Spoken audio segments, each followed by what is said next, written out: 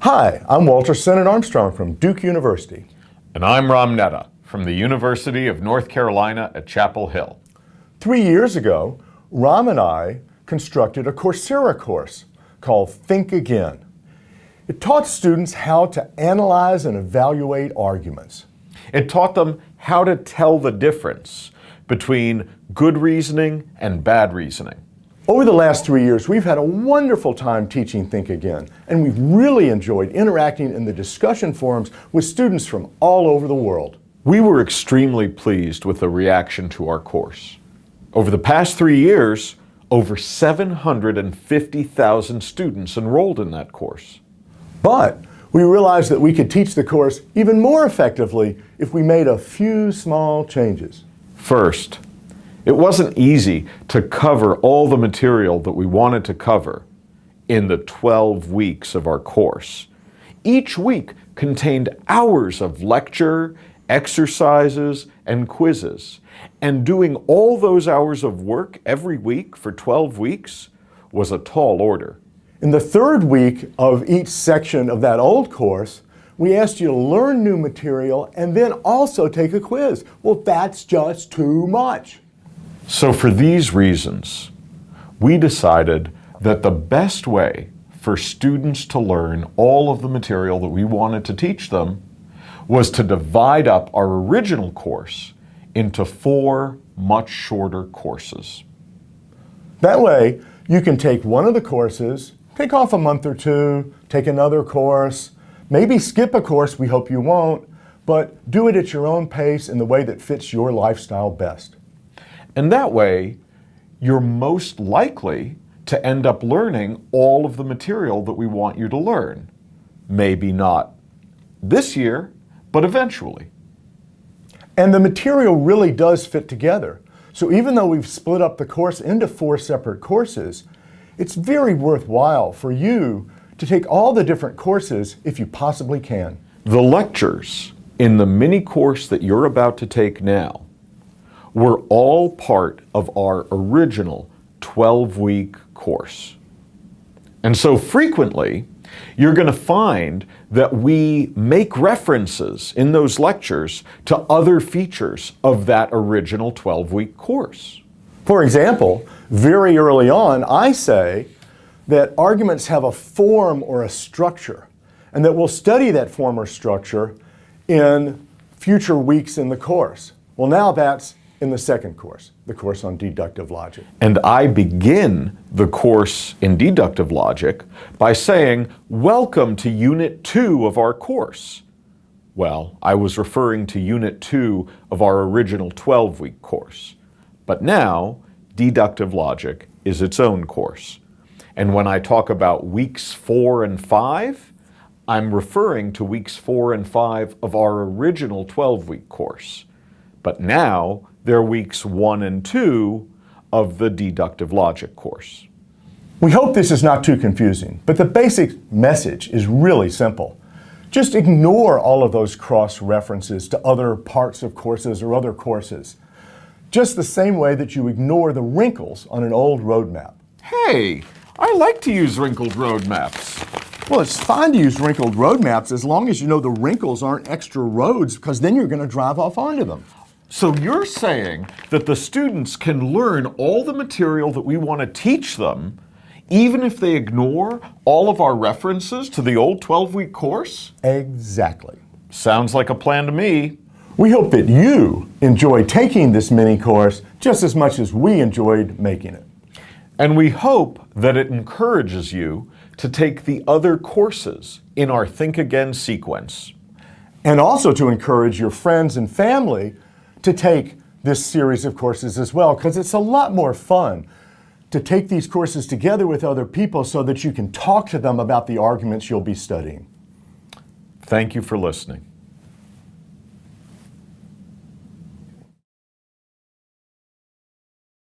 Well, welcome back. I've really missed you over the last couple of weeks when you've been off with Ram Netta learning about propositional logic and then categorical logic. And I hope that you enjoyed that. It's very important. But in the next few weeks, we're going to turn to a different kind of argument, because That type of logic is appropriate for deductive arguments, and what we're going to study instead is inductive arguments. Now, deductive arguments are given quite often throughout life, but inductive arguments are probably even more common. Whenever you want to figure out who committed a crime, we were talking about an inference to the best explanation. Then there are arguments from analogy, which happen quite often. Just think of all the analogies that you run into in life. And then we'll see statistical generalizations. Well, just think about all the polls in politics these days. And statistical applications. Whenever you want to know how those generalizations tell you something about a particular person. And then we'll turn to causal reasoning. Well, causes are crucial to everything from science to figuring out what made your car stop. And decision-making and probability. So we got a lot of things to cover. And the first thing that we need to do is to see the difference between inductive and deductive arguments. Because you've been focused for a couple of weeks with Ram about deductive arguments. And you need to understand what's the difference between those arguments and the ones that we're going to study over the next couple of weeks. In order to see that difference, I'm going to show you a little video. It's a video I made a few years ago, so you might notice that I was a little younger back then. Okay, fair enough. But I think this video will help you see what the difference is between inductive arguments and deductive arguments. Rainy days and Mondays always get me down. The sun will come out tomorrow. Bet your bottom dollar that tomorrow there'll be sun. Tomorrow. Wait a minute. How do you know that? I heard a weather report. So what? They get it wrong all the time. Well, maybe the sun won't come out tomorrow, but at least it'll come up tomorrow. So you say. But is that really true? How many of you agree that the sun will come up tomorrow morning? Of course. Definitely. Absolutely, yes. Everybody knows that. Okay, so you all agree with her. But do you really know that it's true? How could you show that the sun will come up tomorrow? I don't know. I'm just a kid. Wait, I didn't mean to get you all upset. But there really is an issue here. The question is, how can you prove that the sun will come up tomorrow morning? Well, here's one way that some people use. The conclusion is that the sun will come up tomorrow. The premise is, yesterday the sun came up. The second premise, the day before that the sun came up. The third premise, the day before that the sun came up. Then the day before that, then the day before that, and the day before that, and the day before that, and the day before that, and the day before that. Well, that can get awfully long, so we'll shorten the argument. The conclusion is still that the sun will come up tomorrow, but the premises are just the sun came up yesterday, and the sun came up every day before that for an awfully long time. Now, is the argument valid? Yes or no?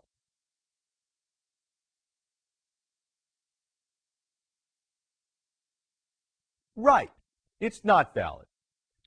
An argument is valid if and only if it's not possible for the premises to be true and the conclusion false. But it is possible for these premises to be true and this conclusion to be false. Can you imagine how that would happen? One way would be if a meteor struck the Earth in the middle of the night and stopped it from spinning. Then the sun wouldn't rise tomorrow. Now you're really freaking me out. But don't worry, that's extremely unlikely. However, it's possible, and that shows that the argument's not valid.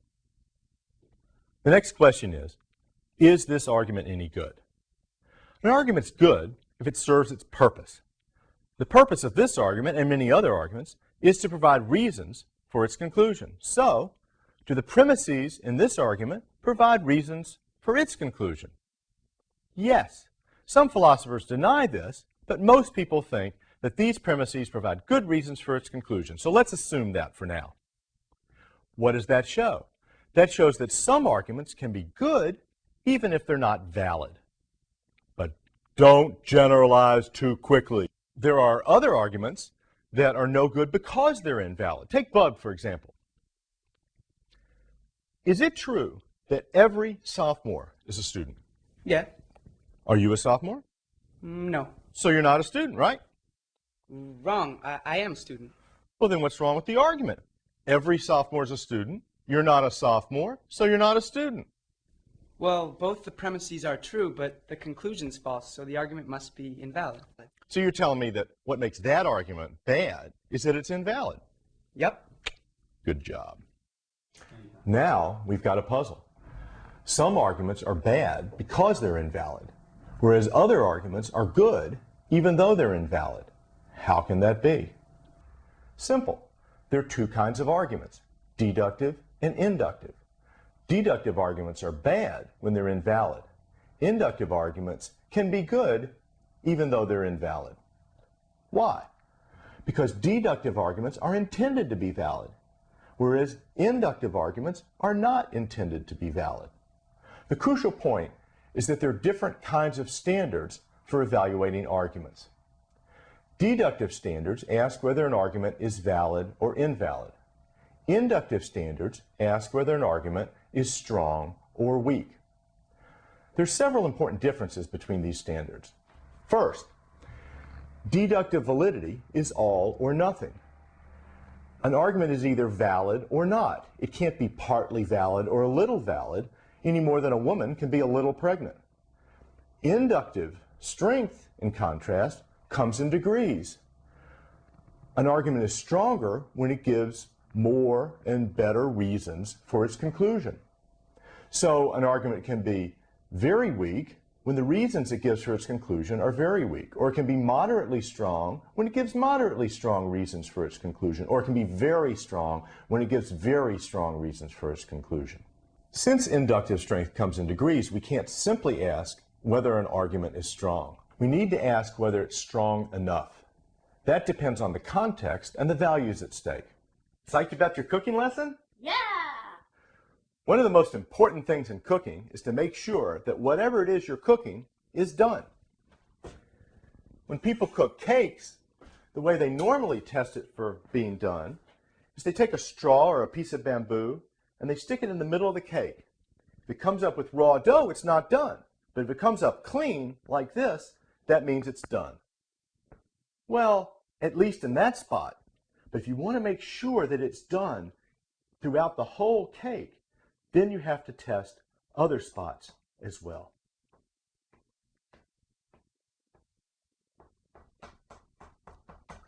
Whoa, what are you doing? So much for that. Now, when you're cooking turkey, you could use the same method. You could stick in a straw or a piece of bamboo and see whether any pink juice comes out. If it comes out pink, then it's not done. But if it comes out clean, then the turkey's done.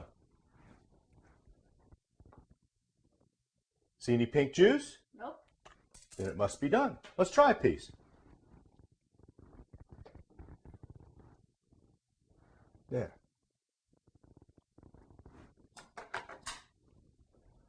But you wouldn't want to do that with turkey because you can get very sick from uncooked turkey.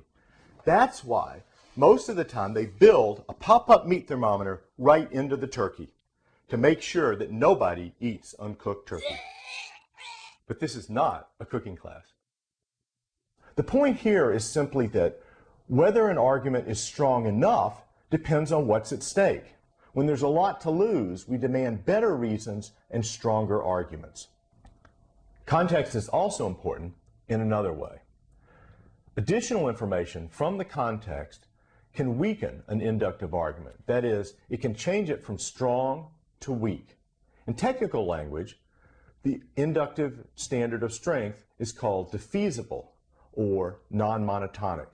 In contrast, the deductive standard of validity is indefeasible or monotonic. That means that no matter what premises you add to a valid argument, it will still be valid. Go ahead, try. Here's an example. If Joe is a sophomore, then Joe is a student. Joe is not a student, so Joe is not a sophomore. Add any premise you want to that argument, and it will still be valid, which shows that the deductive standard of validity is indefeasible. In contrast, the inductive standard of strength is defeasible. If you add additional premises or additional information, it can make a strong argument weak. Consider a courtroom. I'm sure it was him. He was only 10 feet away from me. I saw him do it. I'm sure it was him. I saw him with my own eyes. I'd like to cross-examine this witness. Are you positive that it was the defendant sitting right there, or could it have been his identical twin brother who is entering the courtroom right now? It could have been. I can't tell them apart. Now I would like to recall the first witness, and let me remind you that you're still under oath. Can you tell the difference between those two gentlemen? No, they look like the same person to me. Now, there's at least a reasonable doubt, isn't there? What was very strong evidence becomes much weaker when we add the new evidence about the identical twin. That is an example of the defeasibility of inductive standards. Although tricky, it's important to classify arguments as inductive or deductive because it affects whether they're good or bad.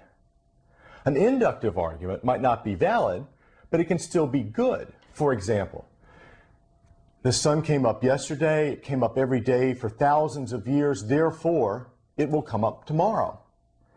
That's a good argument, even though it's invalid, because it's not intended to be valid. This is just one instance of a general rule that you shouldn't criticize something for not being what it's not supposed to be. This book can be a good book, even though it's no good as a frisbee. Similarly, an argument can be a good argument, even if it's not valid, if it's not intended to be valid. That is, if it's an inductive argument. This point undermines many common mistakes about inductive arguments. Many people think that inductive arguments are somehow inferior to deductive arguments because they're not valid. But that can't be right, because it's easy to take any inductive argument and turn it into a deductive argument.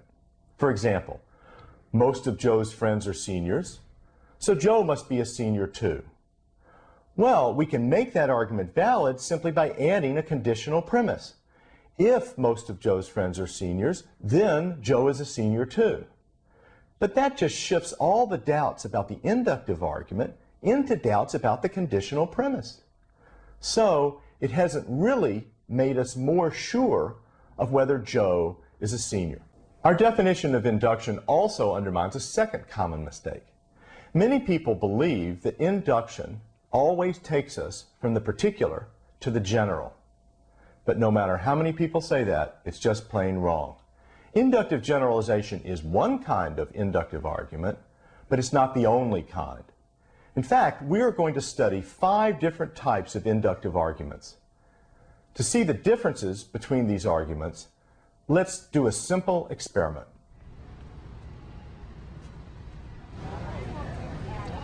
Excuse me, we're testing a new type of lemonade here. Could you help us out? Sure, thank you.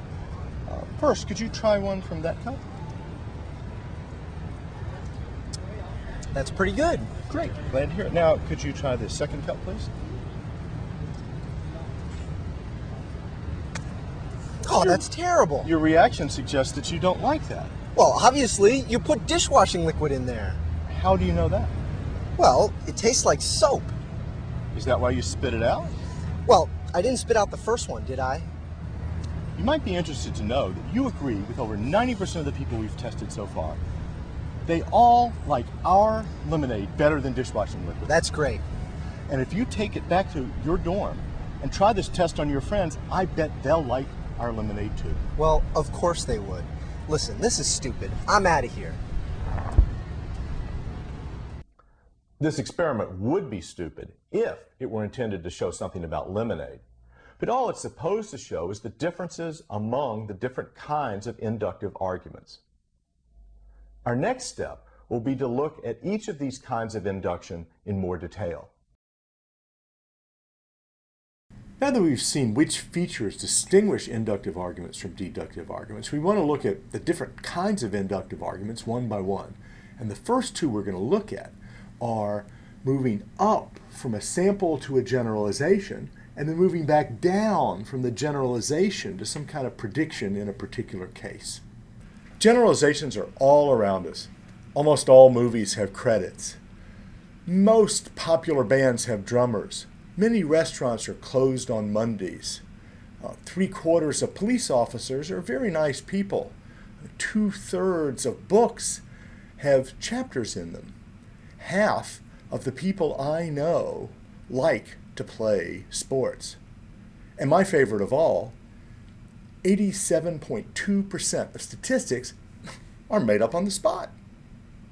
It should come as no surprise at all that there's so many generalizations filling our lives, because generalizations can be extremely useful, especially when you need to make a decision. So, for example, if you're feeling a little nauseous, that is, a little sick at your stomach, then you need to know whether most people who have symptoms of your sort have something serious enough that they need to go to a doctor. And they also need to know whether doctors can usually help people who have symptoms of that sort. All of those generalizations are relevant to whether or not you want to go to the doctor to see if he can get some help with your sick stomach. But then the problem is, how can we decide which generalizations to believe? Since they're generalizations and they apply to all instances of a certain sort, you can't check them all out. You have to take a sample of some sort. I mean, just imagine that you're running a bakery and you're making jelly donuts. And you want to know whether the jelly donuts are filled with the right amount of jelly. You've made hundreds of jelly donuts. You're not going to tear them all apart and check every one for how much jelly they have in the middle, because then you have no donuts left to sell to your customers. Or imagine that you want to buy a car. This time you're the customer. You want to buy a car, and you need to know how often these cars have problems in the first year. Because if they have problems a lot during the first year, you don't want to buy that kind of car. But you don't want every car of that sort to have been tested for the first year, because then you can't buy a new car. You're only going to have a used car, since they've all been used in the tests. Or imagine that you want to know what types of trees grew during a certain period of history. So you look at the soil and you dig down and you start looking for how many pollen grains there are at a certain level that indicates a certain age.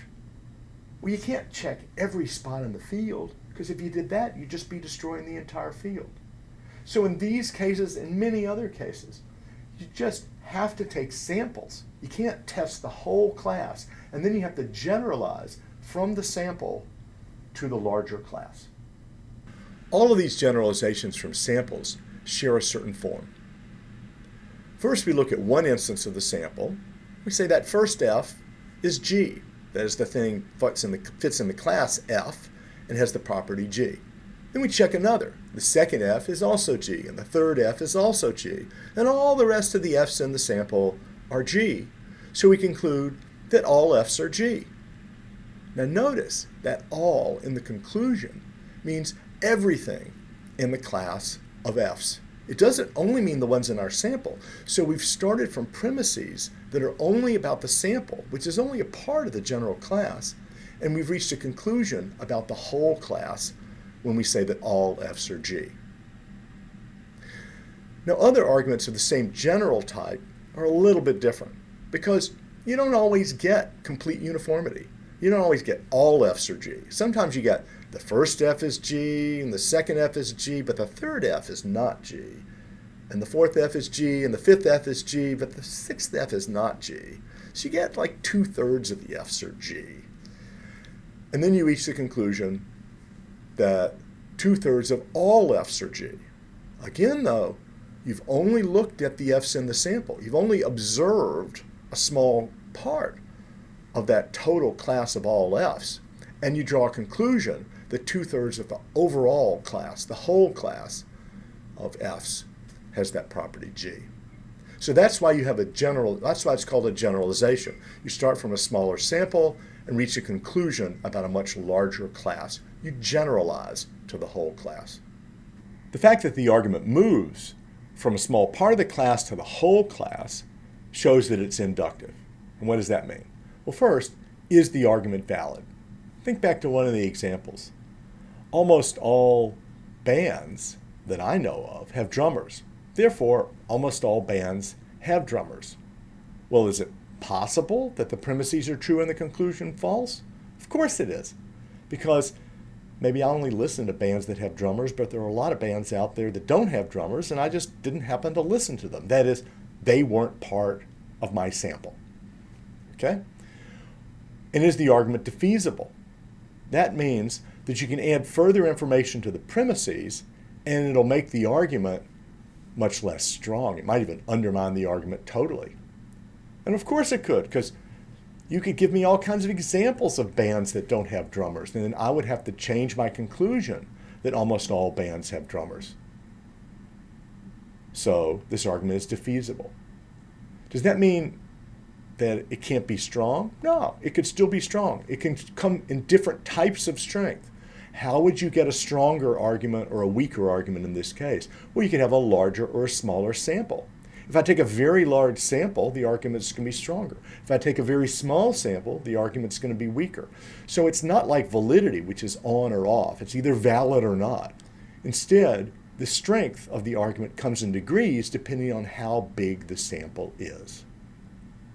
Now, does that mean that since it can't be valid, it can only be strong to a certain degree, that it's no good? No, because it's an inductive argument. Inductive arguments don't even try to be valid. They don't even pretend to be valid. That's not what they're supposed to be. And so you can't criticize this argument by saying it's not valid. It's doing everything that it's supposed to do if it provides you with a strong reason, and a strong enough reason, for the conclusion. That's what an inductive argument is supposed to do. So if this argument does it, it's a good argument. But even if inductive arguments, including generalizations from samples, don't have to be valid, they still do need to be strong. And so we need to figure out how to tell when a generalization from a sample is a strong argument, when it provides a strong reason for the conclusion. Now, to really answer that question, you got to turn to statistics, an area of mathematics, and learn how to analyze the data much more carefully than we'll be able to do here. But even mentioning the name statistics raises fear in some people. Mark Twain is famous for having said there are three kinds of lies. There are lies, there are damn lies, and there are statistics. He actually gives credit to Disraeli for having said it first. But the point is that statistics are even worse than damn lies. You can't trust them at all. Or so Mark Twain says. But on the other hand, some people say, statistics, that's math. It's all about numbers. You can't question that. Here's one example of somebody who suggests such a position. There's still one thing that's irrefutable, and that is the numbers. Numbers don't lie. You can't parse poll numbers. They're infallible. Okay, fine. He knows that statistics aren't infallible. He's just being sarcastic. But there are many people who put a lot of faith in the numbers and in statistics. They seem to think that you always have to trust it when a statistician comes up with an answer. And we're going to learn that neither of these views is correct.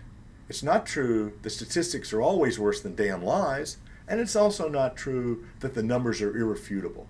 The truth lies somewhere in the middle.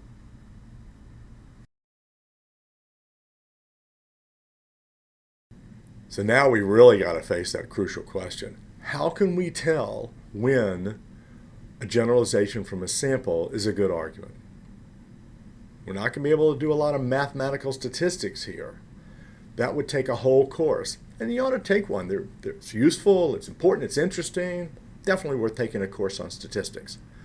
But all we're going to be able to do here is look at some really common errors that people make, so you won't be misled in these obvious ways. It won't so much help you do statistical studies of your own, but it will help you avoid getting fooled by people who cite statistical studies for conclusions that you might not want to believe. To illustrate these problems, I did a little survey. I happen to love chocolate chip cookies. Now, not all chocolate chip cookies are equally good. Some of them, I think, have too few chips. You need a lot of chocolate chips, but you don't want too many, because then it's just a bunch of chocolate, and you don't get the dough, the butter, the sugar. That stuff's good too. So you want just the right balance here. You want, I would say, in a 3-inch diameter cookie, you want about 10 to 12 chocolate chips. And there happen to be 5 bakeries in my hometown that serve chocolate chip cookies. So I went and got 10 chocolate chip cookies from each of the 5 bakeries and counted the chocolate chips in the cookies, and I found out that 80% of the chocolate chip cookies that I bought from Bakery A had 10 to 12 chips in them. So I conclude that 80% of the chocolate chip cookies from Bakery A have 10 to 12 chocolate chips in them. Now that sounds like a pretty good argument, doesn't it? I mean, I could have sampled 20 or 30, but 10's a pretty good number for a sample. So you ought to believe that conclusion, right? There's nothing wrong with that argument, is there? Well, what's the problem? The problem is I'm lying. I didn't buy a single cookie. I didn't do this survey. What does that show you?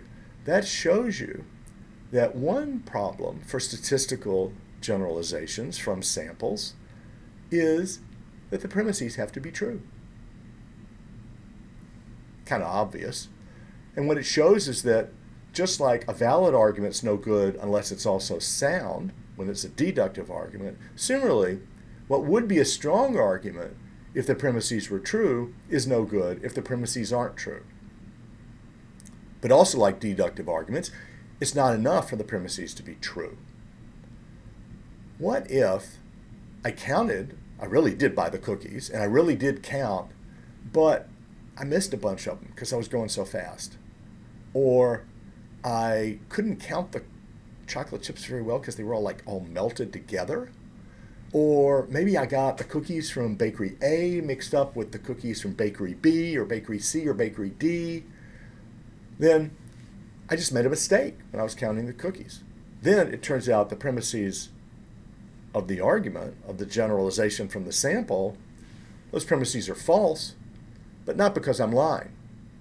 Rather, because I didn't count well, so I'm unjustified. And of course, it doesn't help if I'm justified if you're not justified. You're not going to have any reason to believe this about the cookies unless not only did I count them accurately and carefully and reliably, but you have reason to believe that I did so. So the general point is simply that when you face a generalization from a sample, then the premises have to be true and justified. So the first question you ought to ask about any generalization from a sample is, are the premises true and are they justified? Next, let's assume that I'm honest, I'm not lying, and I count carefully and thoroughly so I don't make a mistake and I'm justified in believing that I haven't made a mistake. I go to all 5 of the bakeries and I buy a cookie from each bakery and I count the chips in the cookies that I bought, and it turns out that the cookie from Bakery A has 11 chips in it, and the cookies from Bakery B, Bakery C, Bakery D, Bakery E, they all have less than 10 chips in them. So now I can do 2 of these generalizations from samples, right? I can say, well, 100% of the cookies that I sampled from Bakery A have between 10 and 12 chips. Therefore, 100% of the cookies from Bakery A have between 10 and 12 chips. But 0% of the cookies I sampled from Bakery B have 10 to 12 chips. So 0% of the cookies from Bakery B have 10 to 12 chips. What's wrong with that argument? Well, I hope it's pretty clear. The problem is you can't generalize from just one cookie. The cookies aren't made in a totally mechanical way where they count the chips before they put them in the cookies. Then you can't know that every cookie is the same. And if you can't know that every cookie is the same, then you can't generalize from one cookie alone to all the cookies in the bakery. You might have gotten one that happened to have 11 chips when all the other cookies in the bakery had less than 10. Or for the other bakeries, for B, C, D, E, you might have gotten a cookie that had less than 10 when actually all the rest of the cookies in the store had between 10 and 12. So when you generalize from such a small sample, from a sample that's too small, then it's called the fallacy of hasty generalization. And it's so obvious that it's hard to believe, but it's actually often committed. It's a very common fallacy. You know, your next door neighbor will buy a new car and it breaks down and you say, that kind of car is no good. Or you meet somebody from Sweden, and this person from Sweden likes football, and so you say, people from Sweden like football. And people just constantly generalize from extremely small samples in order to form generalizations that guide their behavior in everyday life. Sometimes they're right, but a lot of times they're wrong. That's when you have the fallacy of hasty generalization.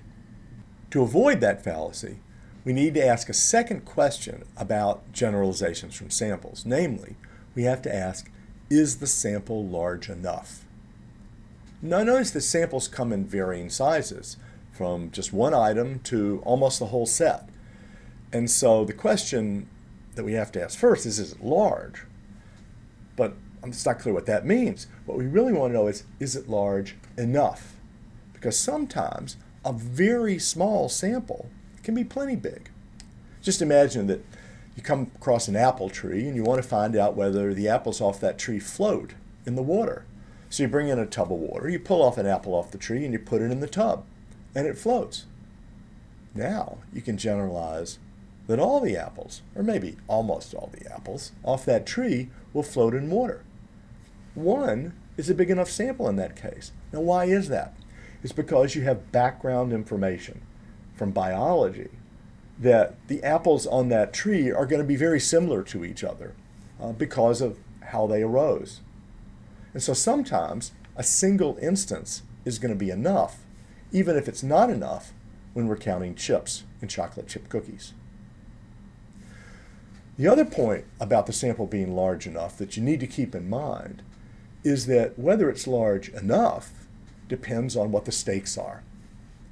If you're testing a bunch of parachutes to see if they work, you better not just check a few.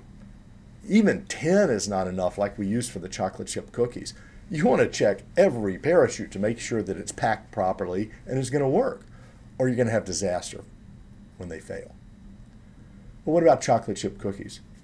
Suppose you take a sample of 10 and it turns out that that sample is not really representative. Big deal. So there are 9 chips or 13 chips. It's just not that serious an issue.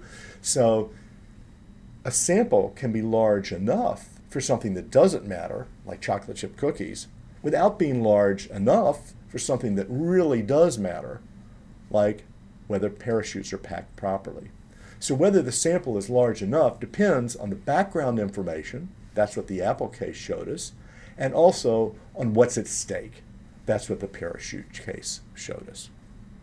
Next, let's assume that I'm not lying, the count's accurate, you're justified in believing it's accurate, and the sample's big enough. All that is settled, right? So what I did was I went into the 5 bakeries and I turned to the person behind the counter and I said, I'm doing this little survey because I got to figure out which place I want to buy my chocolate chip cookies in town. And I want to find out how many of your cookies have between 10 and 12 chocolate chips. So could you sell me 10 chocolate chip cookies, and I'm going to do my survey. So then I take 10 cookies from each of the 5 bakeries, and I bring them home, and I count them.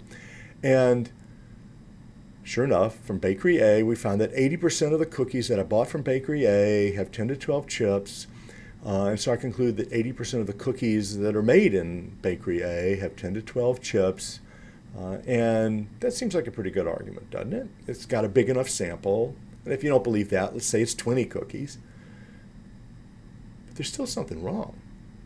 There's something wrong with that argument. What's wrong with that argument?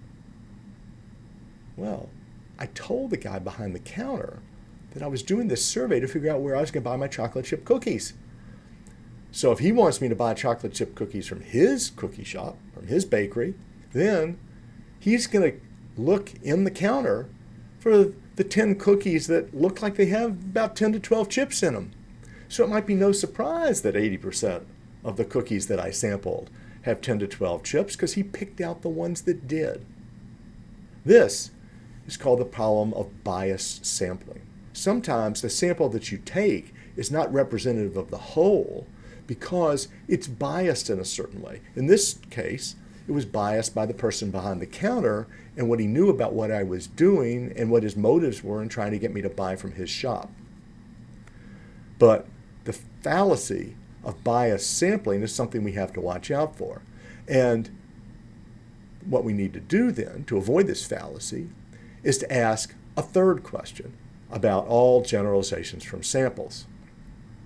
We want to know whether the premises are true and justified. We want to know whether the sample is large enough. We also have to ask, is the sample biased in any way that's going to weaken the argument?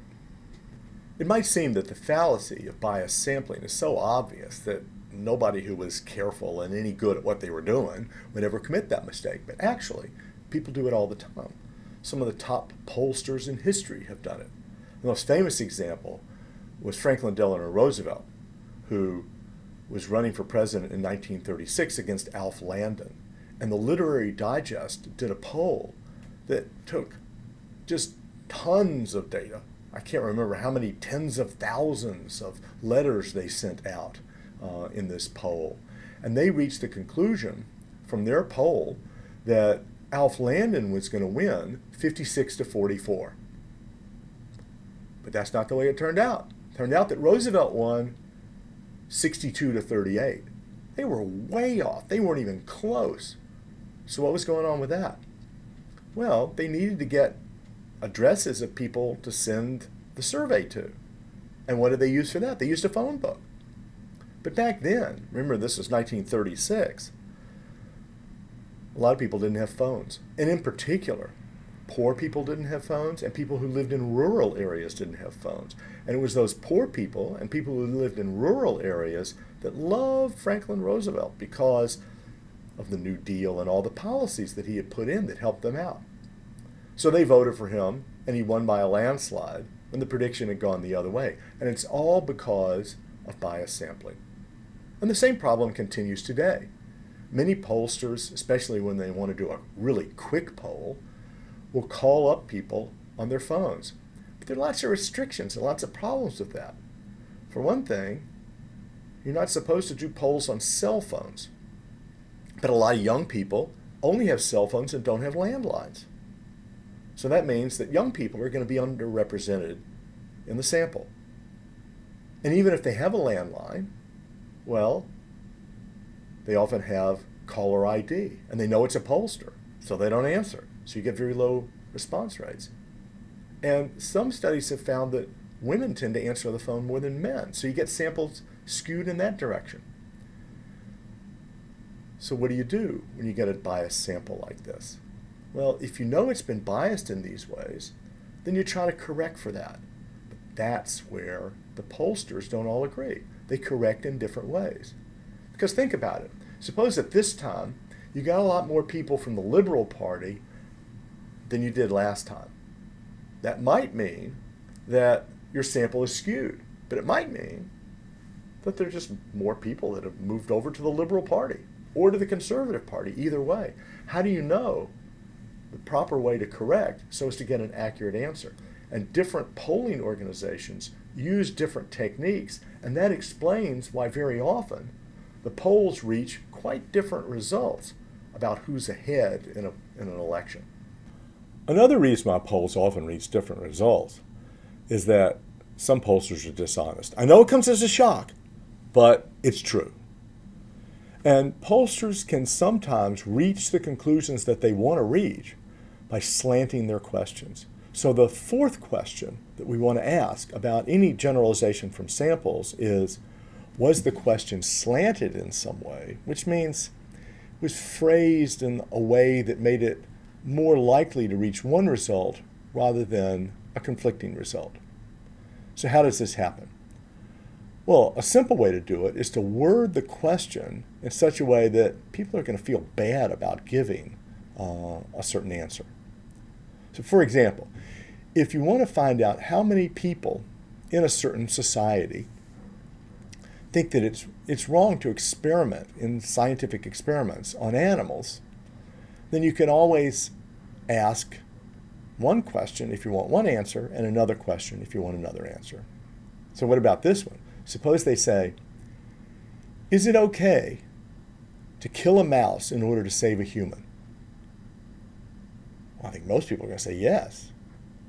And then they're going to say, so those people who gave that answer they actually support scientific experiments on mice to save human lives. Therefore, they support animal experimentation. If you want to reach the other result in your poll, then you can say, should scientists torture animals in their experiments? Nobody wants to say they're going to be for torture.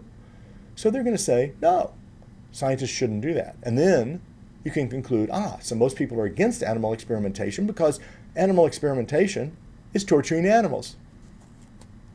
In fact, you can go a little further. You could say, should scientists stop torturing animals in their experiments? It's like, when did you stop beating your wife? It presupposes that they are torturing animals. And then people who say, of course they should stop it. I didn't even realize they were doing it. Well, you're just guaranteeing the result in your poll by the way you ask the question. Another way to slant your questions in a poll is to give the survey participants limited options. So in one example, the New York Times Magazine reported a poll by the Doris Day Animal League where they said 51% of the people we surveyed think that chimpanzees should be treated about the same as children. But what happened in the survey was they were only given 4 options. They could say chimpanzees should be treated like property, or they should be treated a lot like children, or they should be treated like adult humans, or you're not sure. Well, notice that given those options, you don't want to say chimps are like property, because you can just destroy your property if you want. If you've got an old car and you want to tear it to bits with a sledgehammer, that's up to you. And they're not like adult humans because we don't think they should be given schooling and so on, or votes or so on. So you're pretty much left with either saying you're not sure and you feel like, well, I should have thought about this a little bit. So most people were saying, 51% were saying, that chimpanzees ought to be treated similar to children. So by limiting the options to a list where all the other options were undesirable for one reason or another, the pollsters can get you to pick the option that they want you to pick. And then the next trick is you report the conclusion right. They actually didn't say that 51% said that chimpanzees should be treated similar to children. They said that the survey showed that primates should be treated the same as children.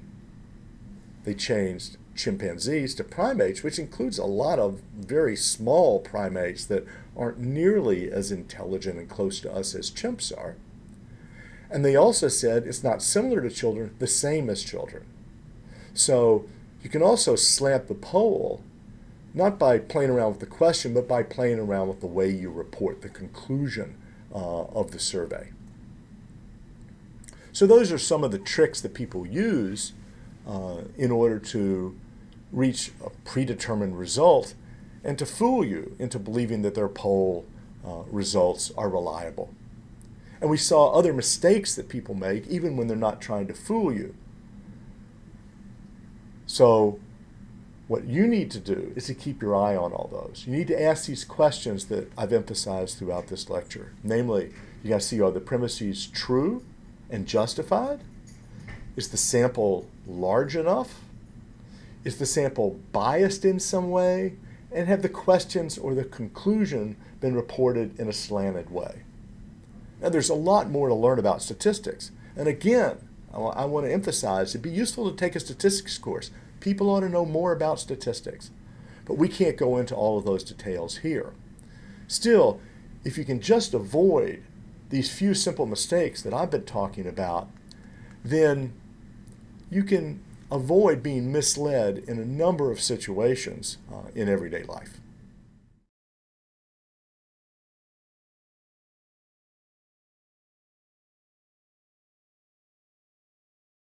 Generalizations are not much use if you can't apply them back to particular cases. It rains about 35% of the days in North Carolina. Great, but is it going to rain tomorrow? That's what I want to know. I don't want to know the general statistic. I want to know about tomorrow because I got to decide whether to go on a picnic. 65% of the snakes in this area are poisonous. Great. But I want to know whether the one I'm stepping on right now is poisonous. I don't want to know the general statistic. So we need some way to take these generalizations and apply them down to particular cases. And that's the job of a form of argument we're going to call application of a generalization. Not a great name, but they're usually called statistical syllogisms. And that's an even worse name because they're not really necessarily statistical in the mathematical sense because they don't have to have numbers in them. And they're also not syllogisms like the categorical syllogisms that you studied back in the section on deductive arguments. So we're going to call them applications of generalizations. And they just happen all the time. They really do. You might say, for example, I almost never like horror movies. And that's a horror movie, so I don't want to go to it because I'm not going to like it. Or you might say, I don't want to invest in that restaurant because 80% of restaurants fail during the first 2 or 3 years. And so this is a restaurant that's new, it's probably going to fail too. Or how about this one? Most people who are on the track team are pretty thin. Well, now you know there's some exceptions to that, like the people who throw shot put. That's what I used to do.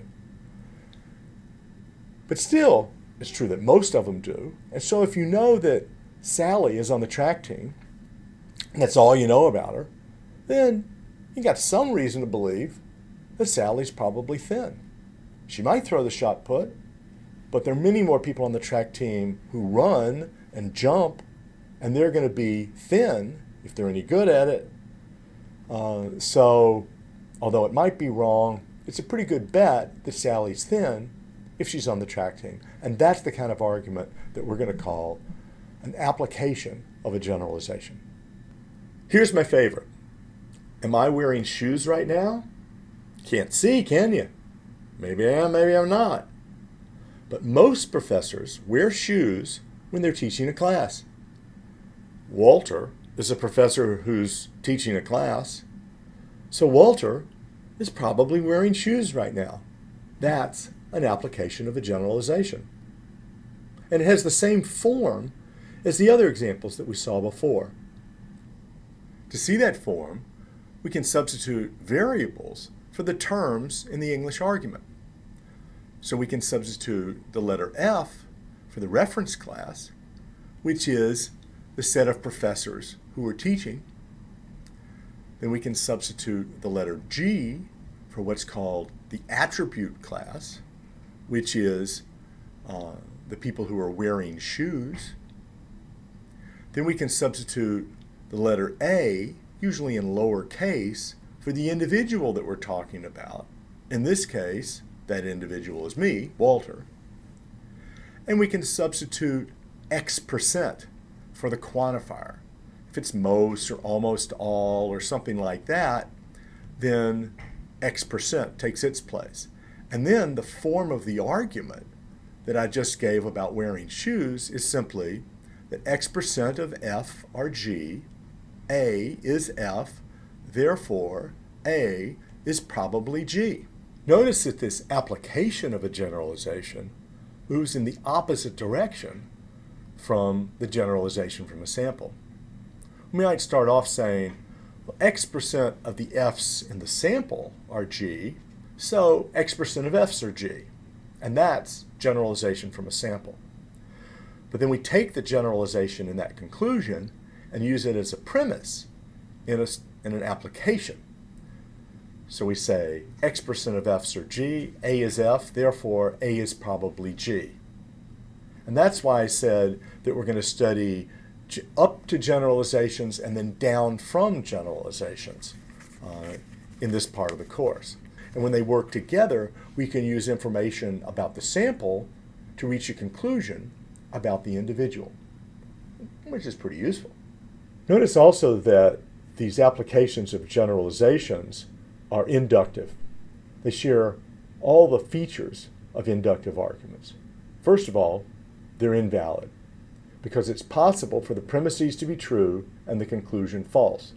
That is, it's possible that X% of F are G, A is an F, but it's not true that A is probably G. There might be no chance at all that A is G. Second, applications of generalizations are defeasible. You can add additional information to the premises that make the argument very weak. They might completely undermine the argument. For example, even if you know that Walter's a professor and most professors wear shoes while they're teaching, a little bit of additional information might show you that it's just not true that Walter is wearing shoes while he's teaching. By the way, you'll have to decide for yourself whether I'm really putting my shoes back on now. But the third feature of inductive arguments is that they're strong, or they can be strong. They can vary in strength. So even if I don't have shoes on, it still might be a fairly strong argument that almost all professors wear shoes while they're teaching. Walter's a professor and he's teaching, therefore he probably has shoes on. That can be strong before you get that additional information, before you see my feet without shoes on. And now that you don't know whether I've got shoes on, it can still be a strong argument. So we have arguments that are not valid, and they're defeasible, and they vary in strength. And that makes them inductive arguments. So how do we tell when an application of a generalization really is strong? That is, when does it provide strong reasons for the conclusion? Now, the first standard should be obvious. It's the same for generalizations from samples. The premises have to be true and justified. If it's not true that I'm a professor, or if it's not true that I'm teaching, or if you have no reason to believe, you're not justified in believing that I'm a professor or I'm teaching, then the argument that we've been looking at can't give you a good reason to believe that I'm wearing shoes, because I just don't fall into the classes that we're talking about. Secondly, a standard that's specific to these kinds of arguments is that the strength of the argument varies with how big X is. If X is 99%, so 99% of F's are G's and A is an F, that's a pretty strong argument that this A is a G. But if it's 60%, then it's not a very strong argument. So 99 is going to be stronger than 90, which is stronger than 80, which is stronger than 70, which is stronger than 60. And the strength of the inductive argument can vary as the percentage X varies. Now notice that if X is 10%, then it becomes a pretty strong argument for the opposite conclusion. If only 10% of professors wear shoes when they're teaching, and I'm a professor who's teaching, then it's pretty likely I'm not wearing shoes. And that's stronger than if it's 20 and 30 and 40. And when you get close to the middle, to 50%, if 50% of professors wear shoes when they're teaching, and I'm a professor, then you can't really reach a conclusion one way or the other about whether I'm wearing shoes, at least not on the basis of that evidence, not on the basis of that argument. Okay? So a second standard for assessing applications of generalizations is to figure out what the percentage is. But another crucial feature of applications of generalizations is that there can be conflicting reference classes. So it might be true that 95% of professors wear shoes when they're teaching, but I'm not just any old professor. I'm an online professor. This course is online, and that's very different. Because most professors wear shoes when they teach because the students will see their bare feet. But you can't see my bare feet. So maybe it turns out that a lot of online professors are really not wearing shoes when they teach. So that's a conflicting reference class. It's a different reference class that conflicts because it points to a different conclusion than the original reference class. The original reference class was professors who are teaching. The conflicting reference class is online professors who are teaching, or professors who are teaching online. When you run into conflicting reference classes, as a general rule, what you ought to do is look at the smallest of those reference classes, because that's usually going to give you a better estimate of how likely it is that this individual has the general attribute. That is, how likely it is that A is G. So if you want to know whether Walter is wearing shoes, you shouldn't look at the broad class of all professors, but should instead look at the narrow class of online professors if the course that he's teaching right now is an online course. But there's a problem that you might run into also. As you get a narrower and narrower reference class, you sometimes just don't have enough data to figure out what the exact percentage is. How do you know what the percentage of professors who are teaching online is that are wearing shoes? How many of them are wearing shoes? I've never seen a survey. I've seen lots of professors give regular lectures, but you rarely see the feet of online professors, so you might not have enough information to apply that generalization. So while the narrower reference class of two reference classes that conflict can be more accurate, it can also be problematic if you don't have enough information to support the premise that says that a certain percentage of that class, that F, have the general attribute G. The fallacy of overlooking conflicting reference classes can be a little confusing, but it's very important. So let's look at another example. And this time let's focus on a medical example. Let's suppose that 90% of the people with a certain condition, a certain medical condition, a certain illness, die. And Bob has that illness, so it looks very likely that Bob will die. And this is an application of the generalization about people with this illness. But now suppose we find out that most people catch this illness when they're old, but Bob is quite young. So it turns out that young people with this illness usually survive. Matter of fact, only about 20% of the people with this illness who get it when they're young die from the illness. And Bob is young and has this illness. So now we can reach the conclusion he probably won't die from the illness. But wait a minute. We now have another conflicting reference class, because Bob has a heart condition. And it turns out that even young people, when they catch this illness, if they have a heart condition, they usually die. As a matter of fact, 80% of the people with this illness who have a heart condition and are young die from this illness. So Bob, who is young and has this illness and also has a heart condition, will probably die from this illness. But wait a minute. It turns out that there's a new treatment.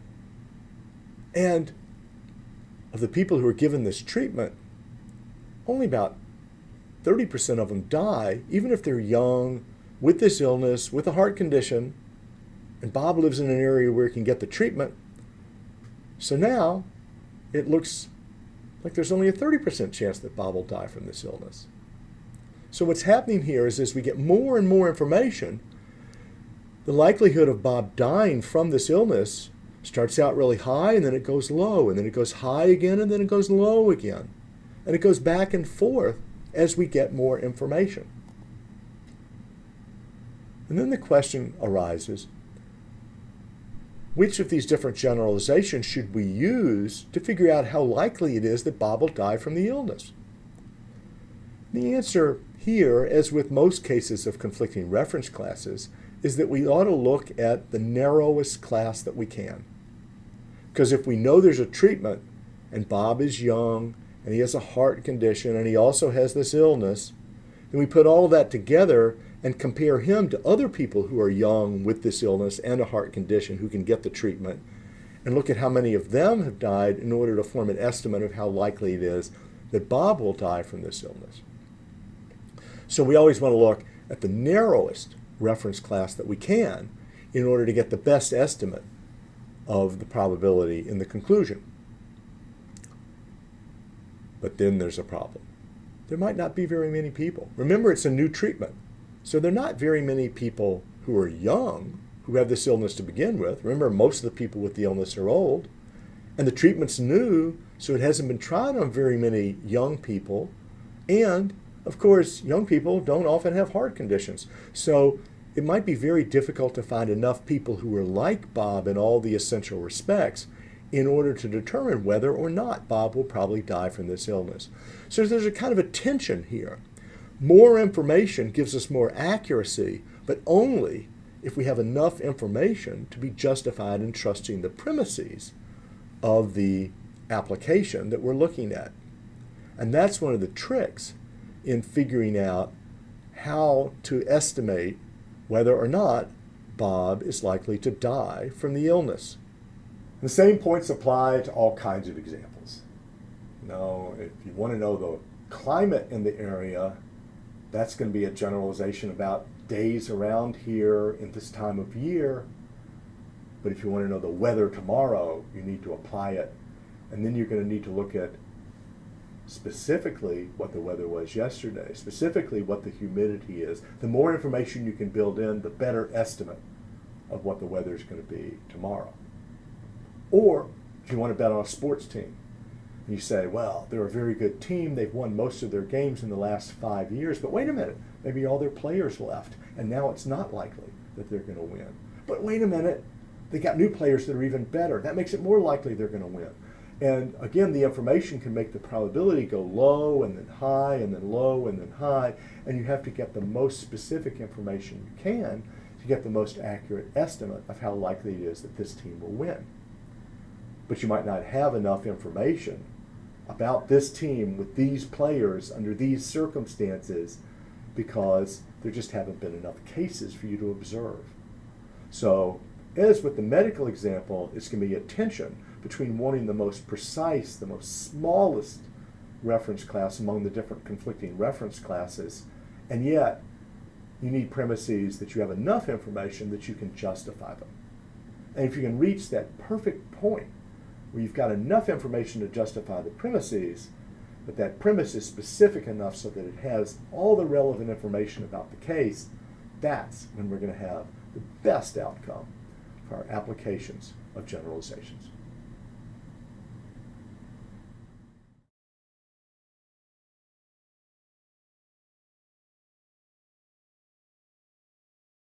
So it turns out the New Hampshire primaries aren't so primary anymore.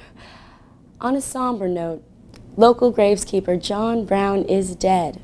He worked at the Eternal Sleep Cemetery for 50 years, and his loss will truly be known throughout this town. This Bad Stat News exclusive is brought to you by Mountain Dew's newest drink, Livewire. It'll wake up anyone. Now for a commercial break. Everybody needs life insurance, and Champ Life Insurance Company provides the best policy.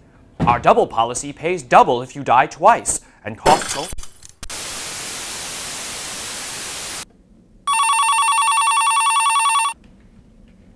Hi. Hello? I just wanted to confirm something that I saw in your news report. Is it true that John Brown is dead? Absolutely. Oh. Well, forgive me if I'm a little skeptical. You see, it is very unusual for me to be the last one to know about these things. Why's that? Never mind that. Just tell me how you know that he's dead. I saw his body in the graveyard. So? 95% of all bodies in graveyards are dead. We did the research ourselves. So we're confident that John Brown is dead. I see. Well, thanks a lot. I'll see you real soon. Good, I guess. Did you notice? Did you notice? The news anchor just used a statistical application. Pretty cool, huh?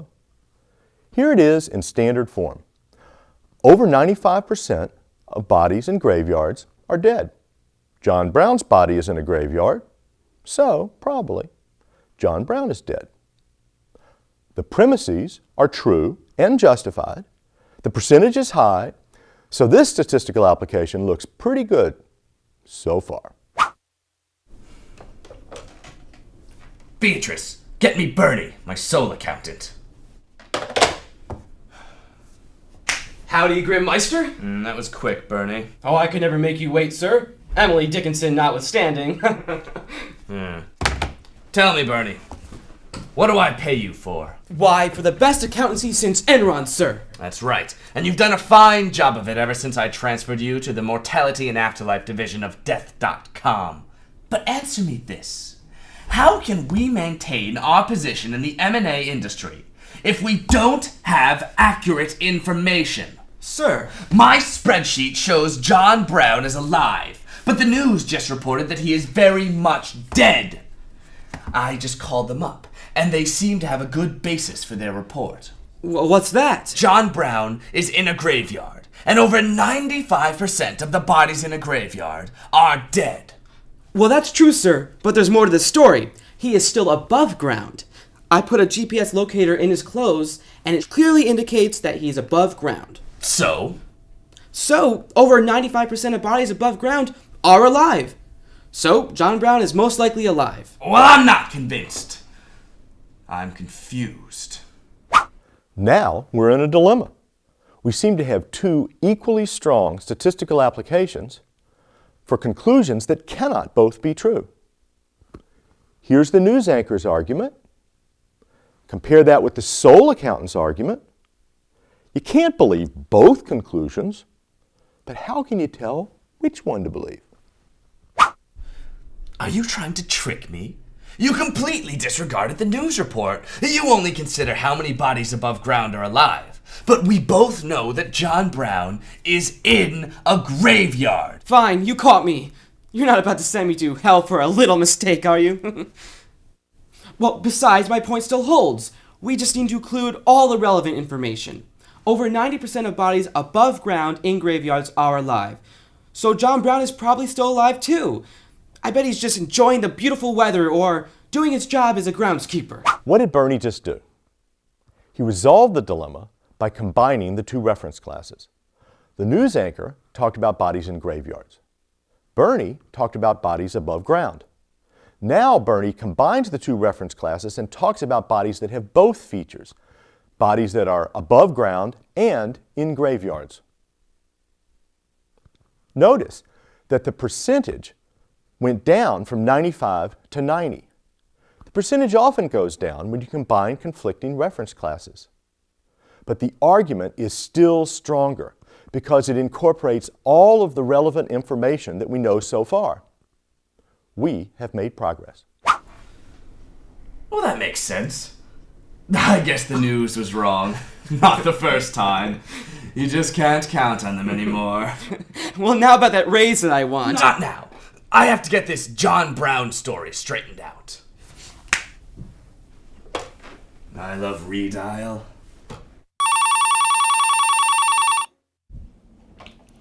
Yellow. Hi, it's me again. Listen, I'm a big fan of your work in general. I think that you've really put the spotlight on some of my better investments. But this time you've messed up. Calm down. What's the problem? The problem is that your report was based on a weak argument. My sources tell me that although 95% of the bodies in a graveyard are dead, John's body is above ground, and over 90% of the bodies that are above ground in graveyards are alive. Thanks for the scoop. It's 91.37 actually. And I don't think it applies to John Brown because John Brown was lying down. Hold on. I know that trick. Lots of live people lie down in graveyards. You didn't let me finish. John Brown was lying down in a coffin. Over 97% of all people lying down in a coffin are dead. Oh, I see. Well, thank you. I'll be talking to you soon. Idiot.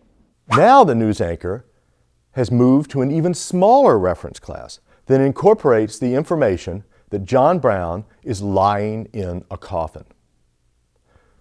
This new reference class makes the statistical application even stronger because it includes more information than any of the preceding arguments. So, for now, the news anchor is winning the debate. Bernie! Yes, sir. Am I an idiot? No, sir. Am I a buffoon? No, sir. Am I an imbecile? No, sir. What am I then? A reified non-material entity. Damn straight. And furthermore, I happen to be your boss. And as such, I do not expect failure from you. Do you know the penalty for failure? Well, yes, but I'd rather really not talk about it. Anyway, how did I fail? You told me that John Brown's body is above ground. Well, yes, my GPS indicates that. Well, does your fancy GPS also happen to tell you that John Brown's body is in a coffin? No, sir. His body is in a coffin. And I'm sure you realize that most bodies in coffins happen to be dead. I guess so. But, oh, Super Sickler, did you happen to ask what John was wearing? No, why would I ask that? Because he still has his overalls on. My GPS clearly indicates that his overalls are right next to his body. So? So, dead bodies are often buried in fancy suits or dresses, not in overalls. I think I see your point. In fact, less than 3% of bodies in overalls are dead, even if they are lying in a coffin in a graveyard. So in all likelihood, John Brown is not dead after all. This new statistical application is negative.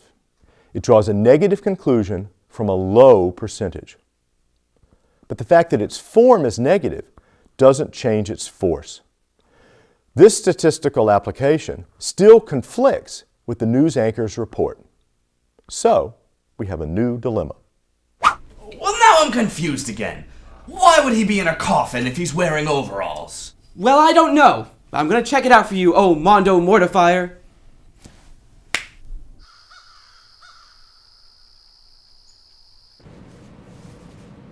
Whoa!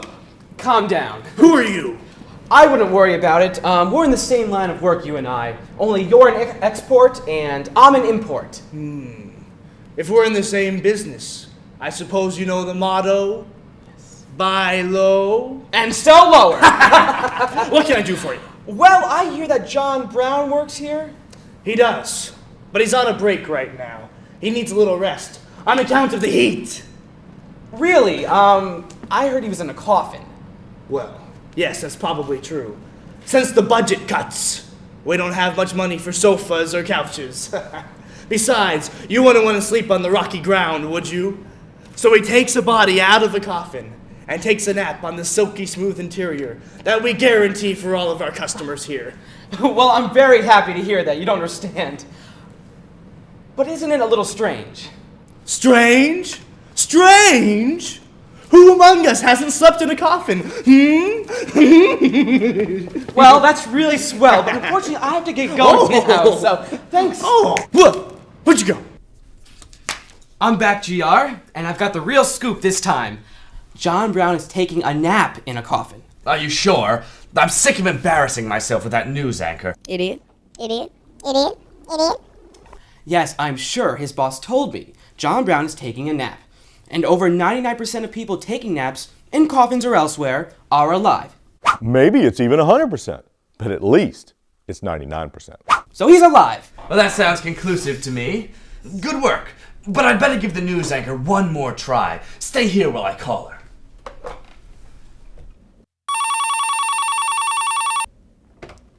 Talk to me. Hey, it's me again. Hey, superfan, how are you? You know, if you're so interested in what's going down at the station, you can throw you a couple free passes, you come down for a live taping. Oh, I don't think you want to meet me in person. Why not? You're a funny guy. You should see my deadpan. Okay. What can I do for you? Get your facts straight. I just found out that John Brown went into that coffin to take a nap. Really? Yes. But is he still alive? Oh, I suppose. Heard he had a heart problem. Oh. I'll check it out. Bye. At this point, nobody gives a statistical application explicitly, but implicit arguments can still guide our conversations and our actions. The news anchor and the reaper seem to be thinking in terms of an argument something like this. A significant number of people with weak hearts die. John Brown has a weak heart, so there's a significant chance that John Brown is dead. This argument does not reach a definite conclusion, as the others did, but it still has the same basic form as statistical applications, and it can undermine their strength. The fact that John Brown has a weak heart puts him in yet another conflicting reference class. That's why the Reaper has to check it out. Well, you heard her. Now go check it out. Your wish is my command, oh rockin' Reapster.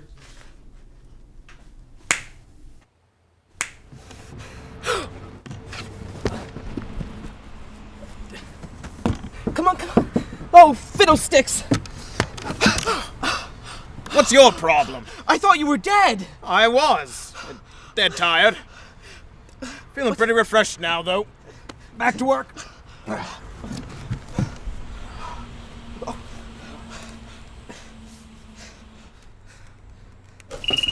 Hello. Now I'm absolutely sure he's alive. I spoke with him myself. Well, you better be right this time. I'd stake my life on it. No, you are staking your life on it. Hold on. Let me just switch lines. Hey. Hi, it's me. Hi, I could have guessed it was you. Ah, but this time I know for sure that John Brown is alive. My assistant just spoke to him. Fine. I don't care that much. It's not that hot a story. I'll retract it. I have a better story. It's personal injury. They're retracting their story. But if John Brown is really dead, you will be too. I don't like people who make a fool out of me. Do not worry, my cowled comrade. He's alive. It looks as if this debate is over and Bernie won.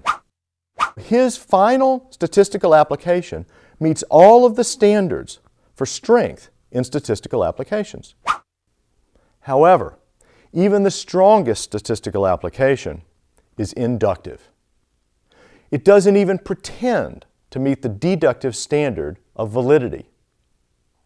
It admits that it's possible for the premises to be true and the conclusion still be false. Moreover, inductive arguments, including statistical applications, are defeasible. That means that new additional information that arises later might undermine the strength of the argument. Of course, more information that you find out even later can make the argument strong again, because it can tell you a new reference class that will allow you to make a strong statistical application using that new reference class. So as you find out more and more information, the argument that you're able to give can move from a very strong argument to a very weak argument, and back to a very strong argument, and then back to a very weak argument. And then it becomes strong, and then weak, and then strong, and then weak, and then strong, and then weak, and then strong, and then weak, and then strong, and then weak, and then strong, and then weak. This process can go on forever. So, inductive arguments like this can never get you certainty. But, in fact, it's not clear that any other kind of argument is going to get you certainty. And inductive arguments can give you overwhelming evidence that's extremely unlikely to be undermined by any further discoveries. You still don't get certainty, but you might get everything that can be reasonably expected in this life.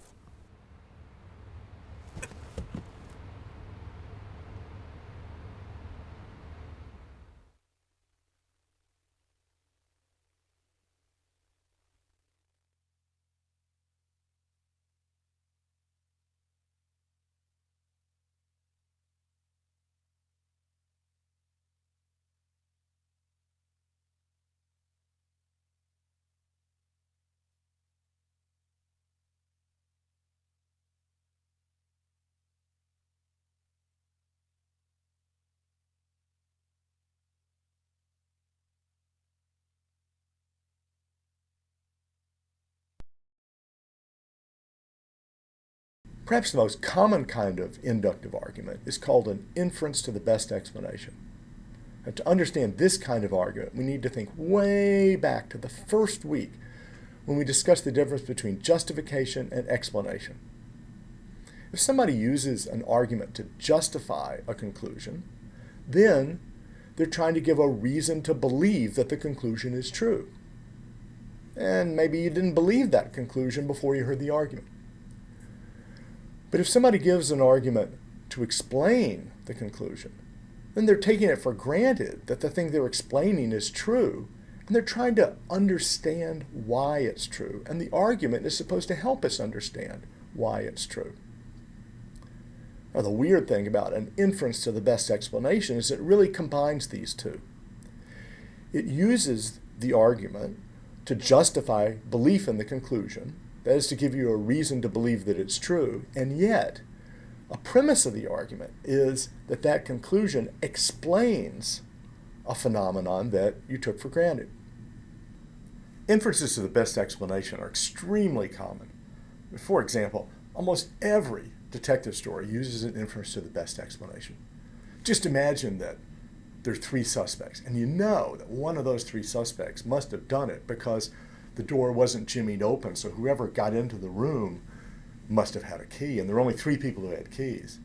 But one of them couldn't have been the one who did it because she has really small feet, and the footprints outside the door were really large, and so it couldn't have been her. And the second person couldn't have done it because they have an alibi on the other side of town, so it must have been the third person who did it. And notice what you did is you can't explain why the door wasn't jimmied by the person who got in because there were no marks, and that means that the best explanation of that must be that the person who did it had a key. And the best explanation why the footprints were so large was that it was a large person who wore large shoes, and the best explanation of why the alibi would place the person on the other side of town was that they were being honest, assuming it's not their brother, or they're not the kind of person who would lie, or so on. So the best explanation of why the jewels are missing from the room or why there's a dead body in the room is that this third suspect is the one who did it. So all the detective stories work like that. It's almost always an inference to the best explanation. The best explanation is he's the one who did it. And one implication of this is that no matter what Sherlock Holmes says, the form of reasoning that he was using was inductive reasoning, not deduction, as he claimed. But it's not only detective novels, it's also science that uses inference to the best explanation. Take, for example, the greatest murder mystery in history. What killed the dinosaurs? Well, some people think that it was mammals eating their eggs. Not a chance. That doesn't explain why there were also mass extinctions in the oceans where the mammals weren't eating their eggs. Well, some people think that the best explanation is that there were big volcanic eruptions in southern India.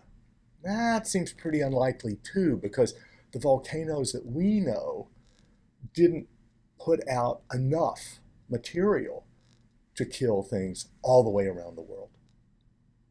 So they think that the best explanation of what killed the dinosaurs is that a giant meteor hit in the Yucatan Peninsula in Mexico, and that produced lots of soot in the atmosphere that killed the dinosaurs, as well as many other species at the time, but luckily not mammals.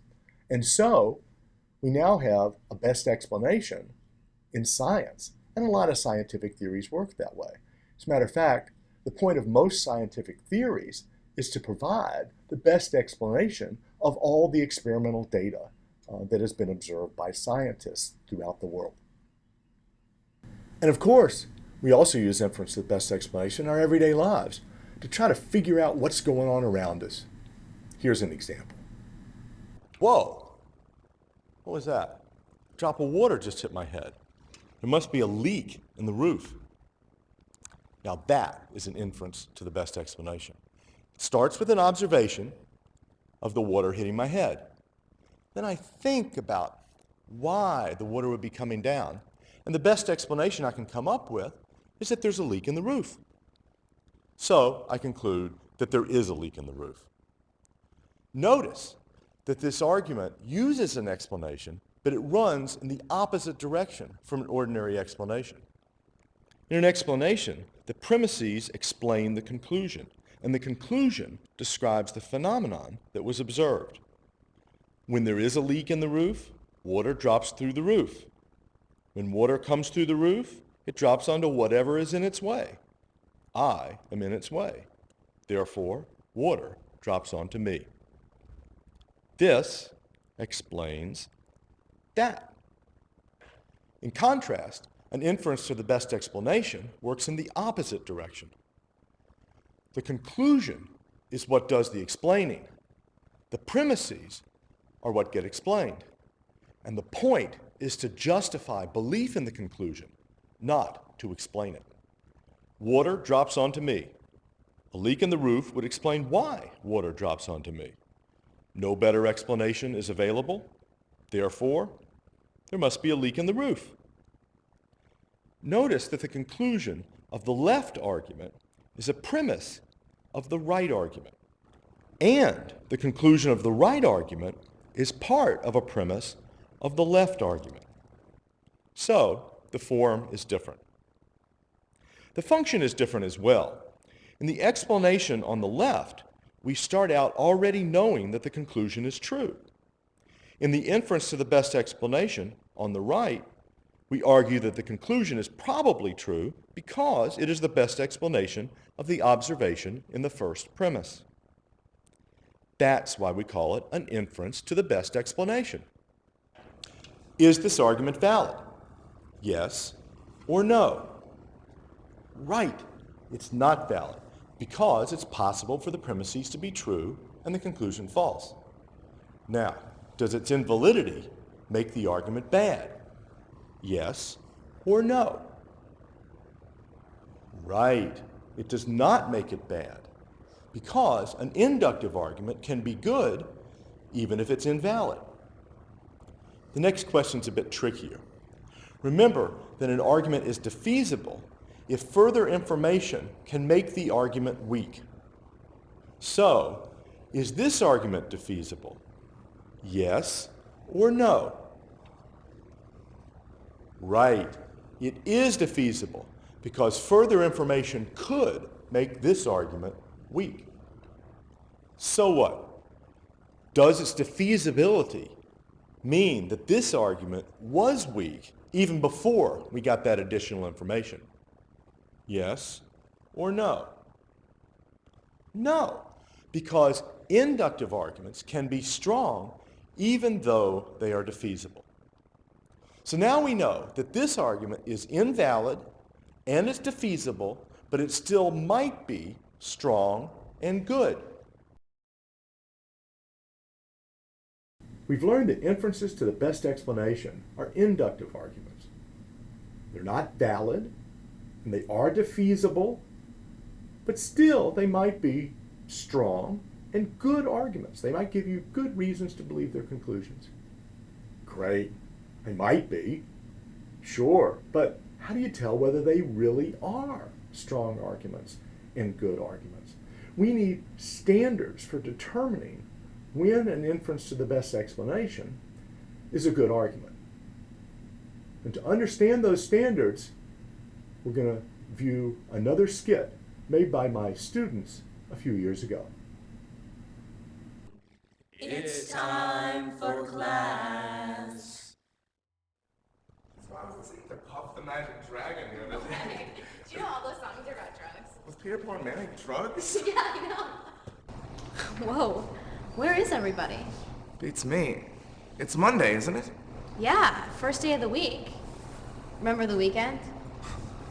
The weekend. Yeah, I remember. Vaguely. Good times. But now it's back to work. It's Monday, but what time is it? It's 11:15. Well, isn't that when class is supposed to start? Here's the start of a good explanation. There are surprising circumstances that need to be explained. Yeah, maybe my watch is fast. It has been giving me some trouble lately. Did you check yours? Oh, I don't wear a watch. I just ask you when I need to know the time. Great, so I'm your designated timekeeper. Kinda. But there's usually a clock around. There's one right there. Okay, so we know it's 11:15. Right. In any inference to the best explanation, it's crucial to get an accurate picture of what you're trying to explain. In this case, if it were 11:10 instead of 11:15, then the explanation would be different, or there might be nothing at all to explain. So where is everybody? Well, maybe everybody else is late. After all, the professor does show up a few minutes late. He told me that he doesn't like to start teaching right away because he doesn't like when he's talking and students walk in. Oh, that makes me mad. So maybe they're coming in later because they don't want to have to wait around for him to start talking. It's one of those vicious circles. Okay, maybe that's it, but then some students should start showing up, so let's just wait and see. Okay.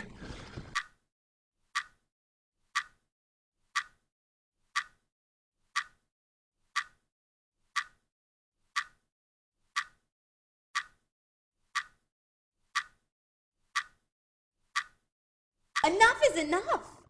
If people were coming, they'd be here by now. I mean, the professor's been late, but he's never been this late. Anne refutes Bob's explanation by pointing out new facts that falsify Bob's hypothesis that all the students are late. A good explanation has to be compatible with all of the facts, not just the particular ones that it's trying to explain. Bob's hypothesis can't be the best explanation of why the students aren't there at 11:15 if they're still not there by noon. Well, that brings us right back to where we started. Why isn't anybody else here?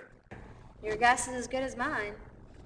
Well, my guess is that everybody else is here. We just can't see or hear them. I bet they're laughing at us right now. I bet the professor is up there jabbering away right now like he always does.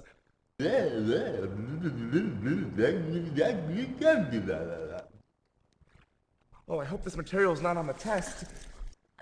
Congratulations, you proved me wrong. Your guess is not as good as mine. Why? Humans can't become invisible. How do you know? Have you ever seen it? No. They're invisible. That's why I've never seen it. Okay, but the laws of physics don't allow humans to become silent and invisible. Anne dismisses Bob's new hypothesis because it's not conservative. It conflicts with well-established prior beliefs in physics. If you start believing that humans can become invisible, you'll have to give up everything you know about how light and matter work.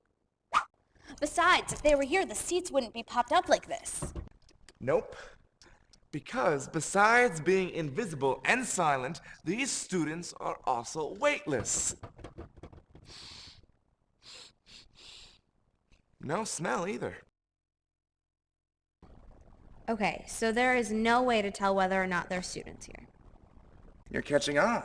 But the laws of physics still don't allow people to be weightless, invisible, and silent. Well, the laws of physics are based on observation. And there is no way these students can be observed at all. The laws of physics can't apply to something that can't be observed, or these students. So then nothing could possibly tell whether or not there's students in these chairs. Exactly. Hey, Ed. We're here live with an unidentifiable, unobservable student. What's it like to be unobservable? Okay, back to you, Ed. Pretty sweet, huh? No, it is not sweet. The only reason why your idea isn't falsified is because it's not falsifiable. If you can't prove it, then it's useless. I mean, you might as well say there's invisible elephants floating around. Anne rejects Bob's new explanation on the grounds that it's not falsifiable. It's compatible with anything that could possibly happen. But that means that it can't explain why one thing happens rather than another. It's completely empty. I was just joking. This is a philosophy class, after all. Okay, I don't mind jokes, but let's get serious, because it's not helping us with our problem. Why isn't anybody here? Speaking of joking, maybe they're all playing a trick on us. Maybe they decided not to show up.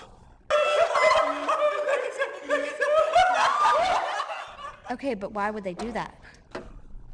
Is it April Fool's Day? No, it's January. Oh. Well, then I don't know why they're tricking us. They just are. Okay, I can't believe that unless you can tell me why they would be so silly. Anne is criticizing Bob's new explanation because it's not deep. It's shallow because it depends on a principle that is not itself explained and needs to be explained. I don't know. I guess the professor just decided to cancel class because he didn't feel like teaching today. Maybe, but then other students wouldn't know, so they would be here. Unless he emailed the entire class. Then they would know. Did you check your email recently? About an hour ago. Then maybe he emailed us in the past hour. I guess. I mean, that would explain why nobody's here. Some professors do cancel class at the last minute, but not him. He's too strict. I've had 5 classes with him, and he's never canceled class at the last minute. If you miss even one class in this course, you will fail. So, maybe this time it's different. Yeah, and maybe the sun didn't rise. Either way, it's totally out of character. Ann's point is that Bob's new explanation is ad hoc. It applies only to the very circumstances that it was invoked to explain, and it doesn't apply to other cases. That means that it lacks power and breadth. Okay. But I've got it. Classes must have been canceled for some reason. What reason? Well, maybe it's a holiday. Okay. What holiday? Martin Luther King. That's it. It's Martin Luther King Day. That would explain it. I mean, nobody goes to class but a fool on a holiday. Hi, I'm here. I guess that makes us both fools. Yeah. So I guess that's why he didn't send the note, because he figured no one would come here. I bet he wrote it down in the syllabus. It also explains why no one's in the whole classroom building. Bob's new explanation works because it has all of the virtues that the other explanations lacked. It's powerful, broad, deep, simple, conservative, and not falsified, and yet falsifiable. Those virtues make his explanation good, or, in his words, sweet. You're right.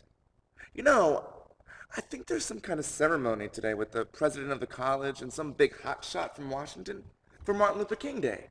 So probably that's where the whole class is. That's why they're not here. Maybe, but even if there weren't a ceremony, the fact that it's Martin Luther King Day would explain why nobody's here, so you don't really need to add anything else. Anne rejects Bob's newest explanation because it's not modest. It commits him to more matters of fact than are needed to explain the observations at hand.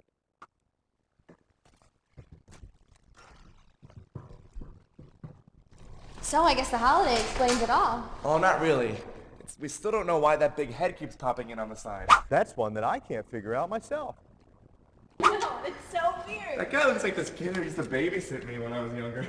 This whole exchange can be seen as a single argument that takes the form of a long inference to the best explanation.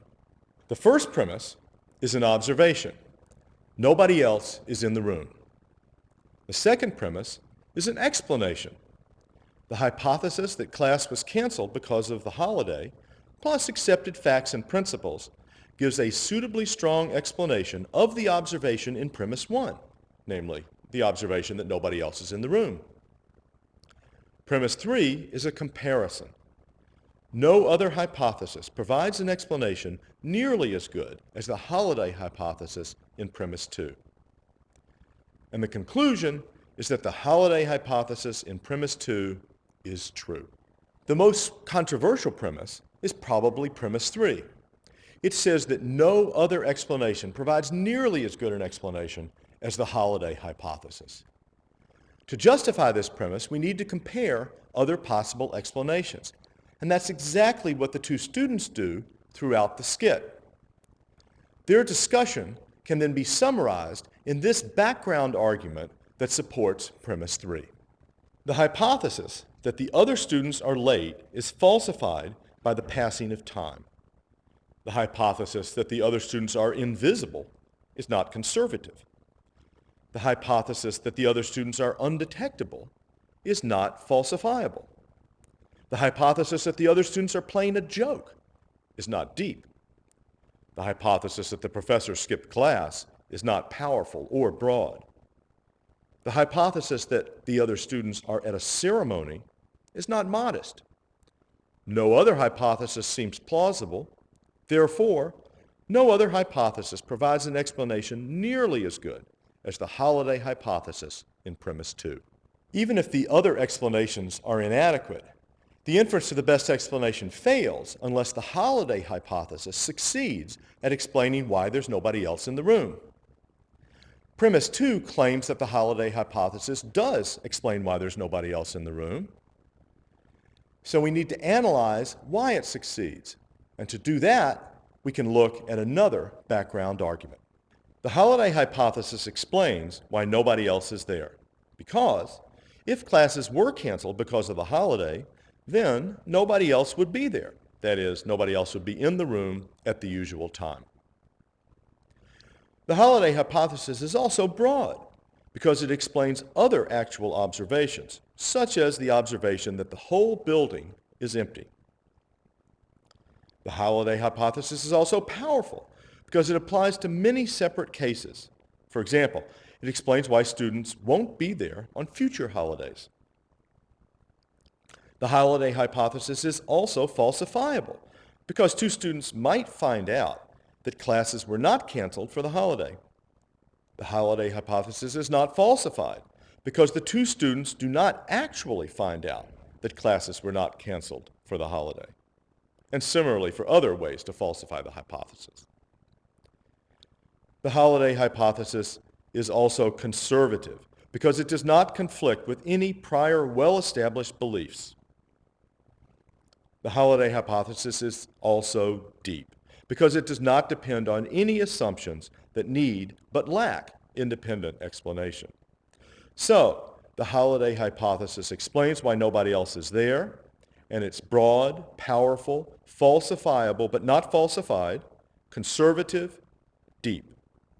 Therefore, the holiday hypothesis plus accepted facts and principles gives a suitably strong explanation of why nobody else is in the room.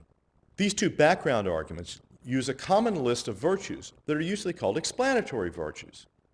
In general, one explanation is better or stronger than another if it has more of these virtues. When you understand these explanatory virtues, then you've mastered inference to the best explanation.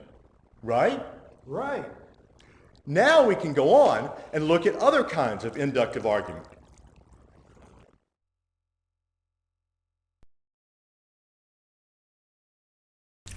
In the previous lecture, we saw one example of inference to the best explanation, but it might help to go through just one more.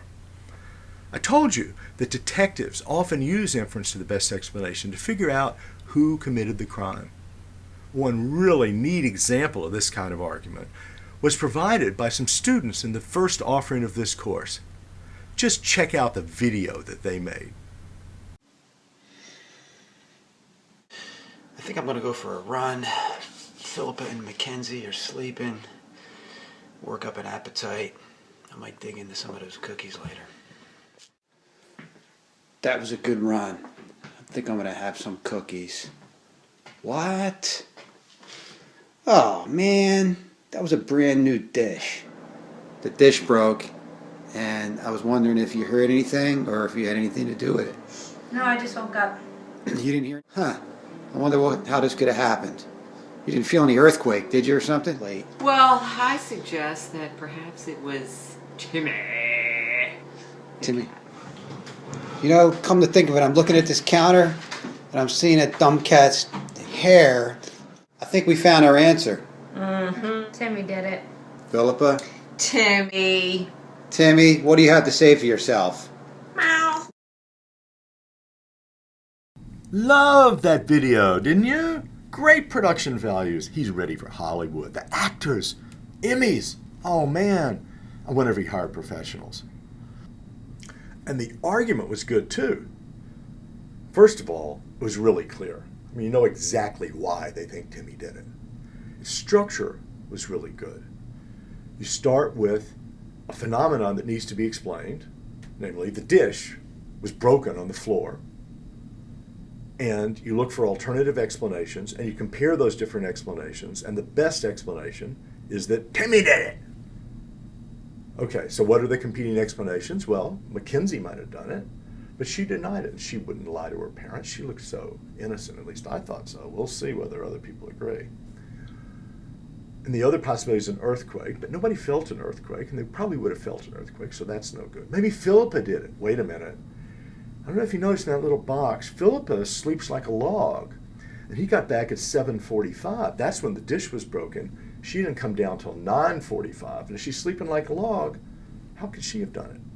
So we've got different hypotheses that are being considered, and he's looking for the best one. So what makes it best is not just that those other hypotheses have things that rule them out, but also that this hypothesis has a lot of positive support for it. One thing is nice is that he found the hair on the counter. That was crucial, because now the hypothesis that Timmy did it explains not just the dish, but also the hair on the counter. And that's a sign of a good explanation, that it explains not just the particular things, but it's powerful and broad. It applies to other things as well and explains other phenomenon that need to be explained. So overall, I think there's pretty good reason to think that Timmy did it. And the kicker that proves it all is that the cat confessed. You heard it yourself. The cat said, "Meow." Of course, the argument could be stronger because inductive strength comes in degrees. But the fact that it could be stronger doesn't mean it's no good. You can get a pretty good reason by ruling out the most plausible hypotheses, even if there are a few that you didn't quite get to in presenting your argument. And sure enough, in the discussion forums, some students pointed out weaknesses which amounted to looking at these different hypotheses as possible explanations of the data. A lot of students seem to suspect Mackenzie. Here's one of them. Joe writes, "Hi, Kevin. While watching the interrogation of Mackenzie, I got the feeling she was hiding something. She had means, motive, and opportunity. I think in order to add to the strength of the inductive argument that she's innocent, she should volunteer for a lie detector test." And then he goes on, "I suspect that Timmy was framed. Considering how minorities and the poor are treated in the justice system, I recommend that he remain silent until he secures representation." Well, I don't know about the second half of that, but with regard to Mackenzie, there's an interesting point to notice here. Joe doesn't know Mackenzie, and he doesn't trust her, thinks she looks suspicious. But Kevin, he knows Mackenzie. He lives with her. He spent a lot of time with her, and he trusts her. So we have a nice example of how an inductive argument might be strong for one person and not for the other person, because Kevin has this background information that Mackenzie's trustworthy, whereas Joe doesn't have that background information. So the argument that Kevin gave in the very short form in which it occurred might be good enough for him because of his background knowledge about Mackenzie's trustworthiness, whereas it's not good enough for Joe because Joe doesn't have that background knowledge.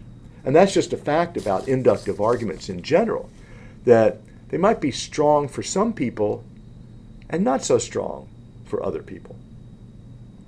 And we could make the argument even stronger by looking at other explanations. So, what about Philippa? Well, she sleeps like a log, but maybe she was sleepwalking and knocked the cookies over when she was sleepwalking. What about Kevin himself? How come he's getting off the hook? Maybe he did it when he came back from running because he had sweat in his eyes and didn't notice it and didn't hear the plate drop because he was so tired. Maybe there was a burglar who came in, and while they were stealing things, they knocked the cookies over, and that made noise, and so they got scared and ran away. Maybe it was Santa Claus. He has been known to eat cookies that are left out on the counter for him. Maybe it was ghosts. There's all kinds of possible explanations, and you could drive yourself crazy trying to rule out every possible explanation. So at a certain point, you have to decide, when is the argument strong enough? And that depends on what you're going to do with it. Now, I've said I think this is a good argument. I think Timmy did it. The confession really is the kicker. But I'm not ready to give Timmy capital punishment. I'm not ready to banish Timmy from the house. There's some steps that would just be too harsh in response to this amount of evidence. However, I do think that the evidence is strong enough that we can guide our action with it. at least in ways that don't have a lot of cost. So for example, my suggestion to Kevin and his entire family is don't put the cookies on the edge of the counter. I mean, if Timmy's going to knock them off and you don't want them knocked off, you got to accept some responsibility yourself. And this argument can be good enough to guide our action about where to put the cookies on the counter, when to leave them out and when not to leave them out, even if it's not good enough to justify capital punishment. So one thing that we need to think about in assessing not just how strong an argument it is, but whether it's strong enough is what are we going to do with it? And what are the costs incurred if we're wrong? Another very common kind of inductive argument is an argument from analogy. We'll see that these arguments from analogy are very closely related to inferences to the best explanation. But first, we got to ask, what's an analogy? An analogy is basically a comparison between two things. It points out similarities between those two things. And analogies are given all the time. For example, a poet might say, her eyes were like emeralds. Well, in what way were they like emeralds? They might have had the same color, they might have shimmered like emeralds, they might have been valuable like emeralds. And the analogy, her eyes were like emeralds, doesn't really tell you exactly which respect her eyes resembled emeralds. But that's part of the point. When you're writing poetry, you want to stimulate creative comparisons and analogies so that readers of the poem can think about it in their own way. And the same thing holds for other analogies in other areas. But because it's not very specific, some people think that analogies are just no good at all in arguments. Actually, though, we use analogies in arguments all the time. Here's an example from public policy. They built a transportation system in the city of Houston, Texas. It worked pretty well. And then the planners in the city of Phoenix, Arizona, were wondering what kind of public transportation system to build there. And they reasoned like this. They said, Phoenix is a lot like Houston in many ways. You know, large population, hot during the summer, many people, and large area. So they said, Phoenix resembles Houston in a lot of ways. This type of transportation system worked in Houston, so it'll probably work well in Phoenix also. Now what about law? Lots of legal decisions are based on analogies too, because common law systems at least follow precedent. When judges decide a case one way at one point, then later on other judges are supposed to make similar decisions. So you can say, for example, the Supreme Court declared that segregated public high schools are unconstitutional in the United States. Colleges are a lot like high schools, so segregated public colleges are also unconstitutional in the United States. And then med schools are a lot like colleges, so segregated public medical schools are also unconstitutional in the United States. And that's the way the legal system evolves, by drawing analogies among the different cases that come up within that jurisdiction. This form of argument in law might seem to be a real problem because you don't say exactly what the similarities are. But actually, it's very useful because it is predictable. If you know that segregated high schools have been declared unconstitutional, you pretty much know that judges are going to find colleges unconstitutional too if they're segregated. And it also gives flexibility so that judges can see when they're going too far, they say, well, that precedent's different, and they distinguish the precedents. So by resting legal reasoning on arguments from analogy, they gain both predictability and also flexibility in the legal system. So arguments from analogy can be pretty useful. Fine, but policies and laws are all about norms and values. What about science and hard facts? Well, scientists use analogies too. For example, Scientists at one point didn't know what was at the center of the Earth, but they found a bunch of meteors and meteorites that had a high iron content, much higher than the content of iron in the crust of the Earth. So they reasoned the Earth must be like these other meteors and meteorites, so it must have a similar amount of iron in it because they were produced in the same way in the history of the universe. But that means there must be a similar amount of iron in the Earth. If it's not in the crust, where could it be? It must be down in the core. So they figured probably the core of the Earth has a lot of iron in it. Now, that's just one example, but scientists actually use analogies a lot. And if you don't believe me, go read some psychological studies of scientific reasoning. We're going to focus on an example from art history. Just imagine that you're going through the attic and you find an old painting. It looks a lot like a painting by the famous Impressionist Cézanne. And if it is by Cézanne, it's worth an awful lot. But you got to figure out whether this painting is by Cézanne. How do you figure it out? Because Cézanne didn't sign it. He didn't sign a lot of his paintings. Well, what you do is you look at other Cézanne paintings and try to figure out whether they're similar. And if you're not an expert, you probably better check with an expert and have them do it. But they're going to do the same thing. They're going to compare this painting to a lot of other paintings that we know are by Cézanne. And then you can reason like this. This painting has a certain kind of brushwork and coloring and so on, subject matter, whatever. Other paintings by Cézanne have very similar brushwork and color patterns and topic and so on. Those other paintings are definitely by Cézanne, we know that. Therefore, this painting is probably by Cézanne as well. Now that's an argument from analogy. This argument from analogy shares a certain form with the other arguments from analogy that we discussed before. And we can pick out that form by substituting letters for the English words in the English argument. For example, we can substitute the letter A for the subject, that is, the topic of the argument, the painting that we don't know whether it's a Cézanne or not.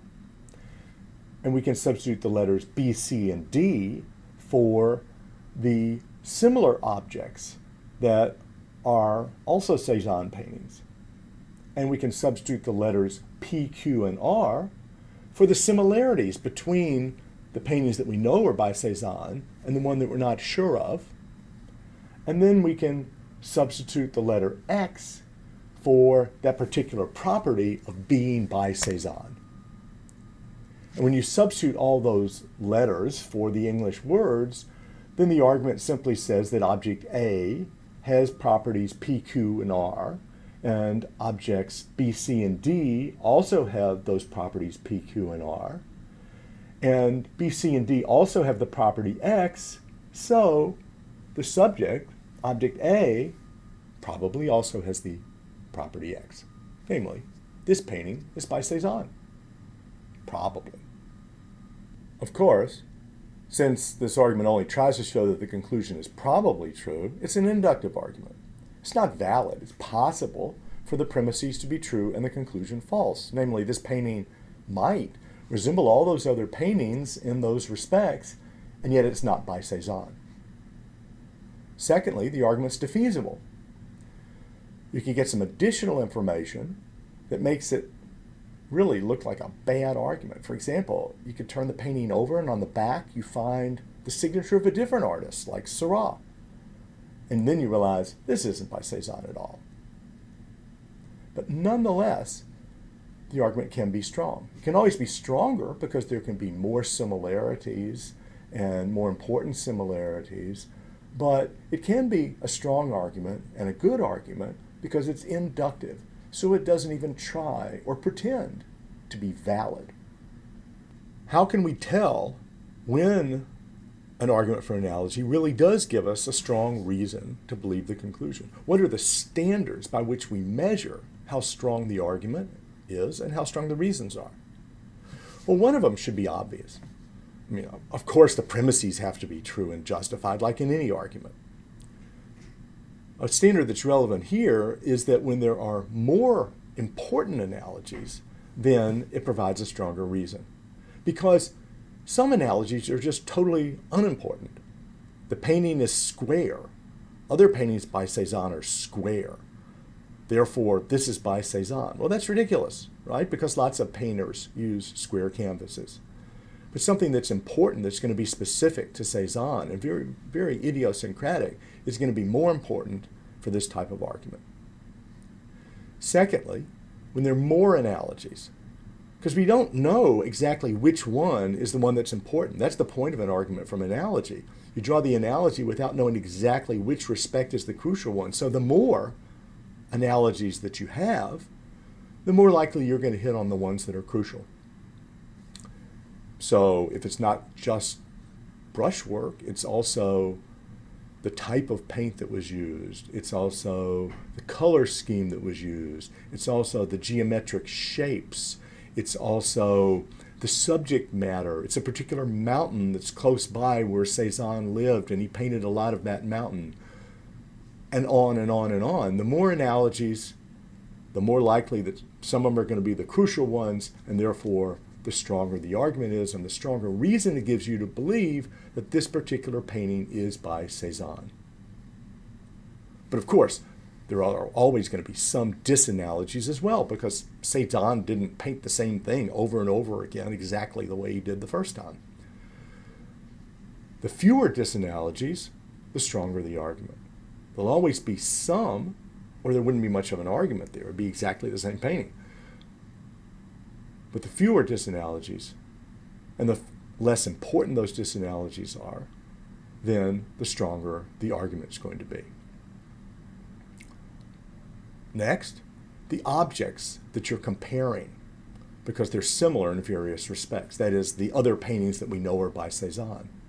If they're quite diverse, then that means that you have similarities among a diverse group. They all share these particular properties, and that means that Cezanne continued to use those features throughout all the different types of paintings that he did.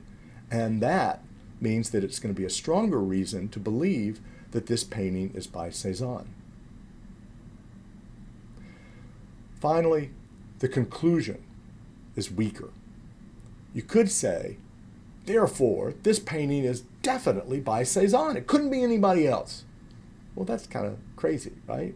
But if you say it's probably by Cezanne, it has some chance it's by Cezanne, maybe you want to check it further, then you're weakening the conclusion, and that can make the argument stronger. So in all of these different ways, we can assess how strong the argument from analogy is by looking at the respects in which the objects are analogous, the diversity among the objects that are analogous, the strength of the conclusion, and so on and so on. And that's how we assess an argument from analogy for strength. I want to close with one more example that raises interesting questions about the relationship between arguments from analogy and inferences to the best explanation. It concerns the pressing issue of whether Neanderthals were cannibals. Now, it's not a pressing issue for most people, but it is a very pressing issue for people who study Neanderthals. And so it's quite a breakthrough when they found some bones in a cave that they knew was inhabited by Neanderthals. In that cave, next to what looked like a fire pit, there were bones of deer with markings of a certain sort that looked like they had been cutting the meat off the bone. And they also found bones of humans in that cave where they had been cutting, where they had similar markings.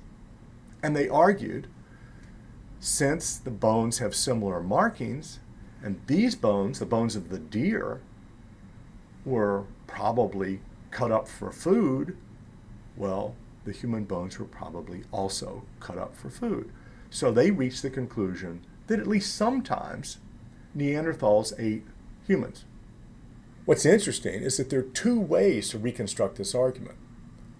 First, you can reconstruct it as an argument from analogy. The bones of the humans were found in this location with these kinds of markings. And the bones of deer were also found in this location with these kinds of markings. The deer were cut up for food, therefore the humans were probably also cut up for food. Now that sounds like an argument from analogy when you think about it that way. But you can also reconstruct the argument as an inference to the best explanation. The bones of the humans had these markings on them and were in this location. How do you explain that? The best explanation of why they have these particular kinds of markings is that they were cut up for food. Therefore, the humans were probably cut up for food as well. Now notice that both reconstructions of the argument make the argument look okay. And so it's not clear which tells you the real structure of the argument that the author was trying to give. And that means that arguments from analogy and inferences to the best explanation are actually very closely related. And sometimes you can take an argument and reconstruct it either way. It's not going to affect very much how strong the argument is, but it might affect how you see the argument working. And the big difference is that when you do an argument from analogy, you don't have to specify exactly which respect is important. So you can point out lots of analogies and hope that you hit the one that really matters. Whereas when you're doing an inference to the best explanation, then you have to pick out the specific property that gives you the explanation of the phenomenon that you observe. So it forces you to get a little bit more specific than with an argument from analogy.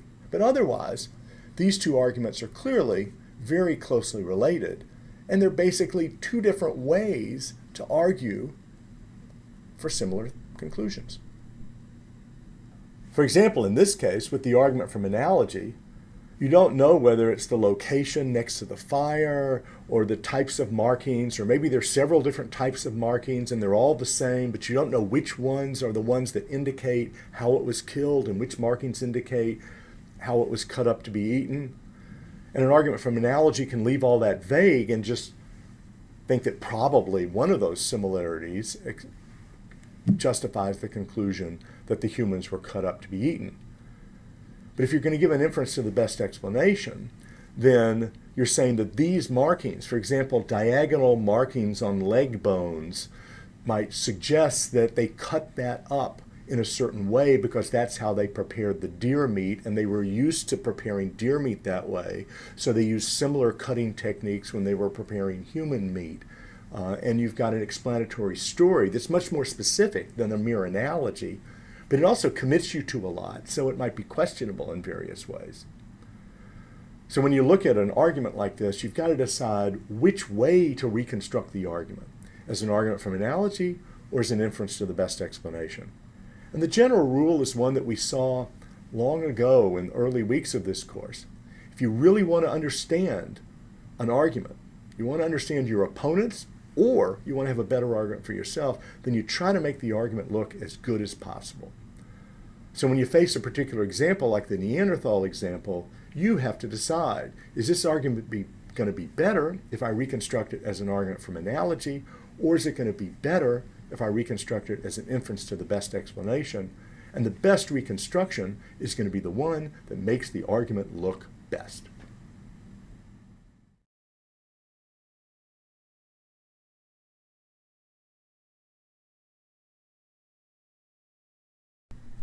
Another kind of inductive argument concerns causes or causal reasoning. Now, we think about causes all the time in everyday life. Suppose that all of a sudden your computer screen goes black. Whoa, what made that happen? Was it the Coursera website going down, or is there some problem with your computer, or was I just playing a trick on you? Well, you need to know that in order to figure out whether or not you need to get your computer fixed. Or suppose that you make a cup of coffee. I love a good cup of coffee. Oh, that's disgusting. What went wrong? What made it taste so bad? There must be something in the coffee that made it taste bad. But what was it? What caused that horrible taste? Or think about a courtroom, a lawsuit. Someone's found guilty of murder. Well, to be found guilty of murder, you have to show that they are the one that caused the death, that their action, pulling the trigger, putting the poison in the food, whatever, caused the death. And whether you send them to prison for a long time depends on that causal judgment. So we got to get causal judgments straight. But causal judgments cannot be certain. We can't know with absolute certainty what causes what. It's just not like that in life. That's why we need inductive arguments in order to support these causal judgments that play such a big role in all of our lives. Okay, so we need inductive arguments to support causal claims. But how does that work? To get straight on that, we need to think a little bit about causation. Causal claims are about individual events. One event causes another event. For example, my phone is off, but if I push this button on the bottom, then it turns on. Great. And if I push this button on the top, then it turns off. That particular event of me pushing the button on the bottom turned it on, and the particular event of me pushing the button on the top turned it off. But behind that connection between the particular events lies a general rule. Every time I push the button on the bottom, it turns on, and every time I push the button on the top, it turns off. If it didn't hold as a general rule, it wouldn't be a causal relation, right?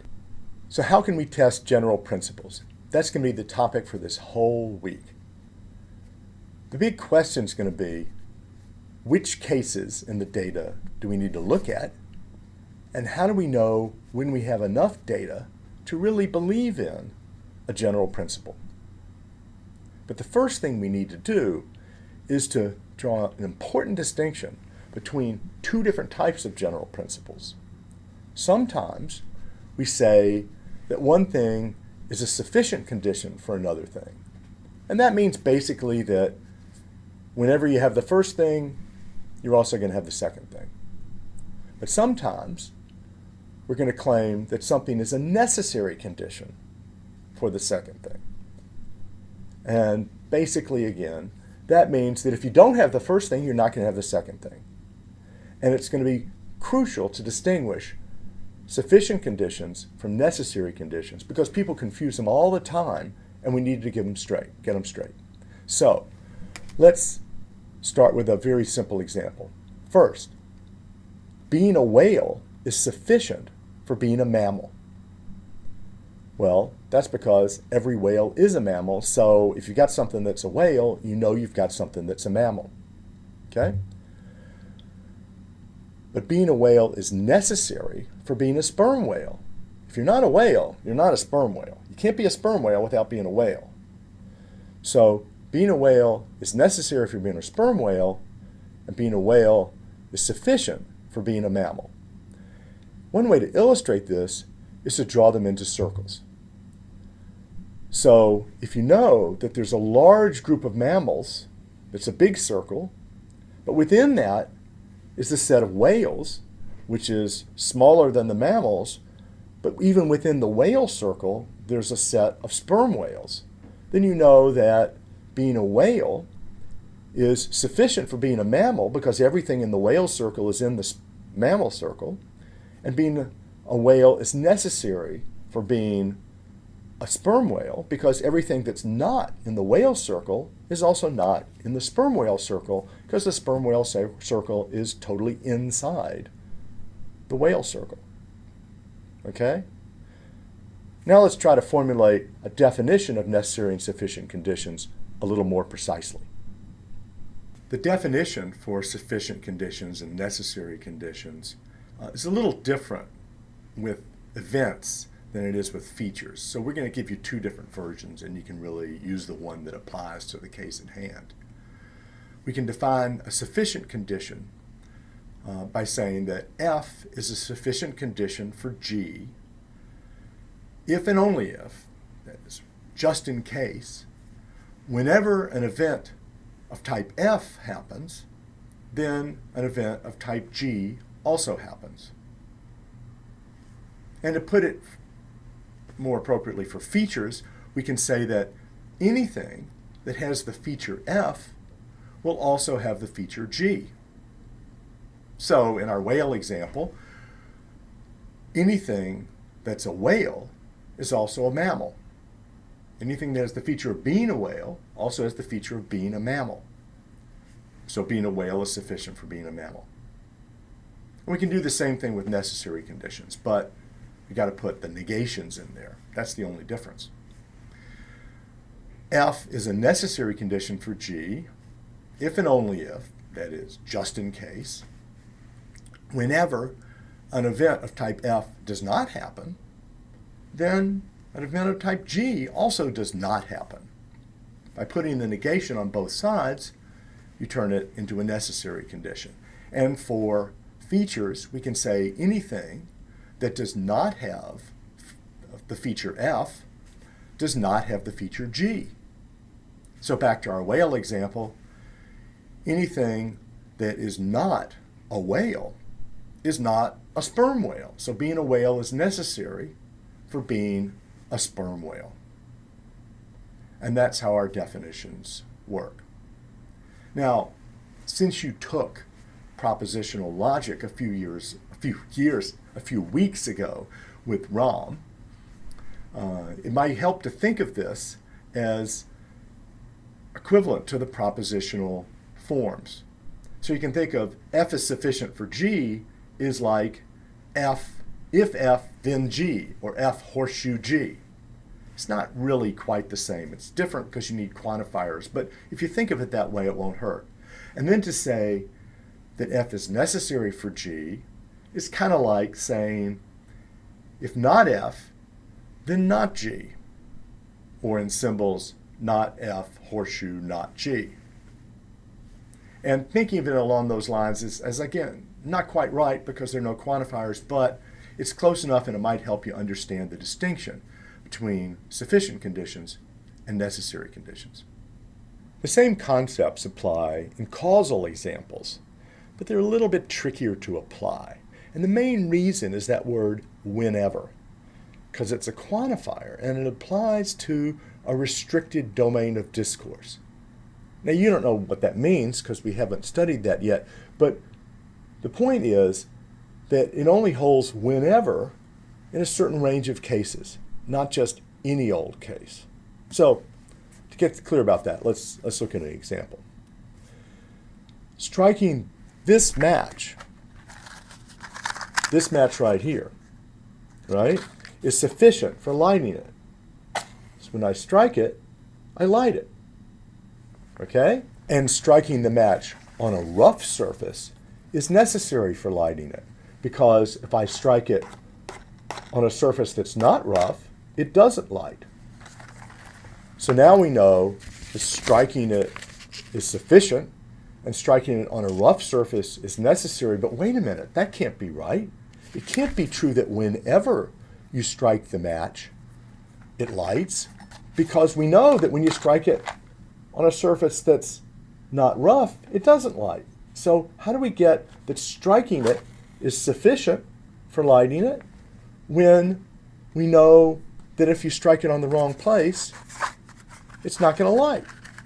And the answer is that when we say whenever we strike it, we're taking for granted that we're talking about a normal match, maybe just this one, with the right chemicals on the end, and then we're talking about striking it, we're talking about striking it in a certain way in a certain place. So when we say whenever, we're saying whenever we strike it on that surface, then it will light. I mean, for example, if you were to take the match and you were to start with a regular match, but then dip it in the coffee, it still tastes horrible. Then it won't light when you strike it because it's wet. So in causal cases, you're always saying that within a certain range of circumstances, it will hold. Whenever, in those circumstances, you strike the match, it will light. And the same point holds for necessary conditions. So, this match, this box, rough surface, it's not lighting. Well, why not? Because if you don't strike the match, it won't light, right? No, that's not right either. Because if you take another match and you light it, then look, I can light this match without striking it. So it turns out that necessary conditions and sufficient conditions in causal cases have to be understood as holding as a general rule within appropriate circumstances. And that means that we have to change our definition of necessary conditions and sufficient conditions to make that clear. To be strictly true, then, we need to qualify the definition with the phrase in normal circumstances. And the in normal circumstances tells us how the term whenever applies. So then, F is a sufficient condition for G if and only if, in normal circumstances, whenever F happens, G also happens. Or, in normal circumstances, anything that's an F is also a G. And the same holds for necessary conditions. F is a necessary condition for G if and only if, or just in case, or that's what this means, is that in normal circumstances, whenever F does not happen, G does not happen.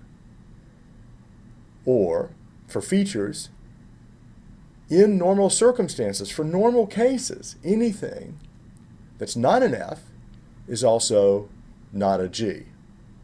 Now, of course, what counts as normal circumstances is going to be a tricky term that changes from case to case. And this definition applies in a lot of different kinds of cases. We already saw one case. That's the conceptual case. So let's look at that first. Being a whale is sufficient for being a mammal. Now notice, being a whale is not necessary for being a mammal because there are lots of mammals that aren't whales, like sea otters. And being a whale is necessary for being a sperm whale, but it's not sufficient for being a sperm whale because there are lots of whales that aren't sperm whales. Okay? So that's a conceptual case. And then we saw a causal case. Striking this match is sufficient for lighting it, and striking this match on a rough surface is necessary for lighting it. Okay? But it also have the same distinction in other kinds of cases. Here's a moral example. Torturing someone just for fun is sufficient for doing something wrong. Because torturing somebody just for fun is always wrong. You shouldn't do it, period. Or at least so someone might claim. I think so, at least. And doing something wrong is necessary for being punishable. Now notice that torturing for fun is not necessary for doing something wrong because you can do wrong without torturing for fun. Okay? And doing something wrong is not sufficient for being punishable because you ought to get a fair trial before you're punished. If you do something wrong and didn't get a fair trial, you're not ready to be punished yet. But notice, I've now made some controversial claims here. Some people might say that doing something wrong is not really necessary for being punishable. Sometimes we ought to punish people even when they didn't do something wrong. So when you get into the moral realm, it's going to be a little more controversial, and that shouldn't be surprising. In any case, the main point here is that we try to understand the claims that are being made, and in particular to distinguish the claim that something is sufficient from the claim that that thing is necessary. Okay? Distinguishing sufficient conditions from necessary conditions is crucial because if you mess these up, you'll make all kinds of mistakes in arguments. So let's do a few examples, a few exercises in order to be sure that you understand that before we look at the tests for sufficient conditions and necessary conditions.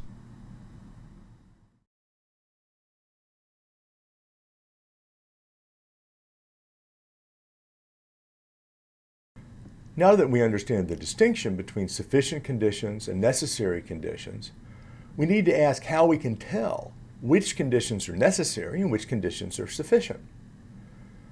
So we're going to have one pair of tests for sufficient conditions, one pair of tests for necessary conditions. For each of these, we're going to have a positive test and a negative test. So, for example, the negative test for sufficient conditions is going to tell you what's not a sufficient condition, and the positive test for sufficient conditions is going to tell you what is a sufficient condition. And one of these is going to be deductive and the other is going to be inductive. So let's go through these various tests one by one. First of all, you get the negative version of the sufficient condition test, which basically says that something X is not a sufficient condition of something else, Y, if there is any case where X is present and Y is absent. You don't have to be a lot of cases, just one. If there's any one case where X is present and Y is absent, then that shows you that X is not sufficient for Y. This test is negative because it tells you what is not a sufficient condition for Y. It does not tell you what is a sufficient condition for Y. Basically, it says that if there's one case where X is present and Y is absent, then that's a counterexample to the generalization that whenever X is present, Y is always present. Because if Y is absent, it's not present. So we've now got basically a deductive argument against the generalization that whenever X is present, Y is present as well. And because it's deductive, that means it's not defeasible. If you add other cases, it doesn't matter. More information in the premises, the argument's still going to be valid. Because as long as you have one counterexample, that shows that X is not sufficient for Y because it's not the case that whenever X is present, Y is present. To see how this negative sufficient condition works, let's go through an example. Now, the example we're going to talk about derives from the great comedy classic Airplane with Leslie Nielsen.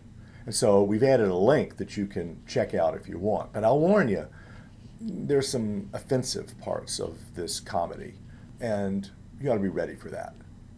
Partly to avoid those offensive parts, and also so that we can really get all the cases straight and specify them in the way we need to, we're going to use our own example, and we're going to call it the banquet. So what happens is that there are a group of people who are eating together, and they eat a full meal. They have a soup course, they have a main course, they have some wine, then they have dessert. And the meal goes pretty well until the end. Oh, that was great. I love the tomato soup. Yeah? This fish is to die for. Yeah, and this wine, oh my gosh, it was so good. I love the combination of both the fish and the red wine together. Yeah, it's so sad that the dinner is over. Oh man, when I stood up, my stomach started hurting. No, mine did too. Oh man. Ow, really? Yeah, I feel fine. You okay? Oh man, what's making them all feel this way? And the question is, what caused them to die? So we check a number of different things. They weren't shot. They weren't stabbed. There was poison. And where was the poison? Well, we checked their water glasses and we checked for injection points. If somebody shot the poison through a syringe, none of that. So we figure the poison must have gotten to them through the food. And now we need to look at all the different people who were at the banquet and what each particular person ate at the banquet in order to figure out which of these different food items was the one that killed them. So we have a little chart. Anne went to the banquet, Barney went to the banquet, and Kathy went to the banquet. So each of the rows on this chart indicates a different diner, a different person who ate at the banquet. And each of the columns indicates what they ate or drank. So one column's for the soup course, one column's for the main course, one column's for the wine, one's for the dessert, And then, of course, the last column to the right tells you whether they lived or died. And what we need to figure out is which of those food items or drinks is what caused their death. We're going to use the letter Y to refer to the target feature or the effect, the thing that is caused. And we're going to use the letter X to refer to the different candidates for the cause. And our question is, which candidate X is sufficient for the target Y? And the table with all the diners and all the courses represents all of the data that we have available to us to answer that question. So let's look first at the very first course, the soup course. What does the soup course show us? Does it show us that anything is not sufficient for death? Yes. It shows tomato soup is not sufficient for death. Why? Because Anne had tomato soup and she didn't die. So it's not true that whenever you have tomato soup you die, since Anne had tomato soup and did not die. So that candidate, X, tomato soup, is not sufficient for the target, Y, death. Kathy shows the same thing. She shows that tomato soup is not sufficient for death. Now, what do we learn from the main course? Do we learn that anything is not sufficient for death? Yes. We learn that chicken is not sufficient for death because Anne has chicken and doesn't die. And what does Kathy tell us is not sufficient for death? The case of Kathy tells us that beef is not sufficient for death. So now we have a whole list of things that have been ruled out as sufficient conditions. Tomato soup, chicken, and beef. And what about the wine course? What does Anne tell us in the wine course? It tells us that white wine is not sufficient for death. And what does Kathy tell us in the wine course? Red wine is not sufficient for death. Now notice that it's Anne and Kathy that are giving us all this information about what's not sufficient. And that's because they didn't die. So anything that they ate or drank cannot be sufficient for death. But Barney did die. So the things that he ate and drank still might be sufficient for death. They're not ruled out by the negative sufficient condition test. Of course, tomato soup was ruled out by the other cases, and red wine was ruled out by Kathy. But still, what about fish? Could fish be sufficient for death? It's not ruled out, right? It's not ruled out by the negative sufficient condition test because there's no case in this data where somebody eats fish and doesn't die.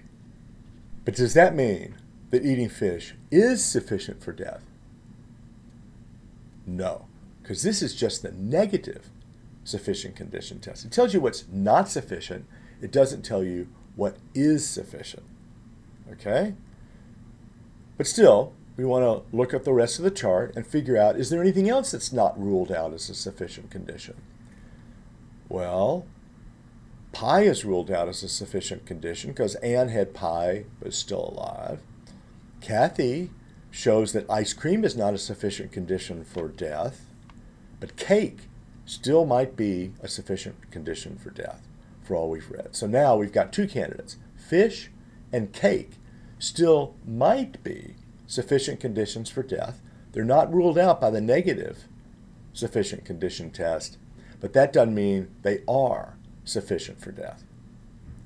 In order to conclude that they are sufficient conditions for death, we need to apply not the negative sufficient condition test, but instead the positive sufficient condition test. The positive sufficient condition test tells us when we have a good reason to believe that X is a sufficient condition.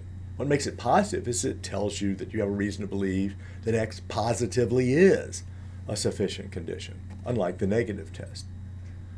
And it says that you have a good reason to believe that X is a sufficient condition of Y if all of the following conditions are met. Now, I want to warn you, there are going to be 4 conditions, and they have to all be met in order for you to reach a positive conclusion, or be justified in reaching a positive conclusion that X is a sufficient condition of Y. Now, the first condition is pretty simple. It simply says, we have not found any case where X is present and Y is absent. Basically, it says you've already passed the negative part of the sufficient condition test. You can't rule out X as a sufficient condition on the basis of any cases. The second part says that we've tested a wide variety of cases, including cases where X is present and Y is absent. And the reason that we have to have this condition is that without it, we could reach really silly conclusions much too easily. For example, on the basis of the data that we looked at before, we could reach the conclusion that pea soup is sufficient because there wasn't a single person who had pea soup and didn't die. There can't be a case where somebody had pea soup and didn't die if there isn't a case where somebody had pea soup. That's why we have to check cases where X is present. But similarly, imagine that the only case that we knew was Barney, right? And that means nobody lived. Everybody died.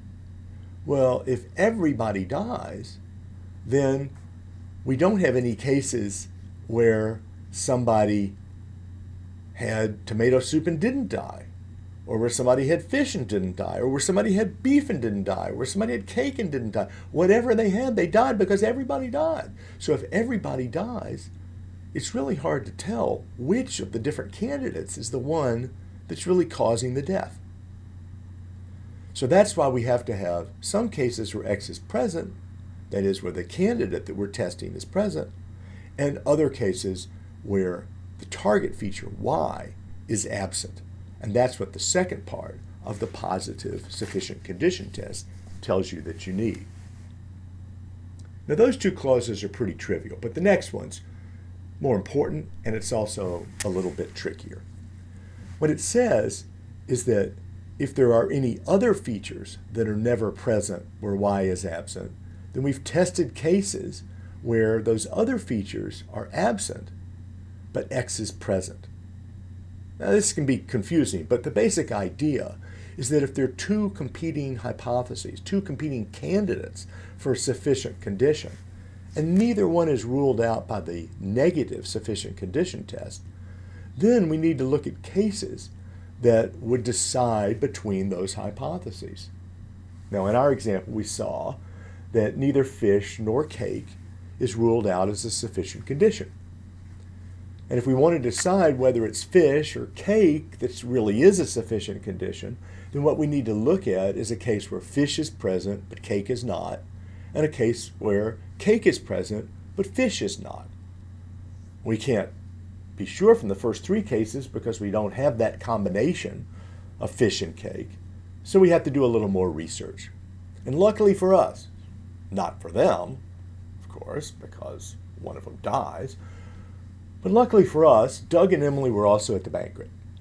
And Doug had tomato soup, beef, red wine, and cake and lived, and Emily had tomato soup, fish, red wine, pie, and poor Emily died. The crucial thing here is that Doug had cake but not fish, and Emily had fish but not cake.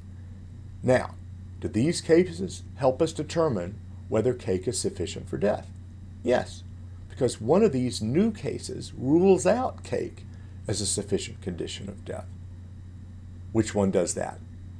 Well, it's Doug, because by the negative sufficient condition test, Doug had cake and didn't die, so that shows you that cake is not sufficient for death.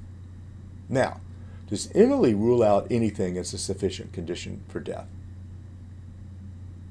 No. Why not? Well, because she died. And if somebody dies, they can't rule out something as a sufficient condition for death. Cases of death can't rule out what's sufficient for death, because to rule it out, you need a case where the candidate's present and the target's not present. Okay? So the cases that rule out something as a sufficient condition of death are going to be the cases without death. Anyway, fish still might be a sufficient condition for death. So fish seems to be the only remaining candidate because we ruled out cake. So fish is the only remaining candidate for a sufficient condition, at least among those on the list. Now, we can conclude fish is a sufficient condition for death, right? No. Because remember, I told you, I warned you, there are going to be 4 conditions. We need all those conditions to be met in order for us to be reasonably conclude that something's sufficient. And there's one more to come. Now, why do we need more? The answer really is that we don't know whether all the different features that might have caused the death are on our list. We've only looked at the soup course, the main course, the wine and the dessert. It might be something else. So we need to add one more clause, this last positive clause, to our positive sufficient condition test. Namely, that we've tested enough cases of various kinds that are likely to include a case where X is present and Y is absent if there is any such case.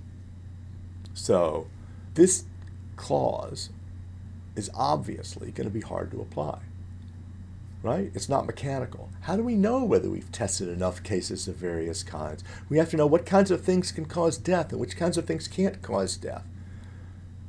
That's going to depend on background conditions, background knowledge, right? We need to know something about potential causes of death, what can and cannot cause death. And we need to take that for granted in applying this last cause. So it's not going to be simple at all. But if we do know that there has to be some sufficient condition, I mean, after all, people don't just die for no reason. And if we know that nothing else could be a sufficient condition, just maybe we checked the water and we looked for syringe marks and there were no bullet holes and so on, then we have at least some reason to believe that the sufficient condition must be somewhere among the features that we're testing. Some people might say it's something else. After all, it could be, I've got an idea, it could be the fact that Barney and Emily both have the letter E in their name. But you know that's not going to cause their death. That's just common sense background knowledge. And we looked at their glasses. There was no poison in their glasses. So we have at least some reason to believe that the sufficient condition must lie somewhere among the features that we're testing. Now, this argument is not deductive. If something fails the negative sufficient condition test, then it's valid to conclude that that candidate is not a sufficient condition for that target. But if something passes the positive sufficient condition test, then the argument's not valid. It's possible still that this is not sufficient, and that argument, namely an application of the positive sufficient condition test, can be undermined by future data. It's defeasible, like all inductive arguments. For example, we haven't mentioned Fred, Gertrude, and Harold yet. And what do they show? Well, wait a minute. Gertrude shows that fish is not sufficient after all. Notice that all the data before Fred seemed to point to the conclusion that fish was sufficient for death, but it just takes one more case, Gertrude, to show that fish is not really sufficient for death after all. That shows that it's an inductive argument, and that means that it's going to be defeasible. Still, of course, the inductive argument can be strong if we have enough data, we've looked at enough cases, and our background knowledge really is reliable. So we're not saying that inductive arguments are no good, but the point is that they're defeasible. They're going to be better when we've got more data, when our background assumptions are more reliable, and strength then is going to be a matter of degree and can go from slightly strong to very strong. In this case, because of Gertrude, we know that fish is not sufficient. So we'll have to think more about what still could be sufficient. But first, let's ask what's necessary. Last time, we looked at sufficient condition tests, and they tell us what is or is not a sufficient condition. But we also need to know which factors or features or candidates are necessary conditions. So this time, we're going to look at necessary condition tests. And as with sufficient condition tests, there are going to be two of them. There's a negative necessary condition test that tells you what is not a necessary condition, and then there'll be a positive necessary condition test that tells you what is a necessary condition. So first, the negative necessary condition test. It says simply that X is not a necessary condition of Y if there's any case where X is absent and Y is present. Because to be a necessary condition, it has to be the case that whenever X is absent, Y is absent too. So if there's even one case where X is absent and Y is present, that's a counterexample to the universal claim that whenever, that is in all cases, where X is absent, Y is absent. Okay? So let's apply this to our data so far. But let's look first just at the first three people, Anne, Barney, and Kathy. You remember them from last time. They were at the banquet. Is pi a necessary condition of death? Well, is there a case where pi is absent and death is present? Yes, that means that pi is not a necessary condition of death. Which case shows us that? Well, it's Barney. Notice that it's not Anne. Some people get confused about this, but what Anne tells us is that pi is not sufficient for death. It's Barney that tells us that pi is not necessary for death, because with Barney, you get death without pi. So pi was not necessary for Barney to die. So it's the cases of death, namely Barney, out of these three, that tell us what's not necessary for death. Now, the case of Barney also tells us that another dessert is not necessary for death. Which one is that? Ice cream. Because Barney also didn't have ice cream and he died. So he died without having ice cream. So ice cream is not necessary for death. So what might be necessary for death? Tomato soup might be necessary for death, because out of these three cases, there's nobody who dies without having tomato soup. Fish might be necessary for death, because out of these cases, there's nobody that dies without having fish. Red wine might be necessary, and cake might be necessary. Because Barney's the only one who dies, all of those things still might be necessary for death. And the only way to rule out some of those candidates so as to narrow down the field is to get more data. So remember Doug and Emily, our old friends from the banquet. What do they show us? Is cake necessary for death? No, because now we have a case of someone dying without eating cake, namely Emily. And is fish necessary for death? Whoa, well, both Emily and Barney had fish, so there's nobody who dies without having fish. So far, for this data, it looks like fish still might be a necessary condition for death. So, since it survived this far, I guess we can conclude that fish is a necessary condition for death. No way. Because remember, this is just the negative necessary condition test. It tells us what is not a necessary condition. We still are not in a position to conclude that fish is a necessary condition for death. For that, we'll need to look at the positive necessary condition test. The positive necessary condition test is just like the positive sufficient condition test, except that you change absent for present in the two positions throughout the test. So, it tells you that we have good reason to believe that X is a necessary condition of Y if all of the following conditions are met. Remember, it's got to be all four that are met before you can reasonably conclude that it really is a necessary condition. And it's positive because it allows you to conclude positively it is a necessary condition. So the first clause is that we've not found any case where X is absent and Y is present. Again, it's just like the sufficient condition test, except that we've changed absent for present. And what this is saying is that this particular candidate, X, has passed the negative necessary condition test.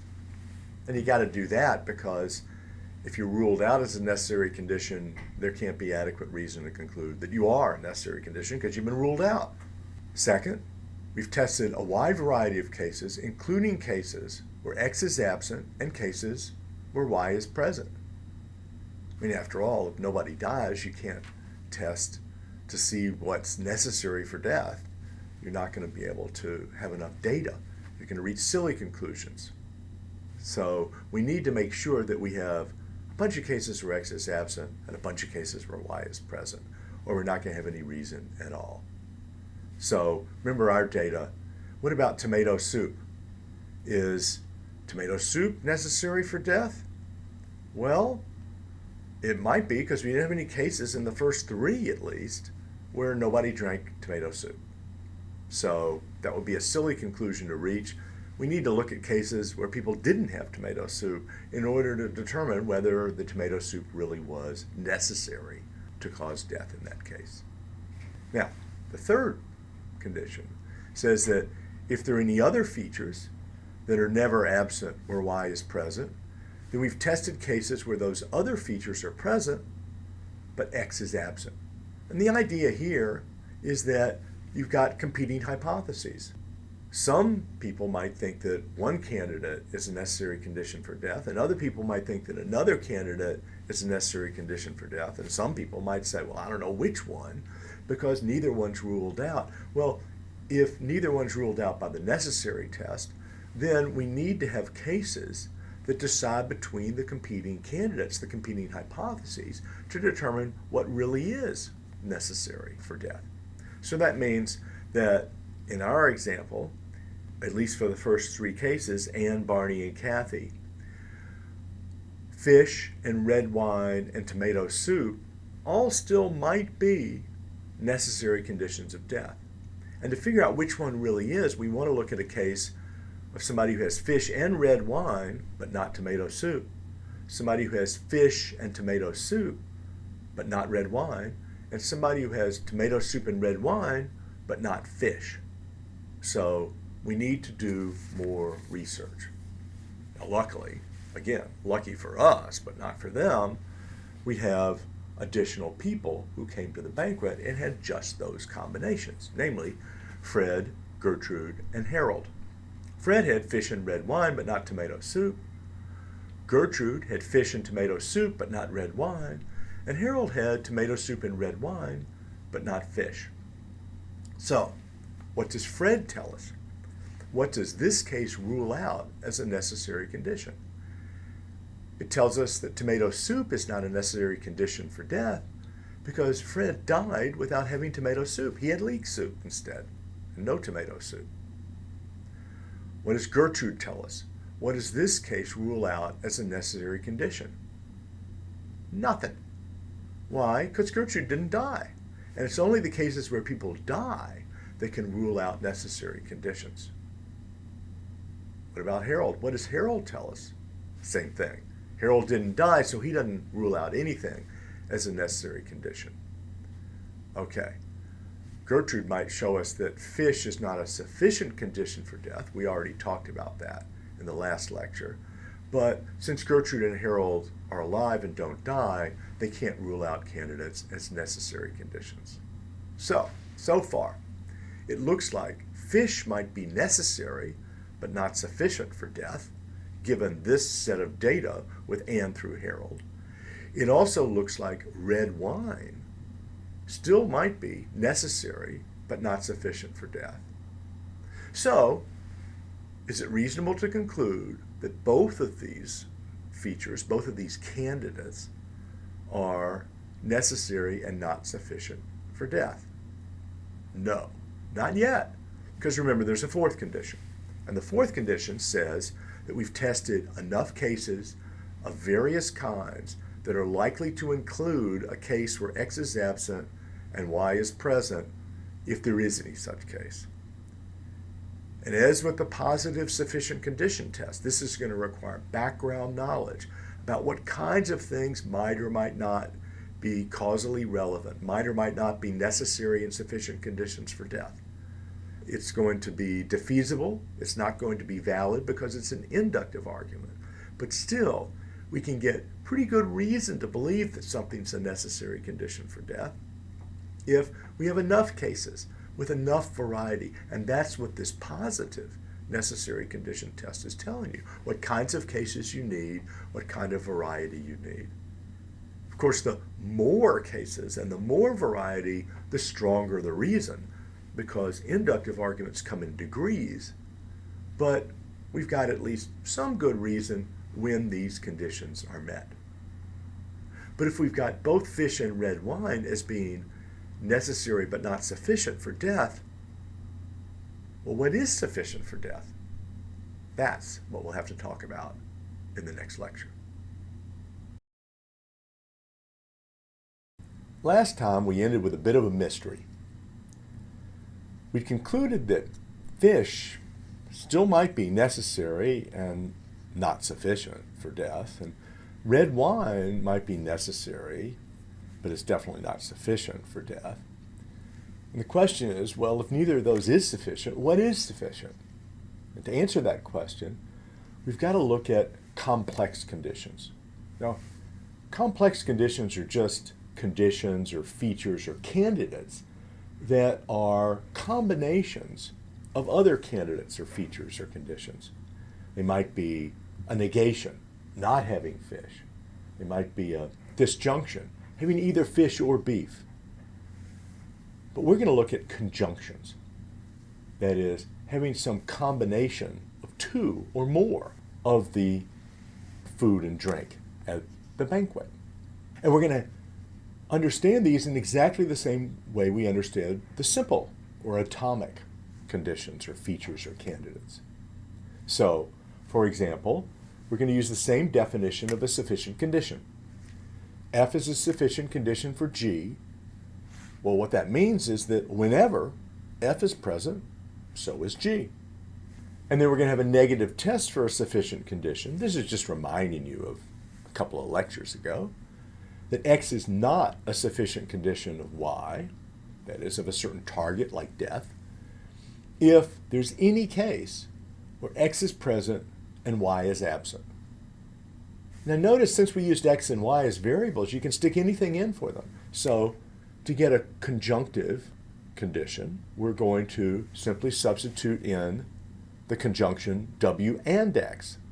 So W and X, that combined conjunctive candidate, is not a sufficient condition for Y if there's any case where both W and X are present and Y is absent.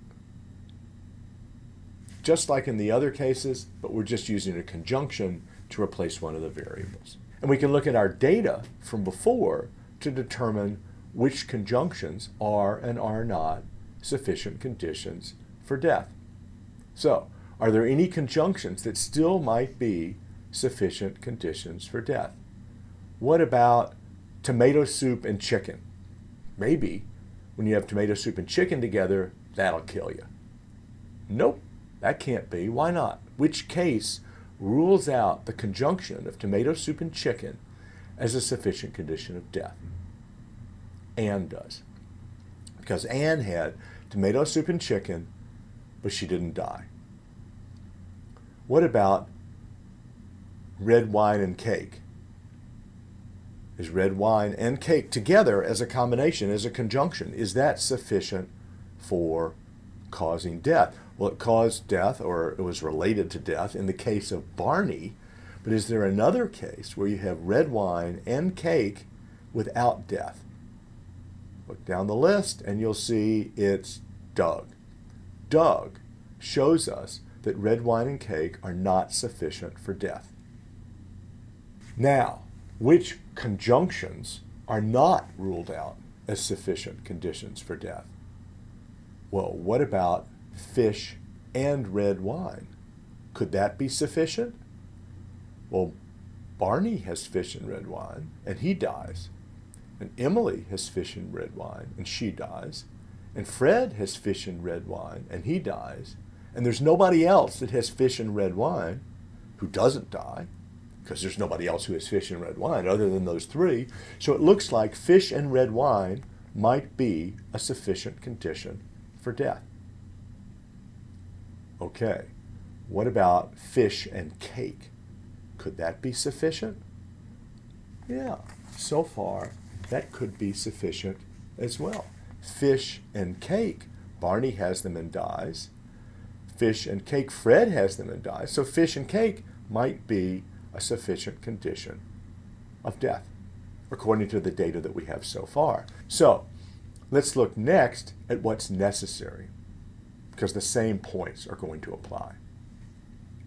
We're going to take the definition of a necessary condition. F is a necessary condition for G if whenever F is absent, G is absent. We're going to use the same old negative test of a necessary condition. X is not a necessary condition of Y if there's any case where X is absent but Y is present, because that shows X is not necessary for Y. And all we have to do is to substitute a conjunction in for the variables X and Y in order to apply this test to conjunctive cases. So a conjunction, W and X, is not necessary for Y. If there's any case where you have that conjunction, both W and X, as being absent, and yet Y is present. So now we have a negative test for a conjunctive necessary condition. So let's go back to our data. Is leek soup and fish necessary for death? No. Well, who shows that? Barney, because Barney died without having leek soup and fish. Is there any other case that shows that? Yeah. Emily shows that because she died without having leek soup and fish. So that combination is not necessary for death. Okay, so Barney and Emily show that leek soup and fish is not necessary for death. What about tomato soup and fish? They both had tomato soup and fish, so maybe tomato soup and fish is necessary for death. Does that work? No, because of Fred. Fred dies without having tomato soup and fish because he has leek soup and fish.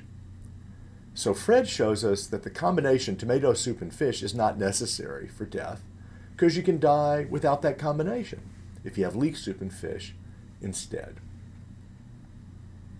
So neither of those combinations is necessary. What might be necessary? Which combination is not ruled out as necessary?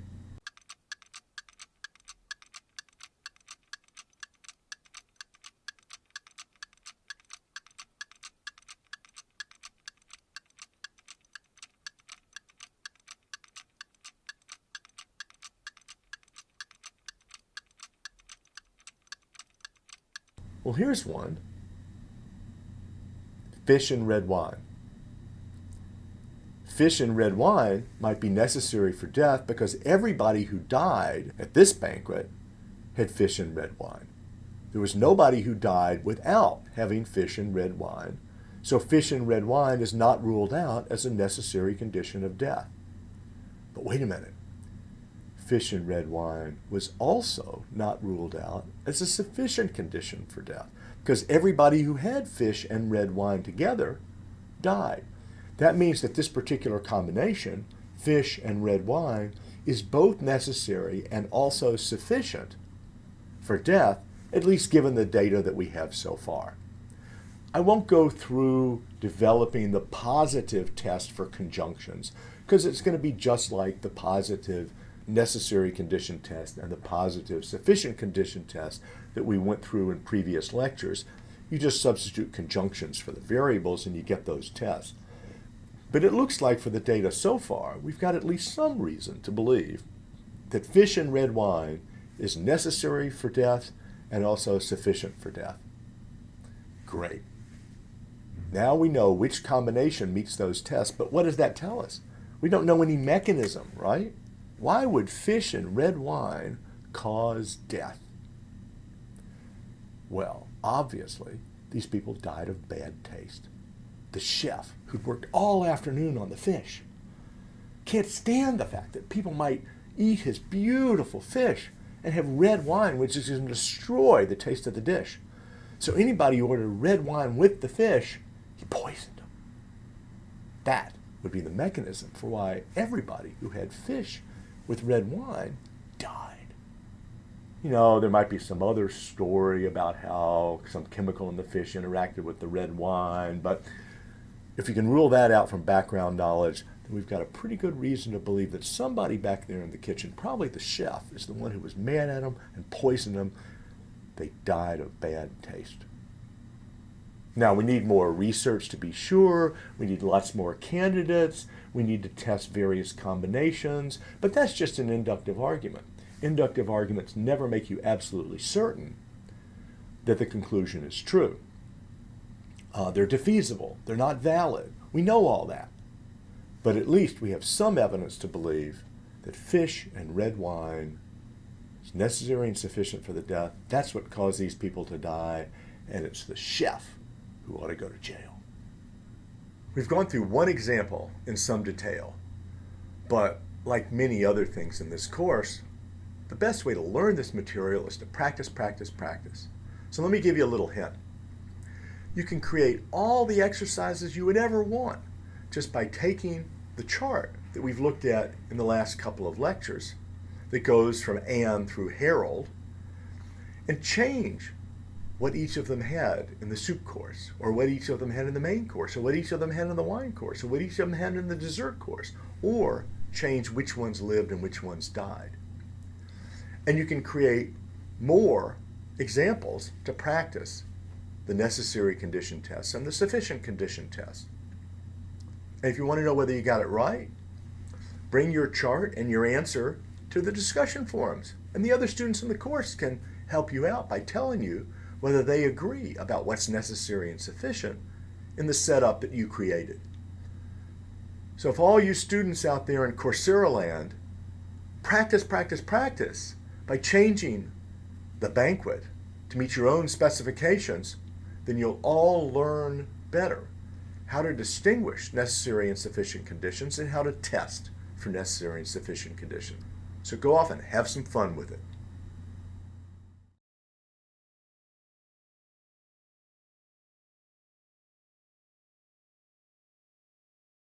Last time we talked about tests for sufficient conditions and necessary conditions.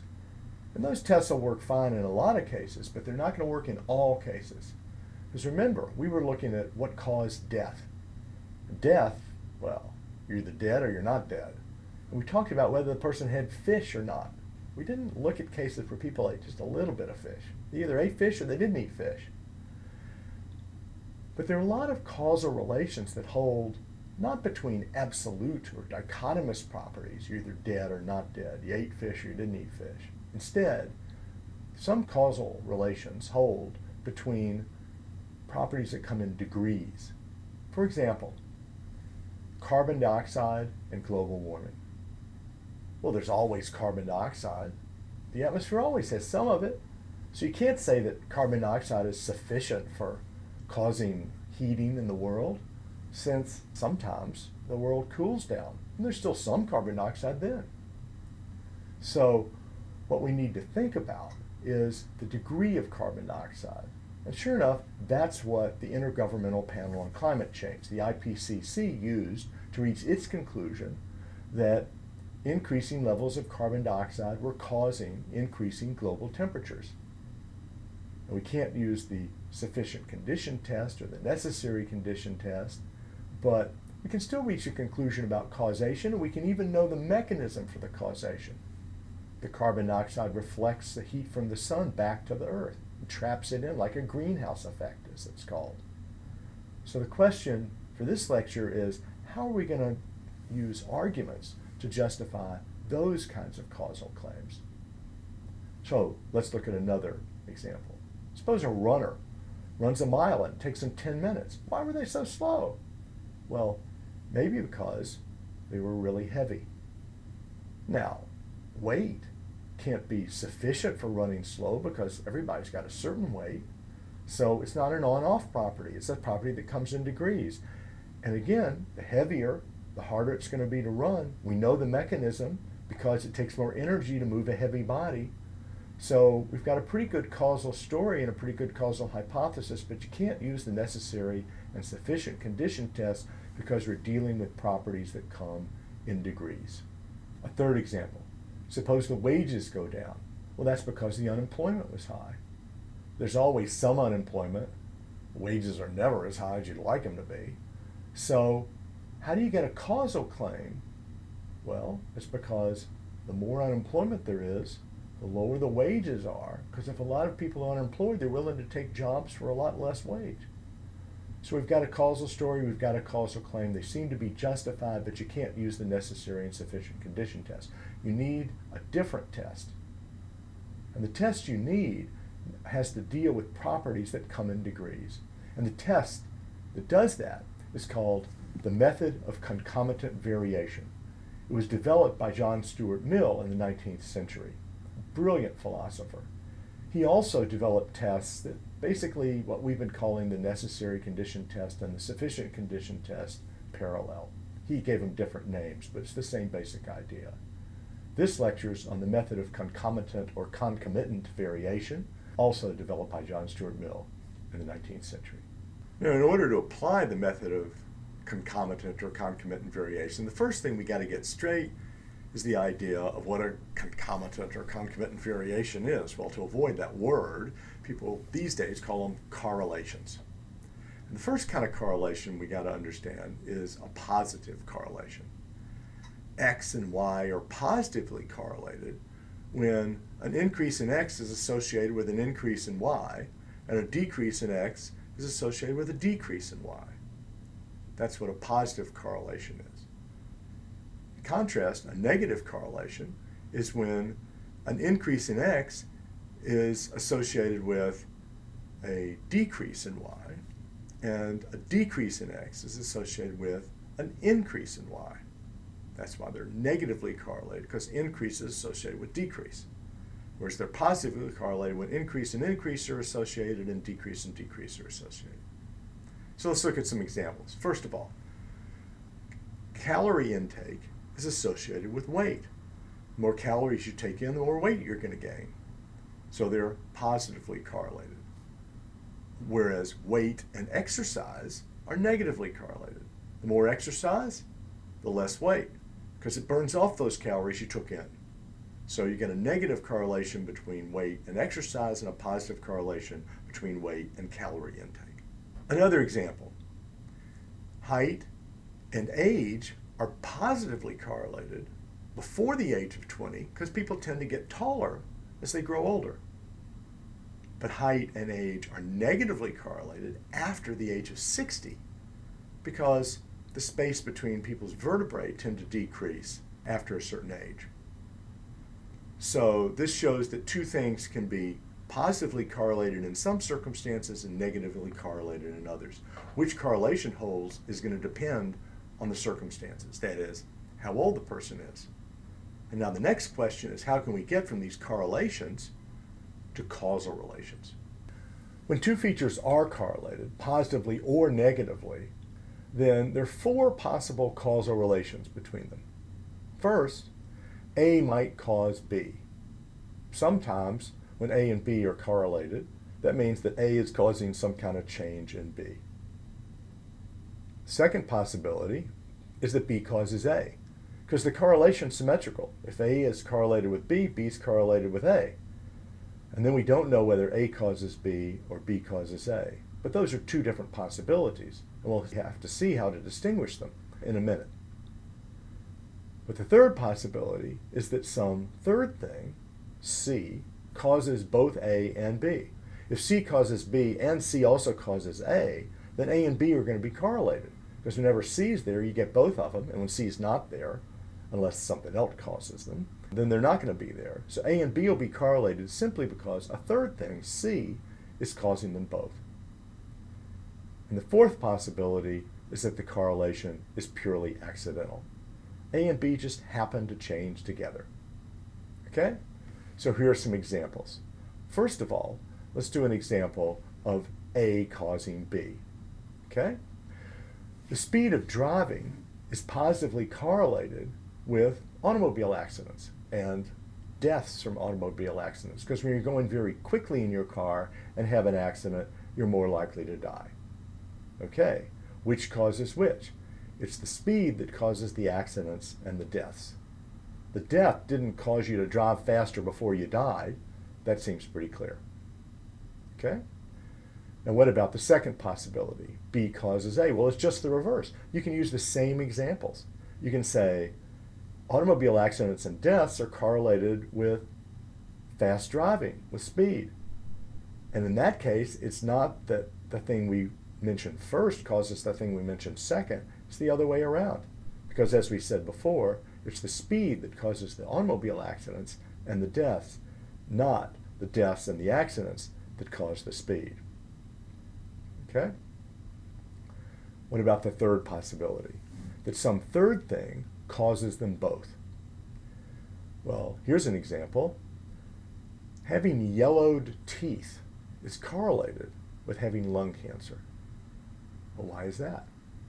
Because there's some third thing that causes people's teeth to become yellow and also causes lung cancer, namely smoking.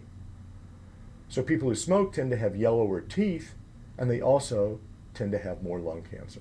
So those are correlated because smoking causes both of them. Okay? Another example. In young children, shoe size is correlated with the quality of handwriting. As people's shoes get bigger, their handwriting gets better. Now, why is that? It's because they're maturing. And as their bodies mature, their feet get bigger, and also their handwriting gets better. So now we have an example of each of the first three types of cases that we talked about. What about the fourth? Correlation is accidental. Well, here's an example. The height of my son and the height of the tree outside the window, well, they're correlated. The taller my son gets, the taller the tree gets. And the taller the tree gets, the taller my son gets. They're symmetrical. They're correlated together. But does that mean that something about the height of my son causes the height of the tree? No. Or vice versa? No. Well, you might say there's some third cause, namely maturation. But unlike the case of handwriting and size of feet, where it was the maturation of the same person, the same body, here, my son's body maturing and the tree's body maturing are just unrelated. You might say that time is the third cause that makes my son grow and also makes the tree grow. But notice that time is an abstract thing that's always there and always moves at the same rate. So it can't really cause my son to grow at this particular moment or the tree to grow at this particular moment. It's a background condition rather than a cause in and of itself. So now we've got four possibilities and we've got examples of each. The question that we have to face is, fine, all four are possible. How do you tell which of these possibilities is the one that applies in a particular case? That's going to be tricky. So the problem is, how can we tell which of the four possibilities applies in a particular case? And one simple rule is that when A causes B, A has to come before B. So if the first possibility is instantiated, then you have to have A coming before B. But if the second possibility is instantiated, then you have to have B coming before A. Now, in the last two, you can have them on any temporal relation you want. But if A comes before B, then you know that B doesn't cause A. And if B comes before A, then you know that A doesn't cause B. So, for example, exercise is correlated with weight loss. Could it be that the weight loss causes the exercise? Well, it's possible, I suppose. But if the exercise occurs before the weight loss, then we know that it's the exercise that causes the weight loss because the exercise occurs before the weight loss occurs. And we can use that temporal relation to decide what causes what, at least in some cases, because sometimes when you're dealing with a constant factor like CO2 variations or pollution variations over a long period of time.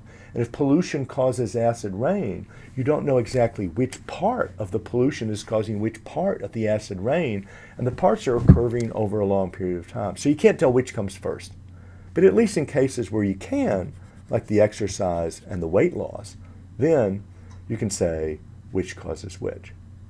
Now when they're not in temporal order like that, you have to use a different method.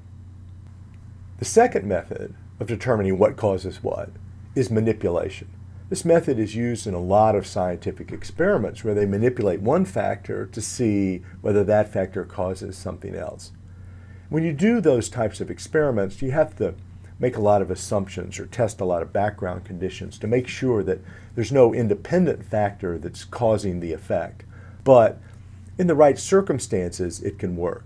If you want more detail about which circumstances need to be met, then there are books by Woodward and by Pearl that spell this out in great detail. But here, we're not going to go into any great detail. We're just going to give you the basic idea.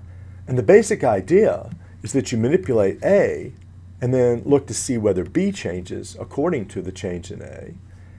And you manipulate B and look to see whether A changes in accordance with the change in B. And that's going to help you determine what causes what. Because if when you manipulate A, B changes, then that's an indication that A causes B. Because if B caused A, then manipulating A wouldn't have an effect on B. Think about it this way.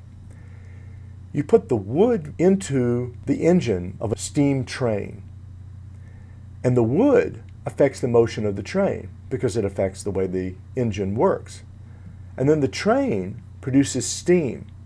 But the steam doesn't cause the train to move, it's caused by the train. So if you manipulate the steam, like with wind blowing the steam around, that's not going to change the train.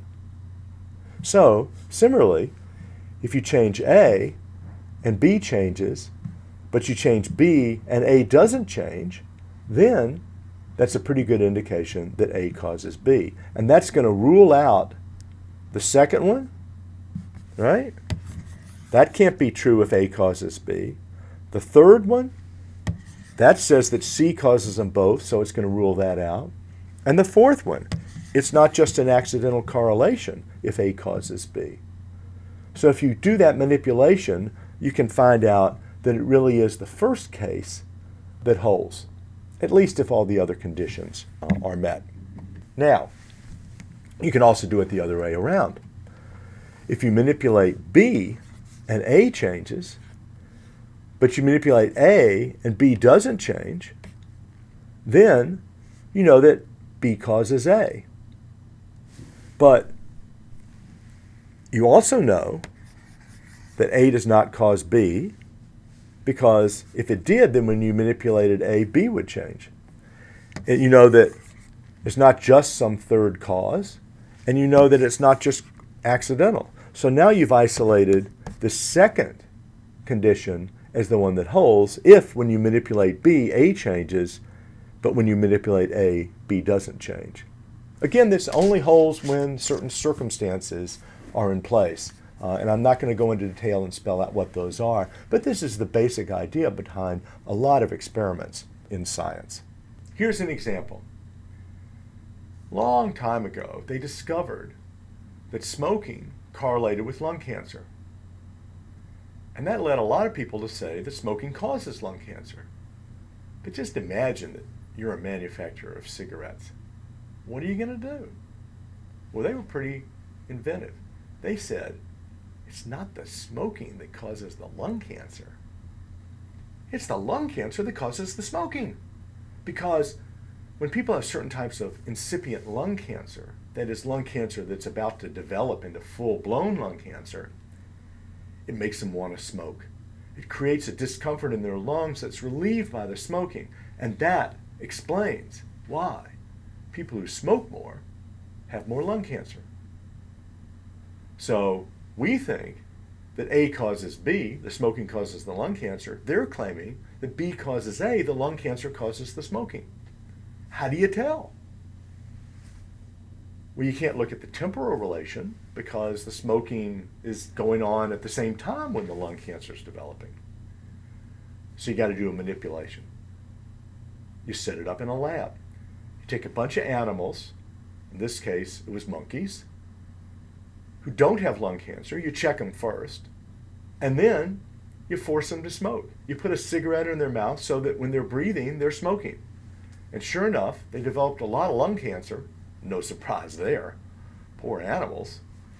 And that showed that it was lung cancer that was caused by smoking instead of causing smoking.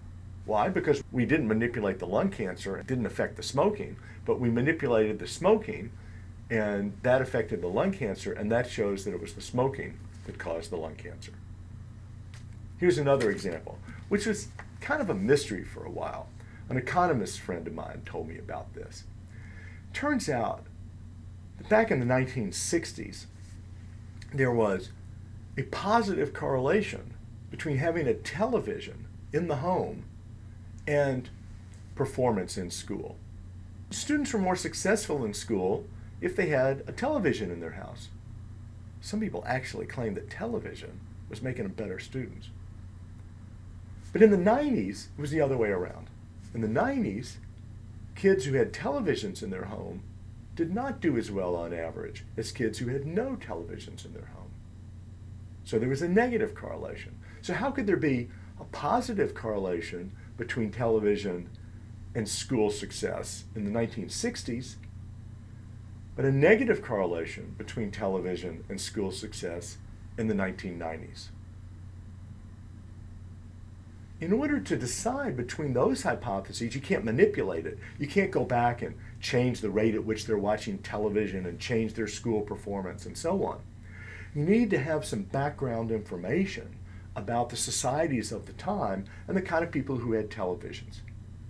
Well, back in the 1960s, it was largely the more affluent, higher socioeconomic status people who had televisions because they were quite expensive and not that common.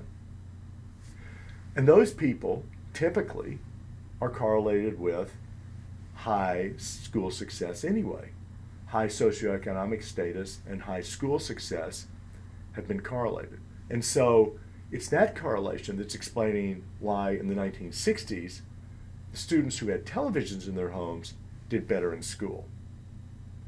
But in the 1990s, things had turned around. Parents were worried about their children watching too much television.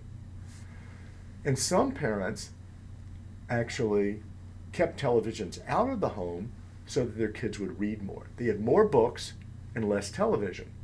And those kids were doing better in school. No surprise there. So in the 1990s, there were a lot of people who kept the televisions out. That produced greater school performance. And so you got different correlations in different times. And the only way to tell what was causing what was by looking at the background circumstances and knowing something about the societies in which these effects are occurring.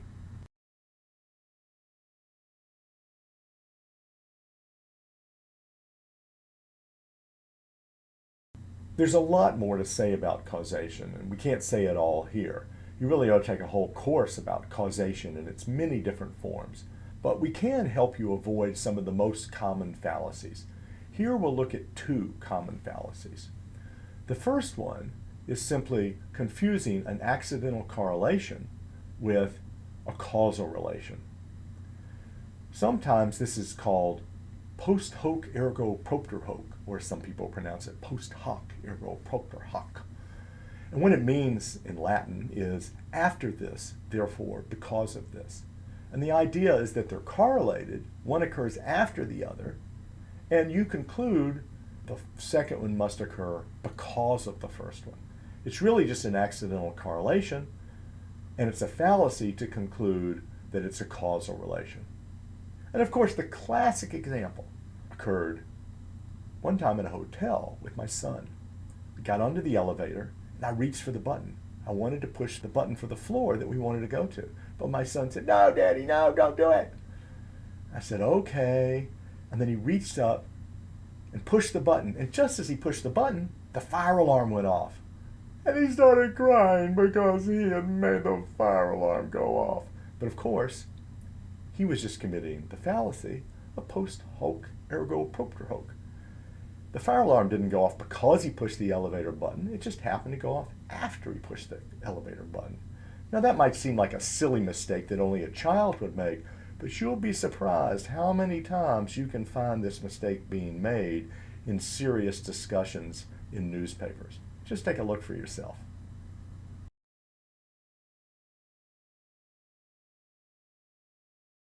Now the second common fallacy that I want to describe is confusing a cause with an effect. Here are some examples. I'm a golfer, and sometimes I go out and play golf and my back is just killing me. And I'm thinking, it must be why I'm playing so bad. I can't hit the ball. I keep knocking it off to the side. And I blame it on my back. So I think it's the pain in my back that's causing my bad swing. When actually, it's my bad swing that's causing the pain in my back. I'm like twisting around the wrong way, and that's causing a backache. So I think that it's the pain in my back that's making me swing badly. It's actually the bad swing that's causing the pain in the back. So that's just an everyday example. Here's an example in football, American football we're talking about here. It was noticed that there was a correlation between the number of forward passes and how often the team was losing. Teams that had a lot of forward passes were losing more often. So some coaches concluded, well, we ought not to pass the ball so much because passing the ball causes you to lose. That's not what was going on. What was going on is that in the last quarter of the game, the team that was behind would get desperate. They needed to score a lot of points quickly, and running the ball wasn't going to do that. So they tried passing the ball, and they would pass more and more and more in order to catch up. And that meant it was the fact they were losing the game that caused them to pass the ball so often. It wasn't passing the ball often that was causing them to lose the game. So again, they were confusing cause with effect. Here's a third example. It turns out that many schizophrenics smoke and take drugs and alcohol. And so there's a correlation between schizophrenia and drug and alcohol use, including nicotine from smoking. Some people concluded it must be that drugs and nicotine cause schizophrenia. Nope, that's not what's going on. That's the fallacy of confusing cause and effect. What's really going on is that their schizophrenia is causing them to smoke and drink more and to take drugs. So again, what people get confused about is they think that one thing causes another when it's really the other thing that causes the first thing. They're getting the relation backwards and confused. And that's something that you need to really be on the lookout for as you try to figure out what causes what in your everyday life. Because if you make that mistake, you're going to get confused. You're not going to know what manipulations will change what features in your life. And that's why causal relations are important, to figure out how to get around in the world and bring about the changes that you want. So watch out for these fallacies and do the best you can to figure out how the world works. But after seeing how hard it is to establish causal relations, you might be wondering whether this lecture has really caused you to learn anything at all. So I leave you with this cartoon.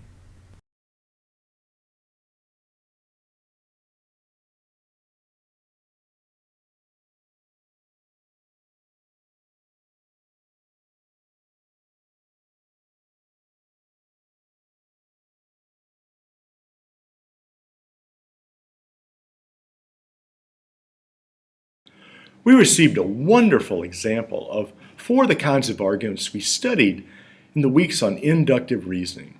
We studied generalization, and we studied applications of those generalizations, and using that for causal reasoning that we tested by manipulations and by the sufficient condition test, and all of those are brought together in a wonderful little video.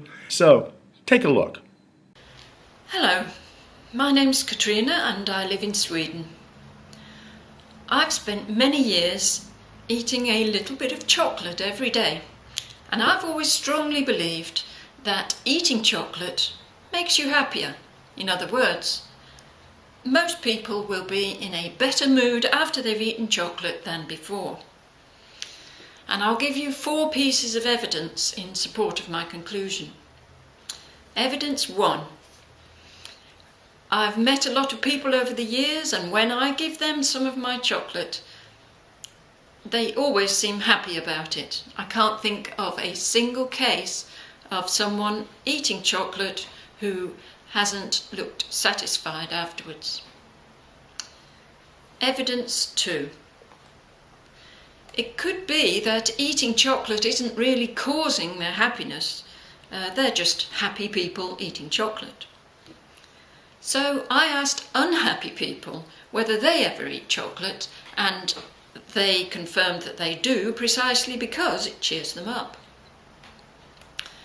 Evidence 3. Now, I went to a chocolate factory where the workers get free chocolate every day. And these people could theoretically be unhappy like the rest of us could, but they all had smiles on their faces and some smears of chocolate. Evidence 4. You may ask whether these people are also in love, and it's love that's causing the happiness, not actually the chocolate. So I had to find people who eat chocolate but are not in love. I did a mini survey at my corner shop, and 80% of the people who responded that they were not in love reported that they definitely felt their mood improve when they ate chocolate. So it does seem to be the case that eating chocolate is probably sufficient to improve your mood. Obviously, there are people who never eat chocolate and are very happy. For example, a successful dieter or your dentist.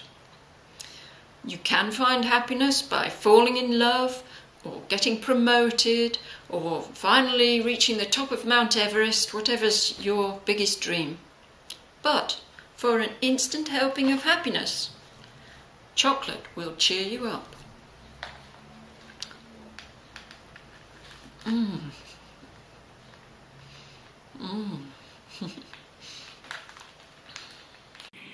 Wasn't that great? I already knew that I loved chocolate and then it improved my mood. So maybe I was convinced by this argument because I already believed the conclusion. And that's when you ought to be careful.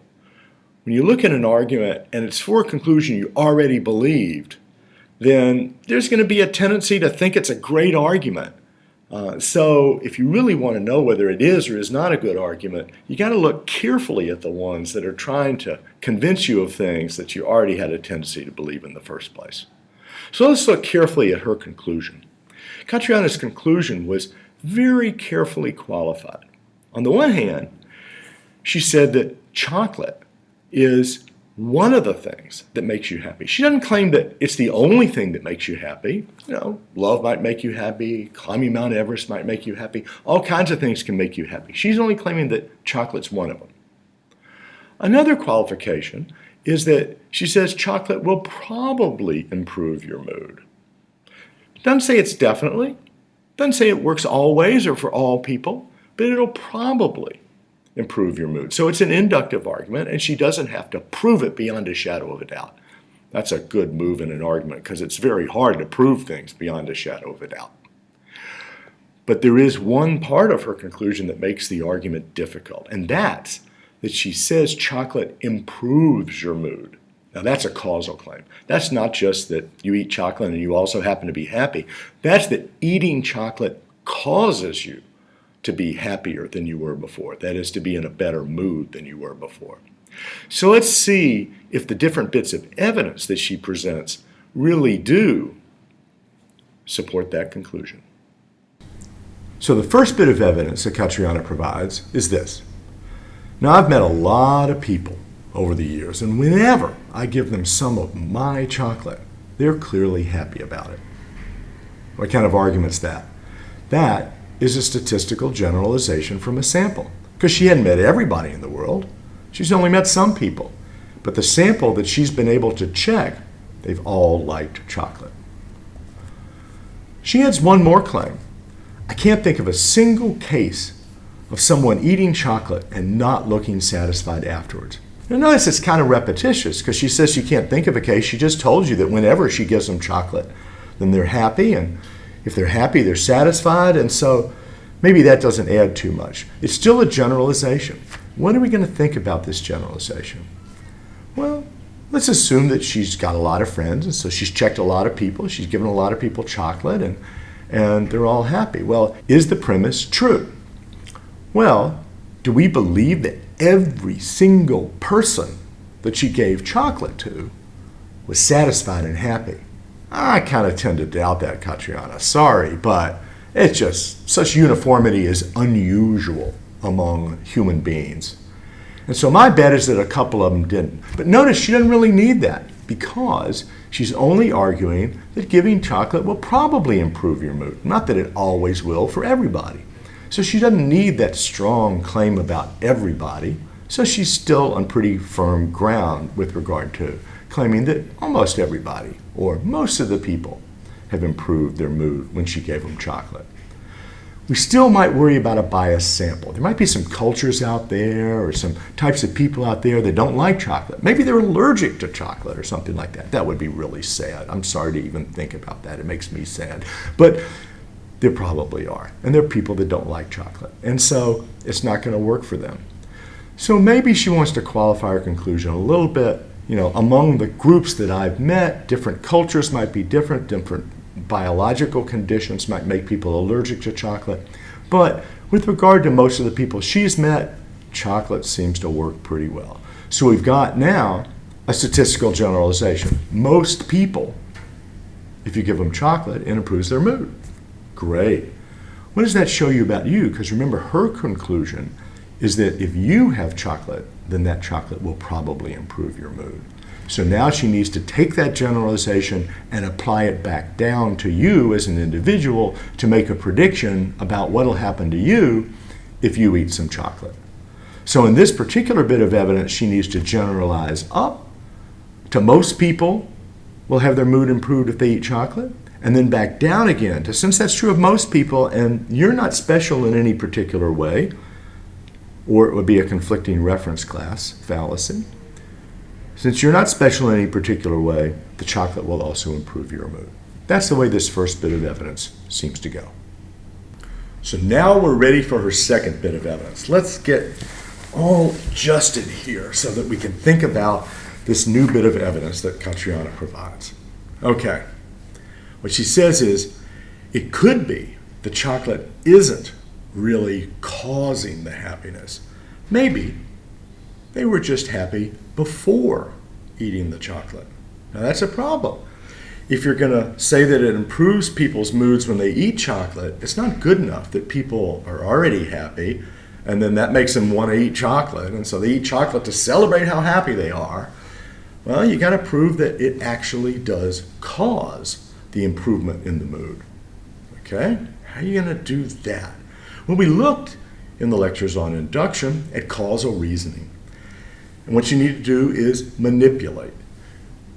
You want to look at people who are not happy and see if the chocolate makes them go up in mood, and manipulate the amount of chocolate, manipulate how happy they are, and see how those have effects on each other. And that's how you decide among the hypotheses. And that's exactly what Catriona does. So I asked some unhappy people whether they ever eat chocolate. And they confirmed that they do, precisely because it cheers them up. So now we have a sample of people where we've manipulated their happiness. We've looked at happy people and unhappy people. We've looked at people at times when they're happy and times when they're unhappy. And then we can look at their chocolate consumption, and we can check to make sure that they're happier afterwards. It's just like checking whether smoking causes cancer. We talked about that in the lectures on induction. If you want to know whether smoking causes cancer, what you do is you induce smoking in creatures, in this case lab monkeys, that did not previously smoke and see whether that increases their cancer rate. And what she's doing is she's saying, let's take people that don't have happiness, give them chocolate, and see if that increases their happiness. So she's using exactly the kind of manipulation test that we talked about in the lectures on induction. Good job, Catriona. Now let's switch to the fourth bit of evidence, and I want to get ready for that one too.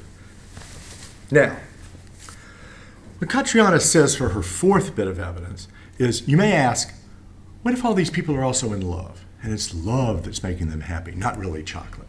Because remember, she doesn't want to claim chocolate's the only thing that makes you happy.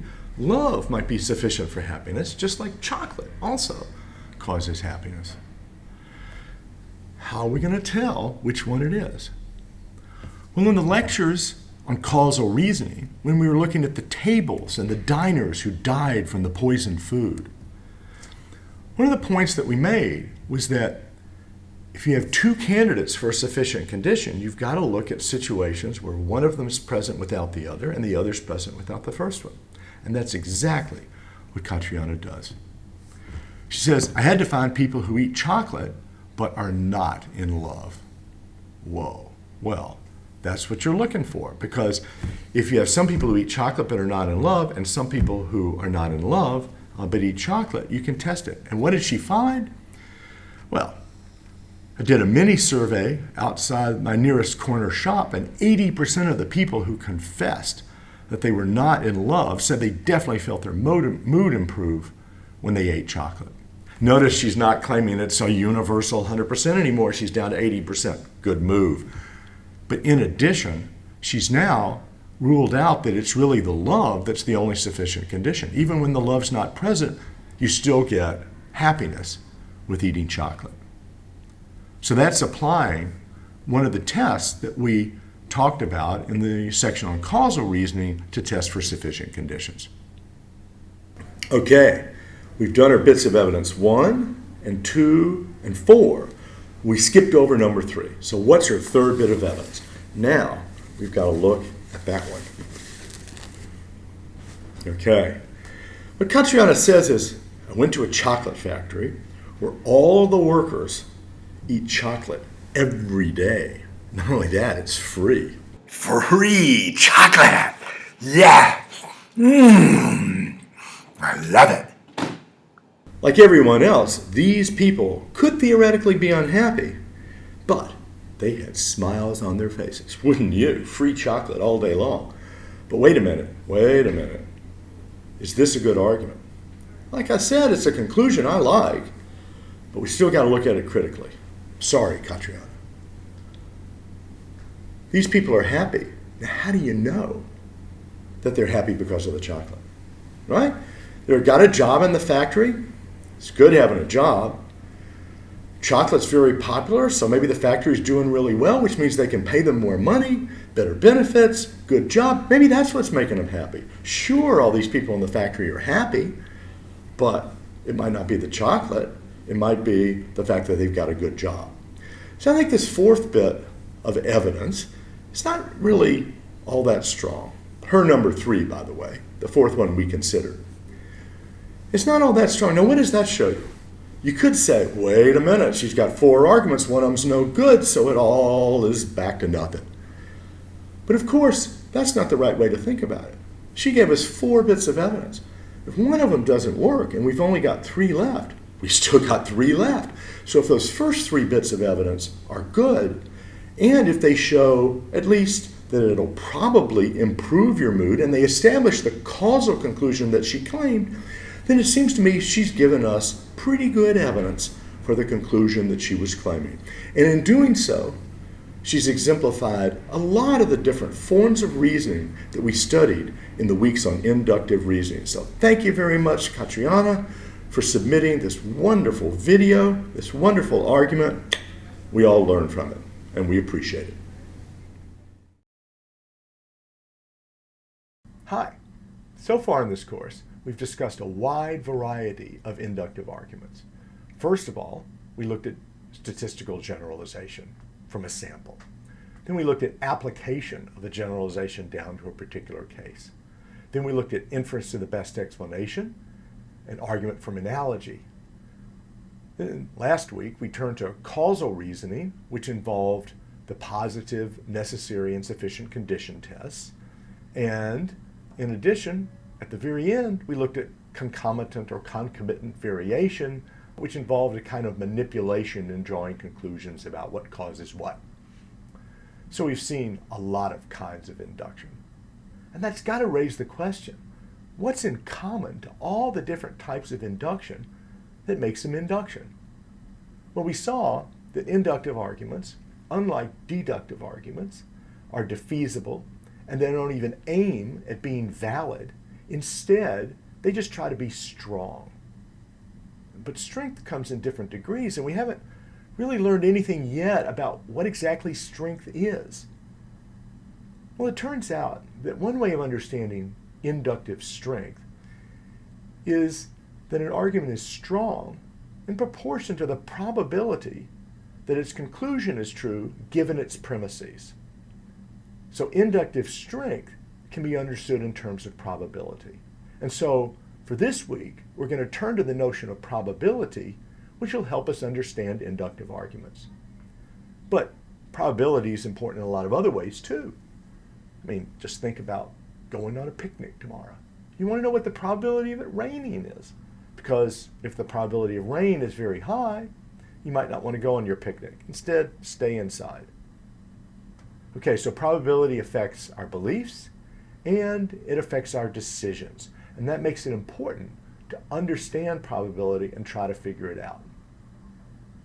But that's a problem, because if you just rest on your intuitions about probability, you're going to get messed up. You're going to make mistakes. Almost everybody messes up probability until they start thinking about it a little bit more seriously. Let me give you a few examples where people get confused about probability. 7, all right. Let's see if I ever did. 7, all right. Another 7, unbelievable. Cool. 3 7s in a row. And 7's a winning number, so that's great, but you know, the odds of getting 4 7s in a row are really slim, so I bet the next one's not going to be a 7, right? No. Just because the first 3 were a 7 doesn't tell you the next one's not going to be. Sure, it's unlikely to get 4 in a row, but once you got the first 3, then the likelihood of getting the 4th 7 is just the same as the likelihood of getting a 7 on any roll whatsoever. Some people make that mistake. They think that just because they got 3 in a row, it's not going to come up that way again the 4th time. And other people make the opposite mistake. They say, hey, the dice are hot tonight. I got 3 7s in a row. Next one I'm going to get a 7 too. I'm going to put all my money on 7. Don't do it. You'll lose your money. Because even if the first 3 are 7s, dice don't get hot. The odds of getting a 7 on the 4th one are exactly the same after you've gotten 3 7s as if you didn't get 3 7s. And both of these mistakes, 3 7s so the next one's not going to be 7, 3 7s so the next one's going to be 7, they're both mistakes because the odds on the 4th roll are not affected by the odds on the first 3 rolls. And people who think otherwise, they're just going to get fooled by gamblers. It's not just in gambling too, it's also in basketball. People think, oh, he's hot. He's made a lot of shots in a row. He's hot. He's going to make the next one. And then they'll tell that player, you take the shot because you're hot tonight. Well, that's a little more controversial in basketball. But some statistics suggest that people don't really have hot hands in basketball. They just make the percentage that they make. And you're going to get strings, but that doesn't mean you're hot in any way. Like I said, that's controversial. But with dice, at least, we know that dice do not get hot. And so don't waste your money making that mistake. That's called the gambler's fallacy. And don't do it. Okay, deck of cards. And here I am. I'm going to shuffle the cards. Okay, there we go. There we go. I'm going to shuffle the cards again. We got these cards all shuffled, and now I'm going to deal out 2 hands. Okay, 9, a queen. An 8, a queen, a 5, a queen, a jack, a queen, a 4, an ace. whoa, look at those hands. That's amazing. You think they're about equally probable? What's the likelihood of that hand coming up? Most people would say, that's pretty slim. It's unlikely that you're going to get a hand with 4 queens and an ace. What about this hand? That's the kind of hand I get all the time when I play poker. So most people are going to think that kind of hand is a lot more likely. But actually, they're equally probable. Getting exactly this hand and exactly that hand have the same probability. The reason people think this one is less likely than this one is that you get that kind of hand a lot in poker, namely a hand that's junk, that's useless.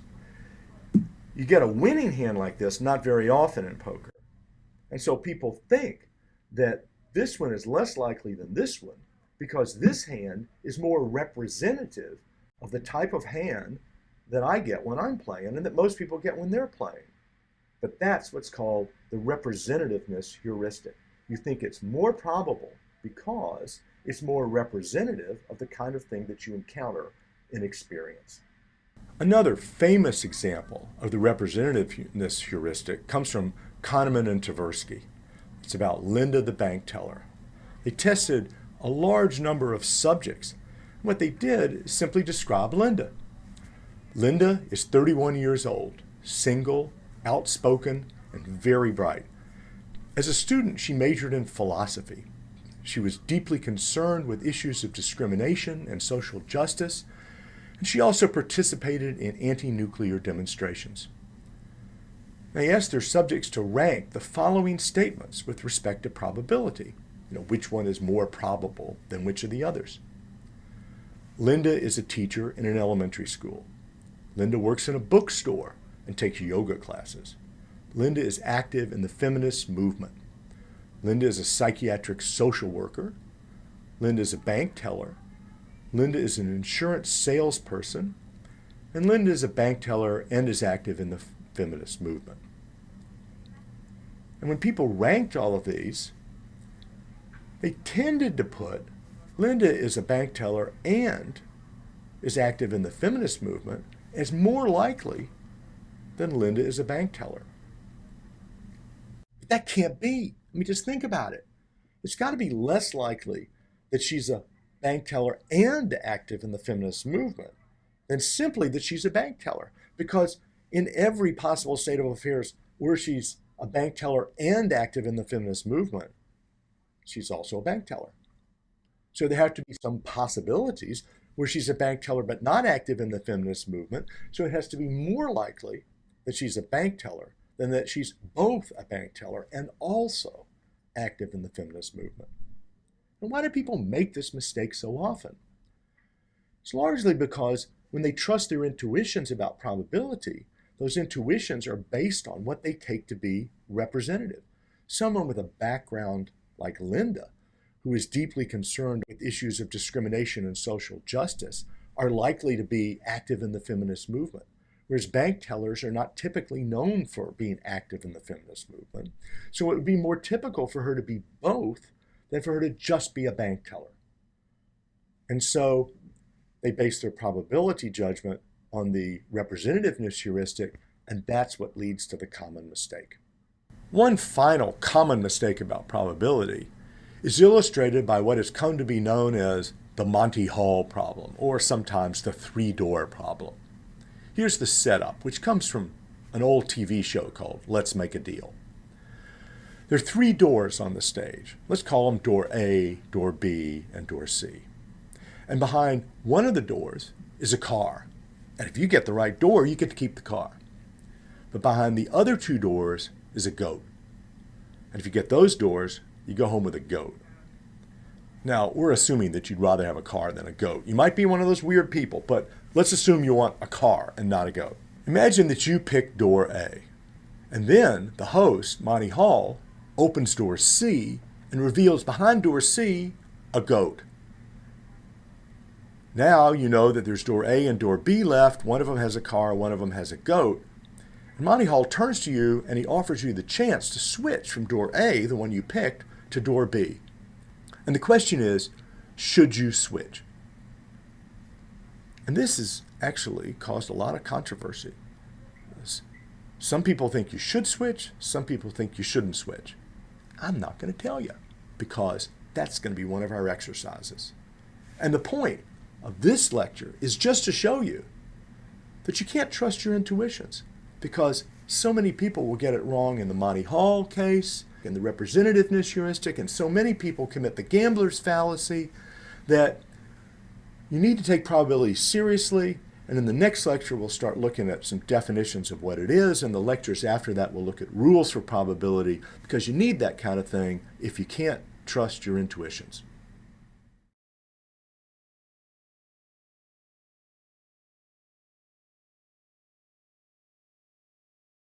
We need to start our study of probability with a little terminology.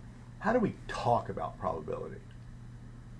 We learned early in the course in the second week about guarding terms, where people say things like, well, it might be the case that a meteor is going to hit your house, so you need meteor insurance. But might's just possibility, and that's different from probability. If you ask, how probable is it that a meteor is going to hit your house, the answer is going to be pretty low. But how do you say how low it is?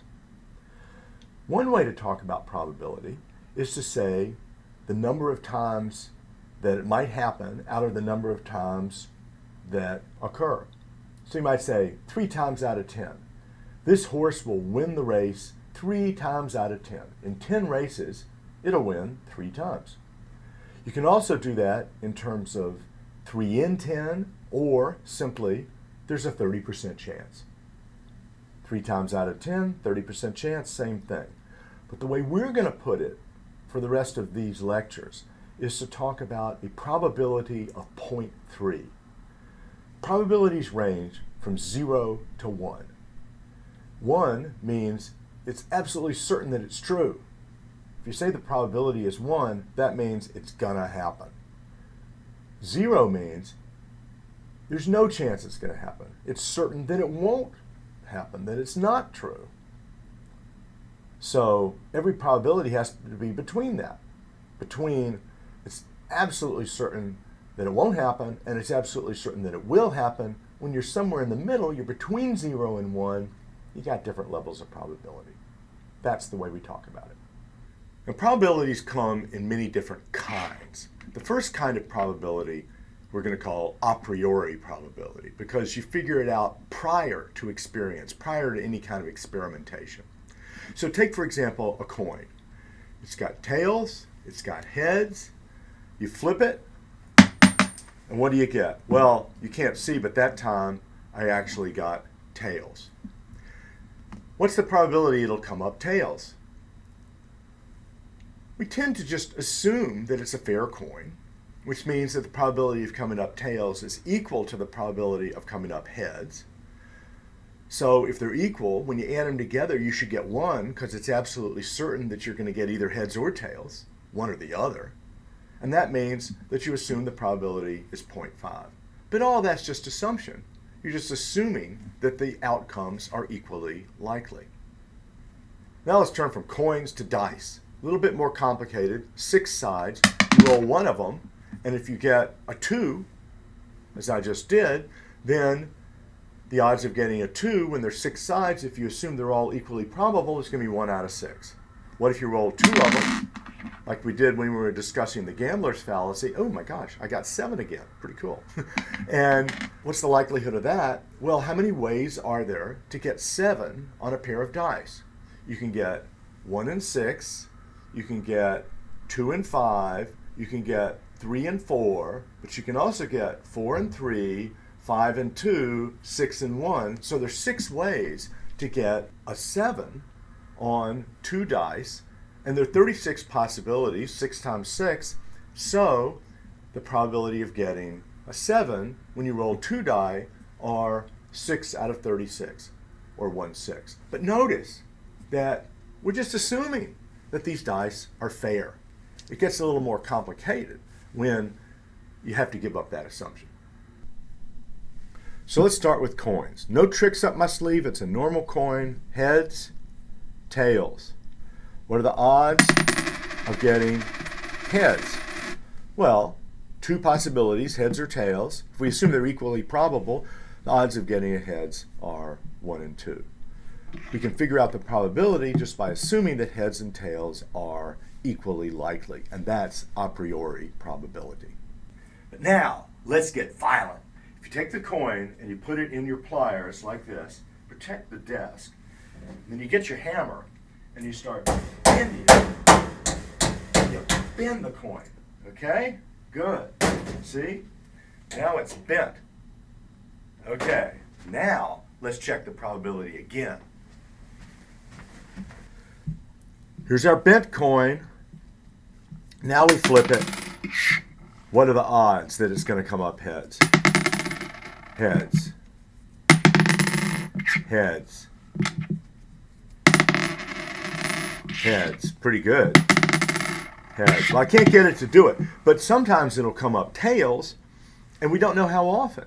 Looks like most of the time it comes up heads, but sometime it'll come up tails. How often? We don't know. The only way to figure that out is to flip it hundreds and hundreds of times and see what percentage come up. That's because once you bend the coin, it's not an a priori probability. You can't just assume that the coin has equal chances of landing heads or tails. You have to turn it into a statistical probability and look at the frequency of the actual flips for that particular bent coin. Here's one more example of the difference between a priori probability and statistical probability. One of my favorite games, Pass the Pigs. I highly recommend it. It's a really fun game. Now, what about this? You roll the pigs, and sometimes you get a snouter or a leaner or a jowler or a razorback or a trotter. They're different results. And, ooh, there we go, a double razorback. That's pretty good. And you roll them. Ooh, look at that, a leaning jowler. That's a lot of points there. And you have to roll them along a lot of different times in order to get the probabilities. And we actually did that. We did 1,817 rolls. We got one side up 1,174 times, trotter 150, snouter 39, leaning jowler 13. So what are the odds of getting a leaning jowler on one roll of a Pass the Pig? 13 out of 1,817. Now notice that you could never do that a priori just by assuming probabilities. You have to do an actual experiment and look at the frequencies, because this probability is not an a priori probability, it's a statistical probability. And the nice thing about statistical probability is you can apply it to a lot of things besides coins and dice, right? What's the probability it's going to rain tomorrow? Well, how do they figure that out? They do a lot of observations of when it rains, under what kinds of circumstances, and they ascribe a probability on the basis of how many times it's rained in similar circumstances in the past. And what's the probability this batter is going to get a hit in baseball? Well, they look at his batting average over the previous part of the season, especially under certain circumstances versus right-handers pitchers versus left-handed pitchers, and you get a probability that he's going to get a hit this time. The same for cricket. If you've got a bowler, it's a spin bowler or a speed bowler, well, this batter might be better against one than the other, and you can figure the probability against the different types of bowlers. So in sports, you use statistical probabilities a lot. And in life, you use statistical probabilities a lot. When you try to decide what kind of car to buy, and you want to know what's the likelihood that this particular car will break down in the first year, you go to Consumer Reports, and you see how many cars of this sort break down in the first year. So we use statistical probabilities for a lot of different areas. Really, a priori probabilities are only applicable when you can assume that the outcomes are equally likely.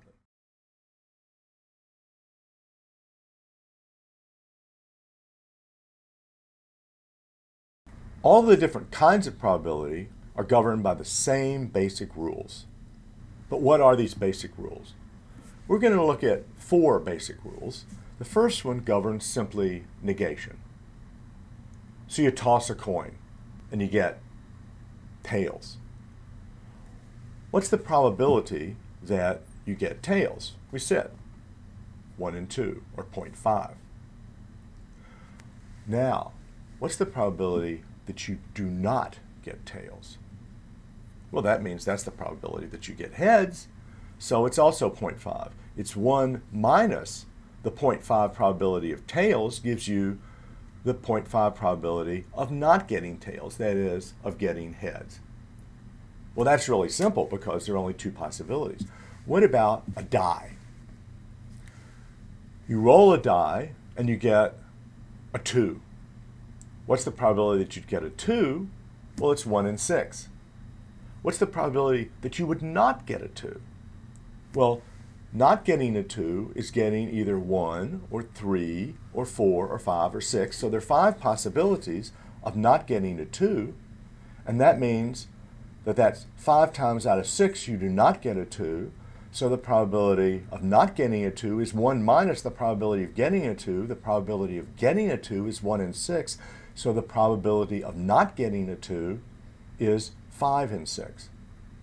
So our rule is basically that the probability that an event will not occur is 1 minus the probability that the event will occur.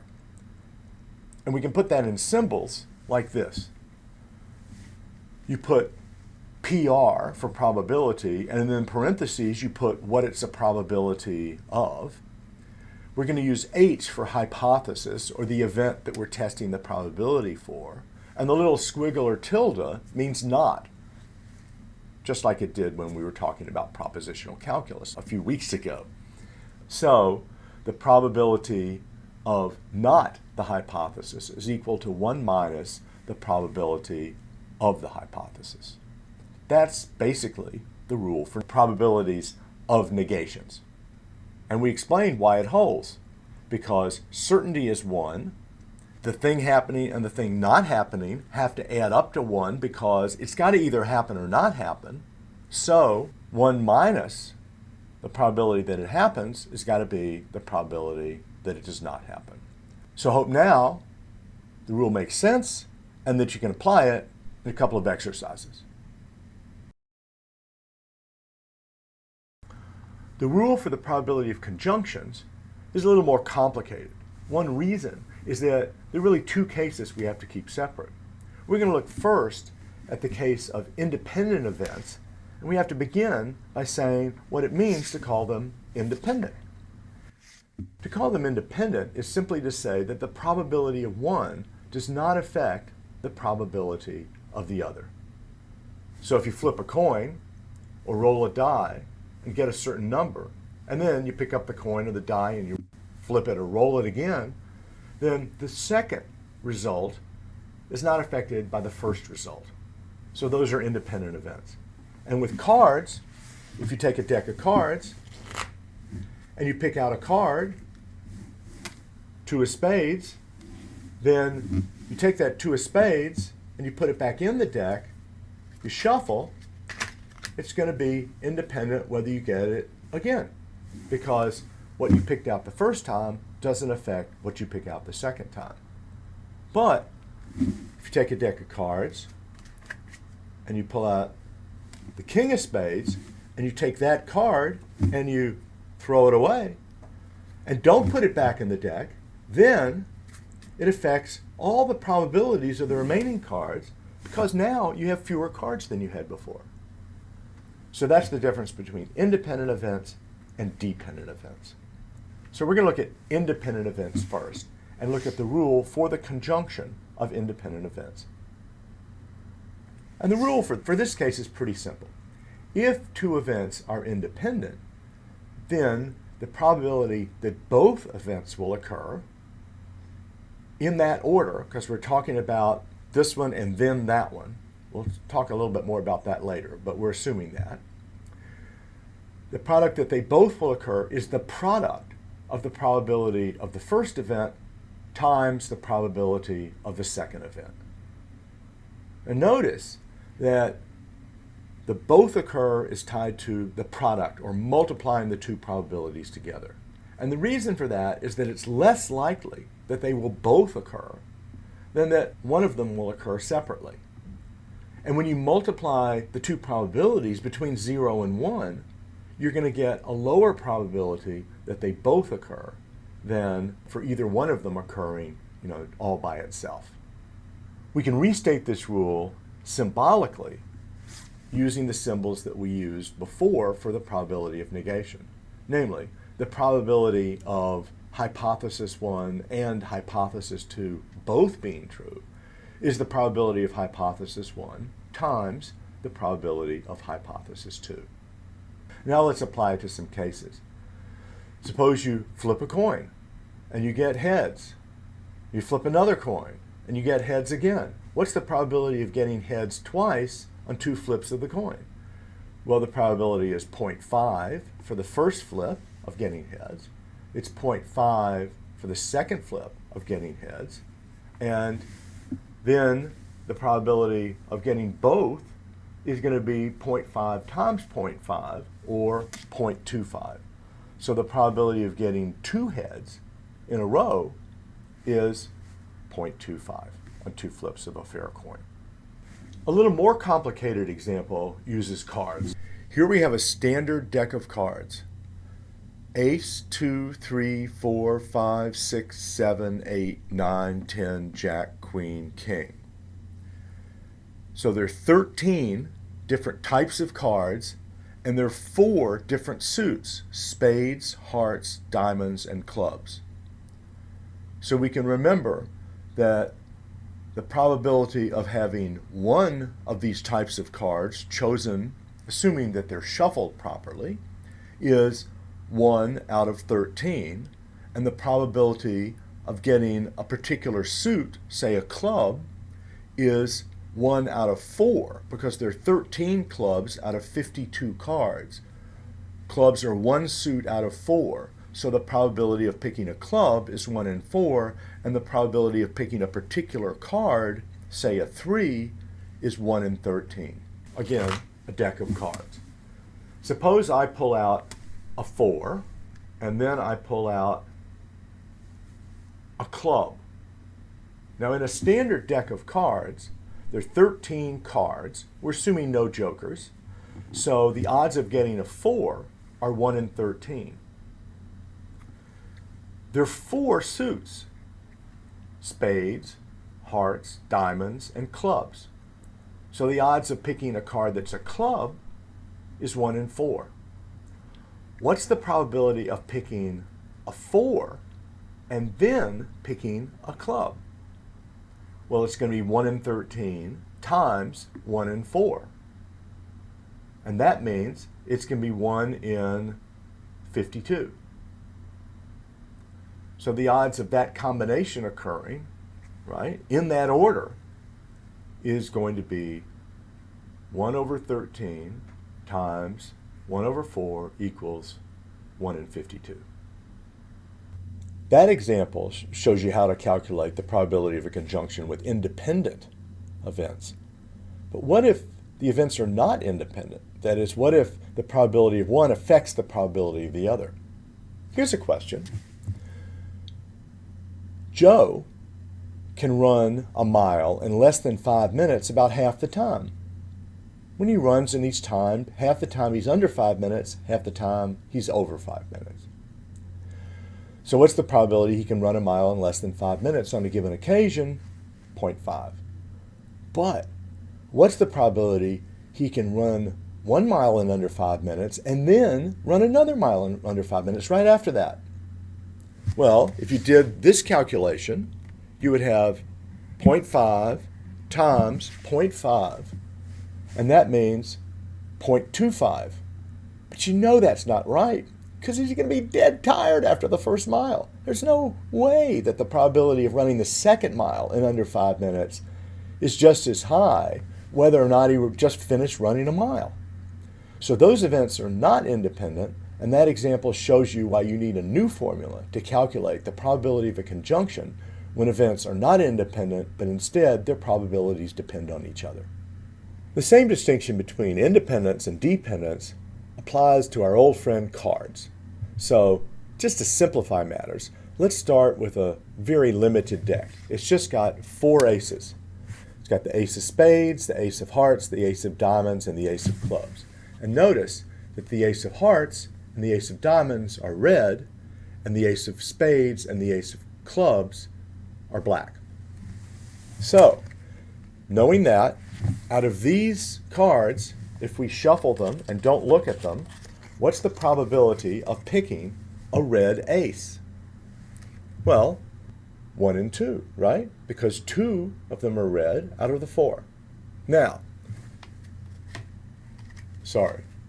Oh, a red one. I picked a red one. Now, let's put it back in the deck and shuffle them together. Okay? What's the probability now of picking another red ace? Again, 1 in 2. So if you look at the possibilities all laid out, the first pick is in the columns, right? So the leftmost column is if you pick an ace of spades on your first pick. Second column is ace of hearts on your first pick. Third column is ace of diamonds on your first pick. Fourth column is ace of clubs on your first pick. And then your second pick is the rows. And again, it's either spades, hearts, diamonds, or clubs. So there's 16 possible combinations of picks here in order. And how many of them are picks where you have 2 red aces? Well, this is one, this is one, this is one, and this is one. So the 4 possibilities in the middle are the possibilities where you've picked an ace that's red, both on your first pick and also on your second pick. So the odds of doing that are 4 out of 16, or 1 out of 4, or 0.25, just like we calculated using the formula. But what if there's no independence? Let's start with the same 4 aces. Okay? And what's the probability of picking a red ace? Still 1 in 2. So let's suppose I pick the ace of hearts, throw it away, do not put it back in the deck, and now I've only got 3 aces left. What's the probability of picking a second red ace without looking? Well, it's going to be 1 in 3 because one of them is red and the other 2 are not. There are 3 cards left. One of them is a red ace. The probability is 1 out of 2 times 1 out of 3 equals 1 out of 6 instead of the 1 out of 4 that we had when they were independent and you put the card back. So we need a different formula to generalize for this case where there's dependence. Okay? And this formula is going to use the conditional probability, which is just a fancy way of saying what I just mentioned to you, right? The conditional probability of picking a red ace on the second pick, given that I picked a red ace on the first pick and threw it away, is 1 in 3. Is how many times does X occur picking a red ace on the second pick out of the cases where I picked a red ace on the first pick and threw it away? And that's going to be your 1 in 3. So that's the conditional probability. And now the formula. The probability of both of 2 events occurring is the product of the probability of the first event occurring times the conditional probability of the second event occurring given that the first event occurred. That's where you use the conditional probability. Now notice when the events are independent, that conditional probability of the second event occurring given that the first event occurred is just going to be the same as the probability of the second event occurring because the first event doesn't affect the second event. So that first formula for independence is just an instance of this formula where the conditional probability of the second given the first is identical with the probability of the second. So that's why it's a generalized formula. It actually includes the first formula. But when they're independent, it's just simpler to think of the first formula alone. We can also symbolize this rule. We can say that the probability of hypothesis 1 and hypothesis 2 is equal to the probability of hypothesis 1 times the probability of hypothesis 2 given hypothesis 1. And that straight up and down line in this formula is what indicates conditional probability. This little formula here means the probability of hypothesis 2 given hypothesis 1. So you can use this rule to calculate the probability of any old conjunction, whether they're independent or not, But when they are independent, you might want to use that simpler rule, which was the first version of the probability of conjunction.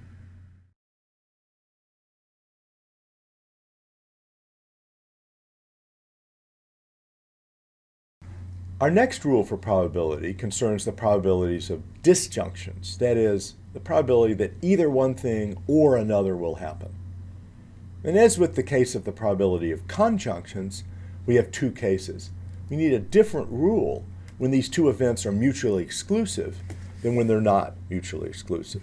We're going to look first at cases that are mutually exclusive. And what that means is simply that they cannot occur together.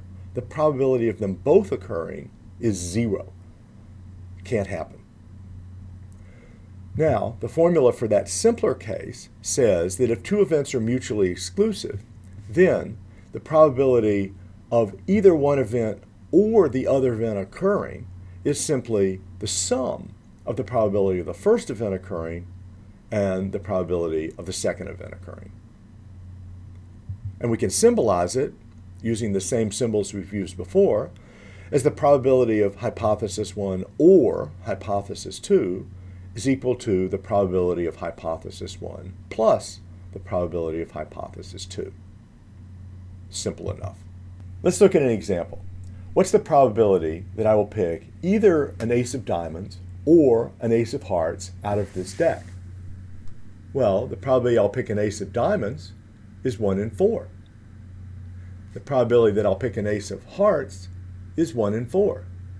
So the probability that I'll pick either one or the other is 1 in 4 plus 1 in 4, which is 2 in 4, which is 0.5. 2 times out of 4, 0.5. So this formula makes perfect sense when it's exclusive, when you cannot pick both an ace of diamonds and an ace of hearts on a single pick. Here's another example. It's a special case. We've been talking so far about permutations, which are ordered sets. So the two events in a conjunction would be flipping heads first and then tails second. We can also look at combinations where order doesn't matter. Flipping one heads and one tails out of two flips, but it doesn't matter what the order is. Then we have heads and tails in two flips, which means either a heads and then a tails, or a tails and then a heads. So we've got a disjunction. And we can figure out the probability of this combination, which is unordered, by looking at the disjunction of those two possibilities. Here's a chart showing the possibilities. If you take heads on flip 1, you're in the left-hand column. Tails on flip 1, you're in the right-hand column. Heads on flip 2, you're on the top row. Tails on flip 2, you're on the bottom row. Which of these, for the two flips, includes a heads and a tails where the order doesn't matter? And the answer is the upper right has tails on flip 1 and heads on flip 2, and the lower left has tails on flip 2 and heads on flip 1. So it's those two possibilities, this one and this one, out of the 4 that include the combination, one heads and one tails in any old order. And the disjunction is calculated by saying what's the probability of this, 0.25, 1 in 4, and the probability of this, 0.25, 1 in 4, and you add them together, because the probability of doing either one or the other is going to be the sum, just like the formula says. Next, we have to look at the general formula that applies whether or not the two events are mutually exclusive. And that's pretty simple. We're going to call it 3G for the generalized version of Rule 3. And what it says is that the probability of either one event occurring or the other event occurring is the sum of the probability of the first event occurring plus the probability of the second event occurring minus the probability that they both occur. Or, in symbols, the probability of H1 or H2 is equal to the probability of H1 plus the probability of H2 minus the probability of the conjunction of H1 and H2. So we're going to have to use that previous rule for conjunction to figure out what gets subtracted. But the more basic question is, why are we subtracting in the first place? And you can think about that in this example. What's the probability of getting heads on either the first flip or the second flip in 2 flips of a fair coin? Well, one way to figure this out might be to say, well, what's the probability of getting it on the first flip? Well, that's 0.5. What's the probability of getting it on the second flip? Well, that's 0.5. So let's add them together. And the probability of getting it on either the first flip or the second flip is 0.5 plus 0.5 equals 1. So it's absolutely certain that we're going to get a heads on either the first flip or the second flip of 2 flips of a fair coin. But you know that's not right, because sometimes you get 2 tails in a row. So that can't be the right way to calculate the probability. That's why you need to subtract the conjunction, because otherwise you're going to get the wrong answer. The right way then is 0.5 heads on the first flip, 0.5 heads on the second flip, minus the probability of both. But the question is, why do you have to subtract? And this little chart should show you why you have to subtract. Because the probability of getting heads on the first flip is the left-hand column. That's the upper one. You get heads on the first flip. The lower one, you get heads on the first flip. The probability of getting heads on the second flip is given by the top row. The first one, you get heads on the second flip. The second one, you get heads on the second flip. So if you want to add them together, you're adding together this one, and you're adding it to this one. That gives you 0.5 of getting heads on the first flip. Then you add it to the probability of this one plus this one, and that gives you 0.5 of getting heads on the second flip. But then if you add them together to get the probability of getting heads on either the first flip or the second flip, you've double counted the one in the upper left in red. You counted it in the probability of the first flip and also in the probability of the second flip. And you don't want to double count it, because then you'll get the wrong answer. So I hope this chart illustrates why, in order to generalize the formula for disjunction, we need to subtract the probability that both of the events will occur. Here's another example. Out of a standard deck of cards, what's the probability of picking either a 6 or a club? Well, we know that there are 4 6s and 13 different types of cards, so the probability of picking a 6 is 1 in 13. What's the probability of picking a club? Well, there are 13 clubs and 4 suits, so the probability of picking a club is 1 in 4. And if we add those probabilities together, we'll get 4 plus 13 makes 17 out of 52 cards. But that's not right, because you just double counted the 6 of clubs. You counted it as a club, and you also counted it as a 6. So in order to get the probability of picking either a 6 or a club, you need to add the probability of getting a 6, 1 in 13, to the probability of getting a club, 1 in 4, and subtract the probability of them both happening, namely getting a 6 of clubs, 1 in 52, because otherwise you'll be double counting that 6 of clubs. So now I hope you understand the rationale behind this generalized version of the rule for probabilities of disjunctions, and I hope you'll be able to do a few exercises using that rule. The 3 rules that we've studied are going to be enough to calculate the probabilities for any combination of propositions in propositional logic, because we've covered negation, and then conjunction, and then disjunction. And if you use them in various combinations, you can cover all of propositional logic. But it's still useful to look at one particular case, namely the probability of something happening in a series. Let's look at a simple example involving a very short series, only 2 events, and contraception. Assume that you want to prevent contraception and that you use 2 different methods. What's the probability of conception being prevented by using 2 methods at once? And let's assume that the probability is 0.9 of the first method working alone, and the probability is 0.9 of the second method working alone. How do you calculate the probability of preventing conception when you use both methods? Well, one move might be to say, let's add them together. 0.9 plus 0.9 is 1.8. So maybe the probability of preventing conception using them both is 1.8.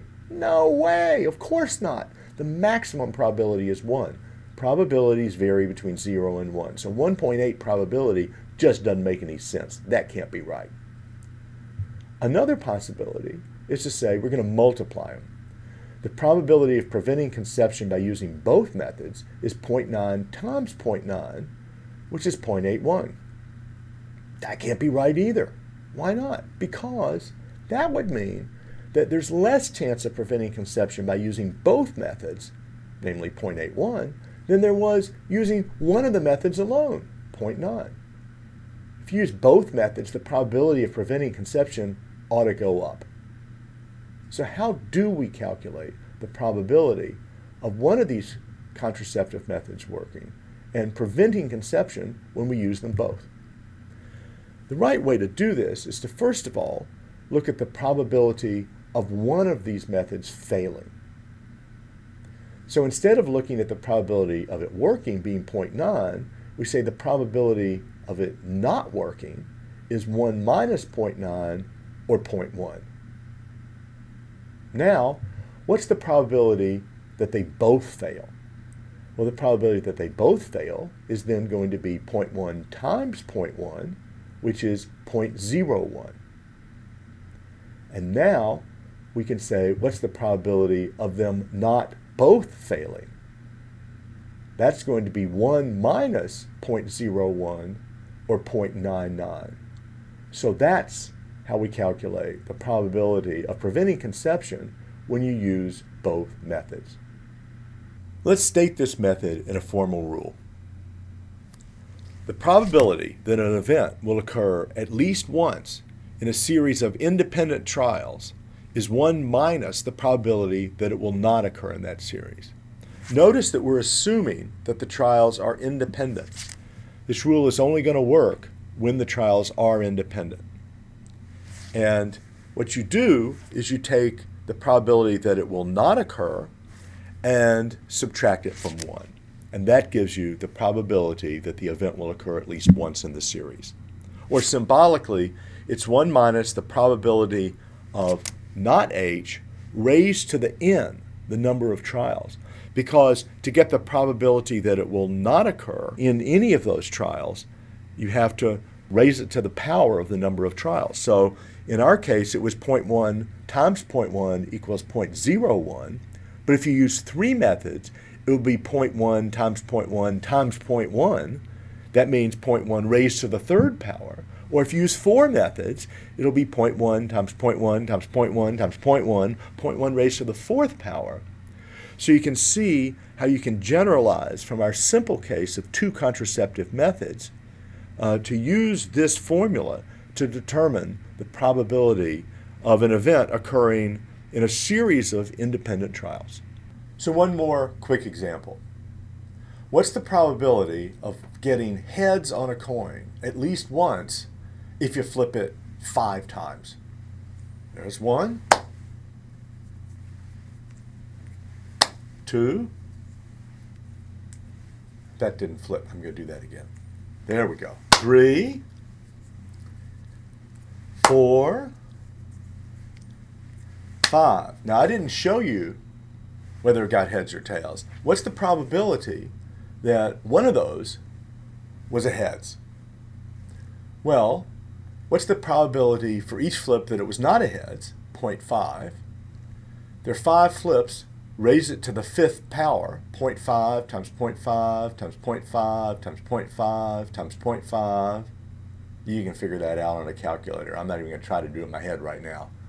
And then you subtract that from 1, and it gives you the probability that you get at least 1 heads in 5 independent flips.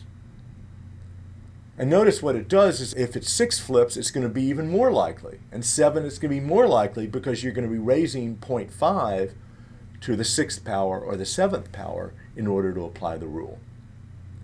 So that's just another example of how you take this rule regarding series and calculate the probability of the event occurring at least once in a series of independent trials. Coins and dice provide a nice, simple model of how to calculate probabilities, but everyday life is a lot more complicated, and it's not taken up with gambling. At least I hope your life is not taken up with gambling. So in order to make probabilities more applicable to everyday life, we need to look at slightly more complicated methods. Now, because these methods are more complicated, this lecture is going to be an honors lecture. It's optional. It will not be on the quiz, so don't get worried about that. But it is still useful, and it's fascinating, and it'll help you avoid some mistakes that a lot of people make and that create a lot of problems. So I hope you will stick with it and listen to this lecture, and there will be exercises to help you figure out whether you understand the material or not, but don't get too worried because it's not going to be on the quiz. The real problem that we'll be facing in this lecture is the problem of tests. We use tests all the time. We use tests to figure out whether you have a certain medical condition. We use tests to predict the weather or to predict people's future behavior. We have certain indicators of how they're going to act, either commit a crime or not commit a crime, but also whether they're going to pass, do well in school, or fail. We always use these tests when we don't know for certain, but we want some kind of evidence or some kind of indicator. The problem is none of these tests are perfect. They always contain errors of various sorts. And what we're going to have to do is to see how to take those errors of different sorts and build them together into a method and then a formula for calculating how reliable the method is for detecting the thing that we want to detect. This problem is a lot like a problem we faced earlier when we were talking about applying generalizations to particular cases, because here we're going to be applying probabilities to particular cases. So it'll seem familiar to you in certain parts, but you'll see that this case is a little trickier. The best examples occur in medicine. So just imagine that you go to your doctor for a regular checkup. You don't have any special symptoms, but he decides to do a few screening tests. And unfortunately, and very worryingly, it turns out that you test positive on one test for a particular form of cancer, a certain kind of medical condition.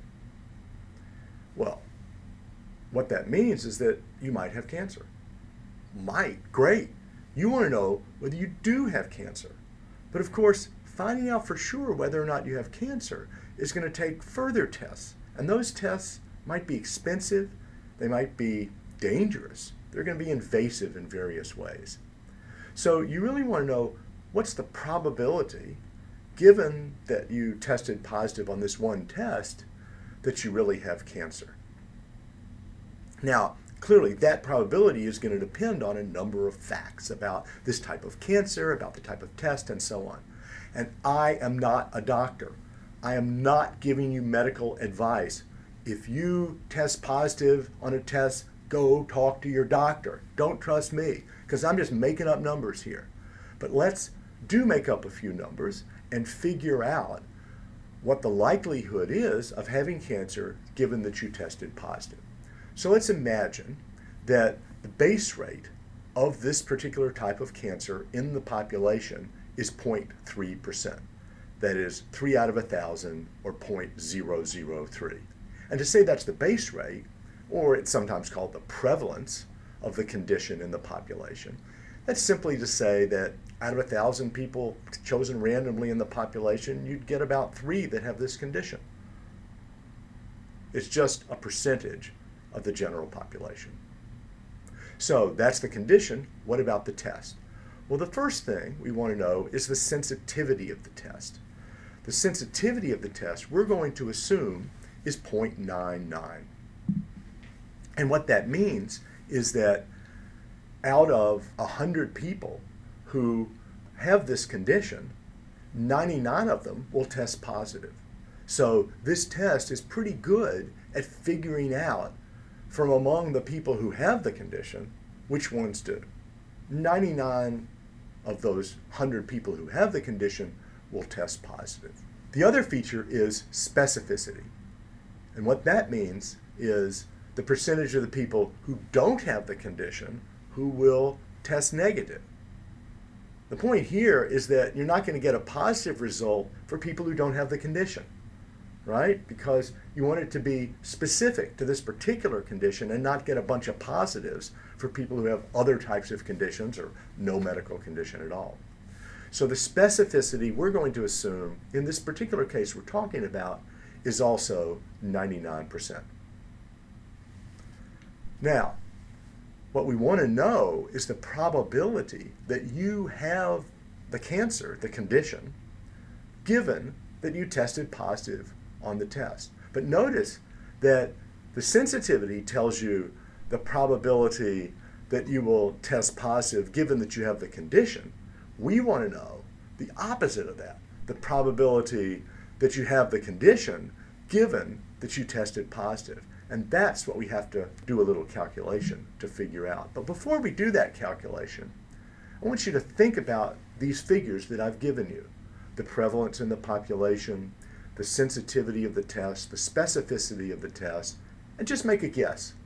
Just start out by writing down on a piece of paper what you think the probability is that you would have the cancer given that you tested positive on the test. Take a minute and think about it and write it down. But we don't want to just guess about medical conditions, about probabilities that really matter as much as this one do. Instead, we want to calculate what the probability really is. So let's go through it carefully and show you how to use what I'll call the box method in order to calculate the real likelihood that you have the condition given that you got a positive test result. What we need to do is to divide the population into 4 different groups. The group that has the condition and tested positive, the group that has the condition and tested negative, the group that doesn't have the condition and tested positive, and the group that doesn't have the condition and tested negative. And this chart will show you a nice simple way of organizing all of that information. Because this row, the top row, tells you all the people who tested positive. The bottom row tells you the people who tested negative. Then the left column gives you the people who do have the medical condition, in this case some kind of cancer. And the right column tells you the people who do not have that condition. Now, what we need to do is to start filling it out with numbers. Now, the first thing we need to specify is the population. In this case, we want to start with a big enough population that we're not going to have a lot of fractions in the other boxes. So let's just imagine that the population is 100,000. Make it 1 million or 10 million. It doesn't matter because we're going to be interested in the ratios of the different groups. We can use that 100,000 to fill out the other boxes if we know the prevalence or the base rate.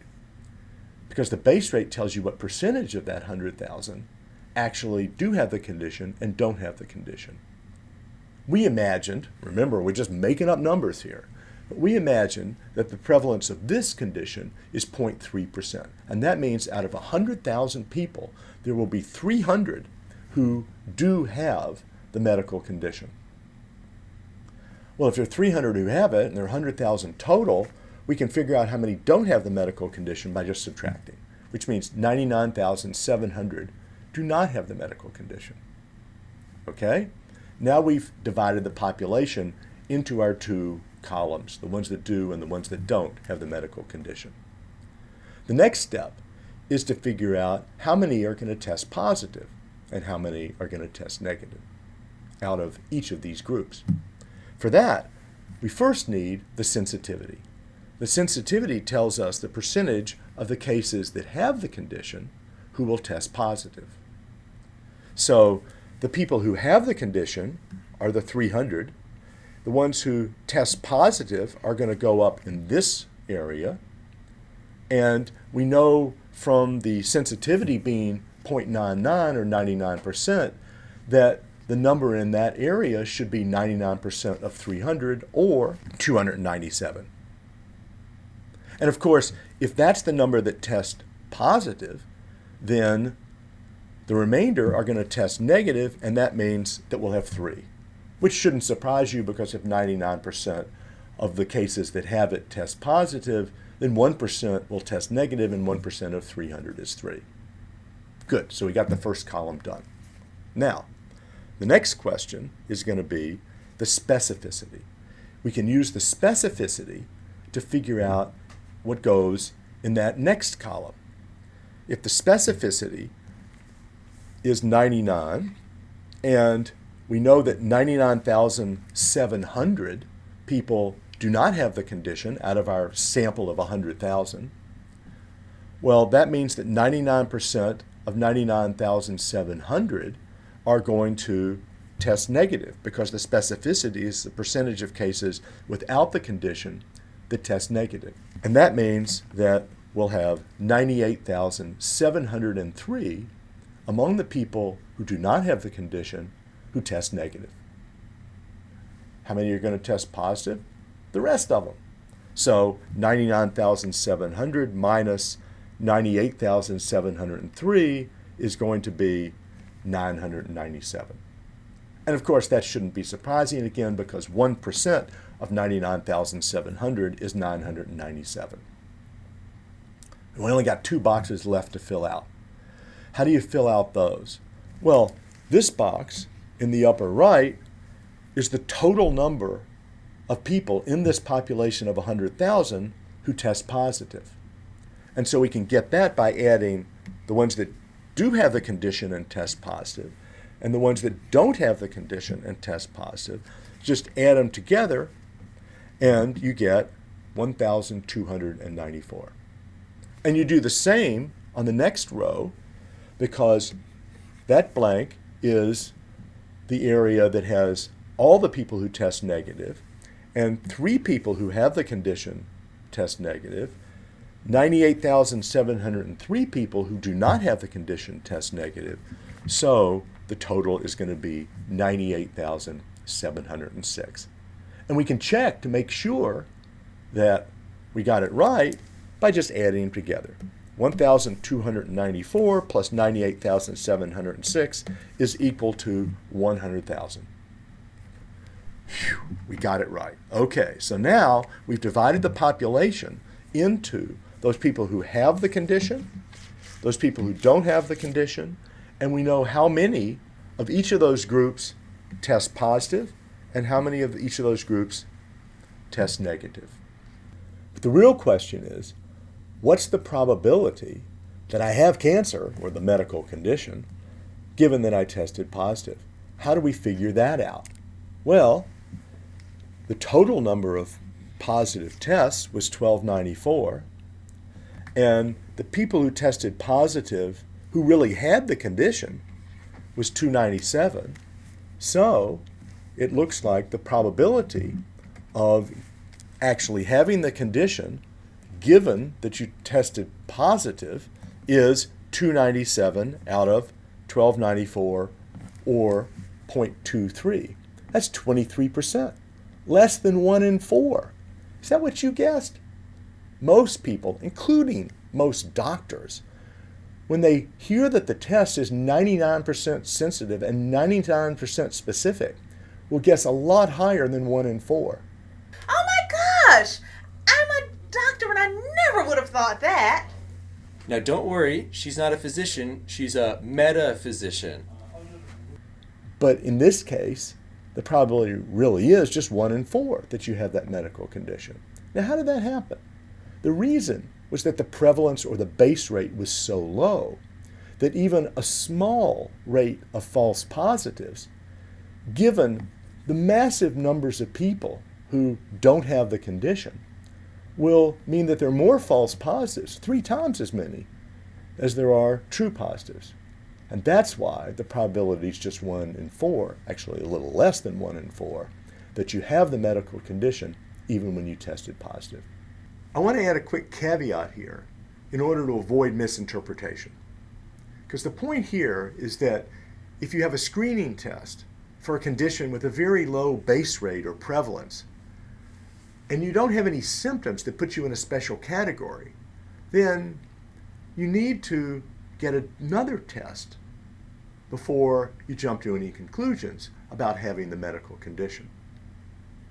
Because if you have that other test, then the fact that you tested positive on the first test puts you in a smaller class with a much higher base rate or prevalence, and now the probability is going to go up. Most doctors know that, and that's why after the first test they don't jump to conclusions and they order another test. But many patients don't realize that, and they get extremely worried after a single test, even when they don't have any symptoms. So that's the mistake that we're trying to avoid here. Now that's surprising, but it actually applies to many different areas of life. It applies, for example, to medical tests with all kinds of other diseases, not just cancer or colon cancer, but pretty much every disease where the prevalence is extremely low. It applies also to drug tests. If somebody gets a positive drug test, does that mean they really were using drugs? Well, if it's a population where the base rate or prevalence of drug use is quite low, then it might not. Of course, if you assume that the prevalence or base rate is quite high, then you're going to believe that drug test. But you need to know the facts about what the prevalence or base rate really is in order to calculate accurately the probability that this person really was using drugs. Same applies to evidence in legal trials. Take eyewitnesses, for example. It's very tricky. Someone's trying to use their eyes as a test for what they see. They might identify a friend, or they might just say, that car that did the hit and run accident was a Porsche. Well, how good are they at identifying Porsches? If they get it right most of the time, but not always, and sometimes they don't get it right when it is a Porsche, then we've got the sensitivity and specificity of what they identify, and we can use that to calculate how likely it is that their evidence in the trial really is reliable or not. Another example is the prediction of future behavior. We might have some kind of marker that a certain group of people with that marker have a certain likelihood of committing crimes. But if crimes are very rare in that community and every other, then a test which has a pretty good sensitivity and specificity still might not be good enough when we're talking about something like crime that's actually very rare and has a very low prevalence or base rate in most communities. And the same applies to failing out of school. Are SAT scores or GRE scores going to be good predictors of who's going to fail out of school? Well, if very few people fail out of school so that the prevalence and base rate is very low, then even if they're pretty sensitive and specific, they might not be good predictors. So this same type of problem arises in a lot of different areas. And I'm not going to go through more examples right now, but we'll have plenty of examples in the exercises at the end of this chapter. I want to end, though, by saying a few things that are a bit more technical about this method. First, there's a lot of terminology to learn, because when you read about using this method in other areas for other types of topics, then you'll run into these terms, and it's a good idea to know them. So first, the cases where the person does have the condition and also tests positive are called hits, or true positives. Different people use different terms. The cases where the person tests positive but they don't have the condition are called false positives, or false alarms. The cases where a person really does have the condition but tests negative are called misses, or false negatives. And the cases where the person does not have the condition and the test comes out negatives are called true negatives, because they're negative and it's true that they don't have the condition. If we put together the false negatives and the true negatives, we get the total set of negatives. And if we put together the true positives and the false positives, we get the total set of positives. And of course, we have the general population, and within that population, a percentage that have the condition and a percentage that don't have the condition. Now, what's the base rate? The base rate in this population is simply the set that have the condition divided by the total population, which is box 7 divided by box 9. If we use E for the evidence and H for the hypothesis being true that the condition really does exist, then that's the probability of H. And the sensitivity is going to be the total number of true positives divided by the total number of people with the condition, because it's the percentage of people who have the condition and test positive. Okay? So that's the probability of E given H, and it's box 1 divided by box 7. The specificity, in contrast, is the ratio of it being a true negative to the total number of people who do not have the condition. That is, the probability of not E, that is, not having the evidence of a positive test result, given not H, given that you're in this second column where the hypothesis is false because you don't have the condition. So that's box 5 divided by box 8. That's the specificity. So we can define all of these in terms of each other. The hits divided by the total with that condition is going to be the sensitivity. And you can use this terminology to guide your way through this box. And the big question is again going to be, what's the solution? What's the probability of the hypothesis having the condition given the evidence, that is, a positive test result? That's going to be box 1 divided by box 3. And as we saw in the case that we just went through, that gives you the probability of having the medical condition, or colon cancer, given a positive test result. That's called the posterior probability, or in symbols, the probability of the hypothesis given the evidence. So I hope this terminology helps you understand some of the discussions of this if you go on and read about it in the literature. This procedure that we've been discussing is actually just an application of a famous theorem called Bayes' theorem, after Thomas Bayes, an 18th century English clergyman, who was also a mathematician and proved this extremely important theorem in probability theory. Now, some of you out there will use the boxes and it'll make sense to you, but some Courserians, I assume, are mathematicians and they want to see the mathematics behind it. So now, I want to show you how to derive Bayes' theorem from the rules of probability that we learned in earlier lectures. So for all you math nerds out there, here goes. You start with rule 2G. apply it to the probability that the evidence and the hypothesis are both true. And by the rule, that probability is equal to the probability of the evidence times the probability of the hypothesis given the evidence. You have to have that conditional probability because they're not independent. Then, you simply divide both sides of that by the probability of the evidence. A little simple algebra.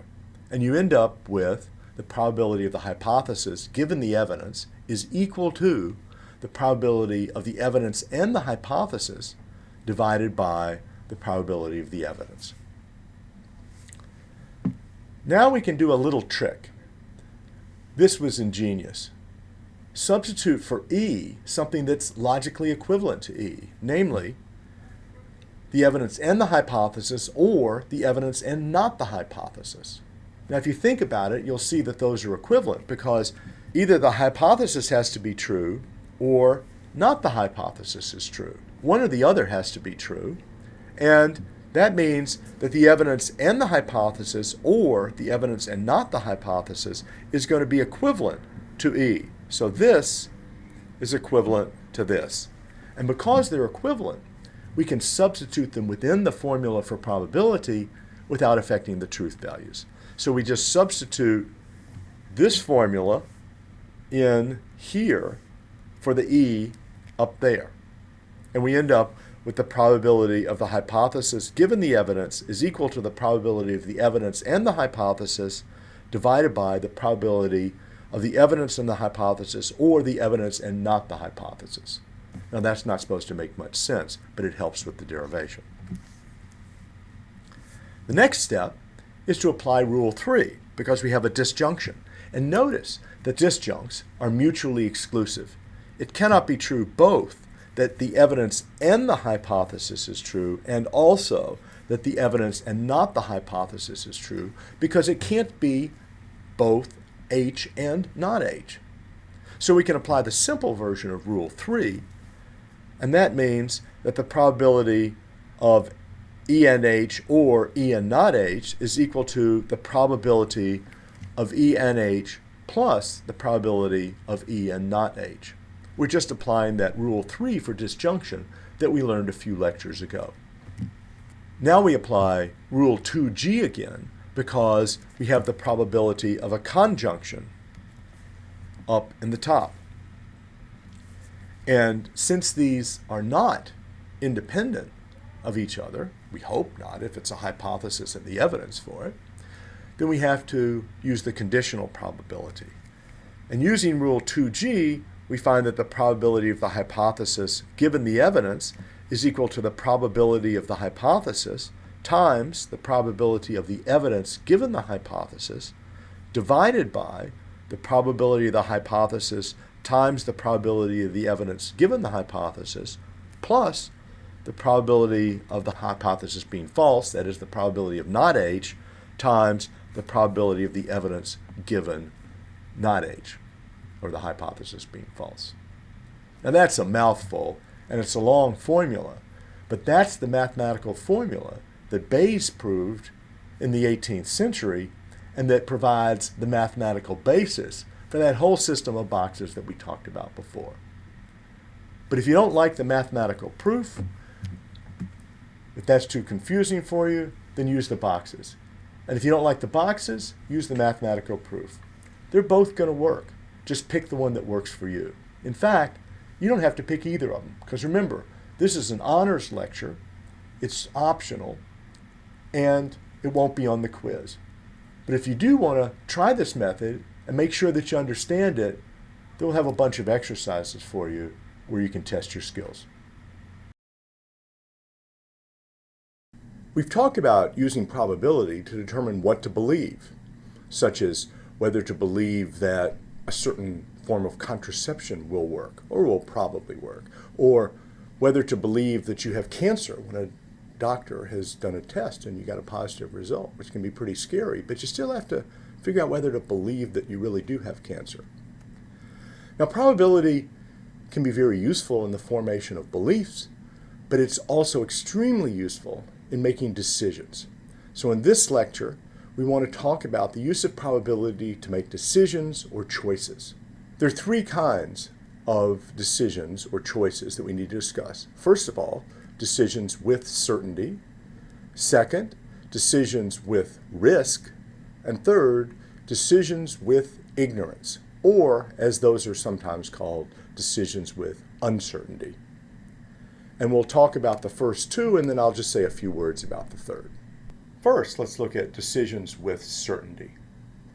A decision with certainty is one where you know exactly what's going to happen. You know what the effects are going to be, and you know it definitely. It's not that it's probably going to happen. You know what's going to happen. You know the good effects and the bad effects. So there's no uncertainty. Everything's certain.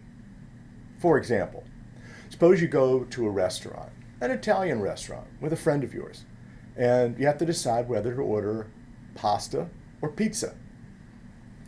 Some really nice eggplant parmesan on top of pasta that you like at this restaurant. And they also have really good mushroom pizza. So you have to think about that. But you know that if you order the eggplant parmesan pasta, then they're going to bring it to you. And you know that if you order the mushroom pizza, they'll make one for you. And you've got enough money for both of them. So there's no uncertainty. You know what you're going to get.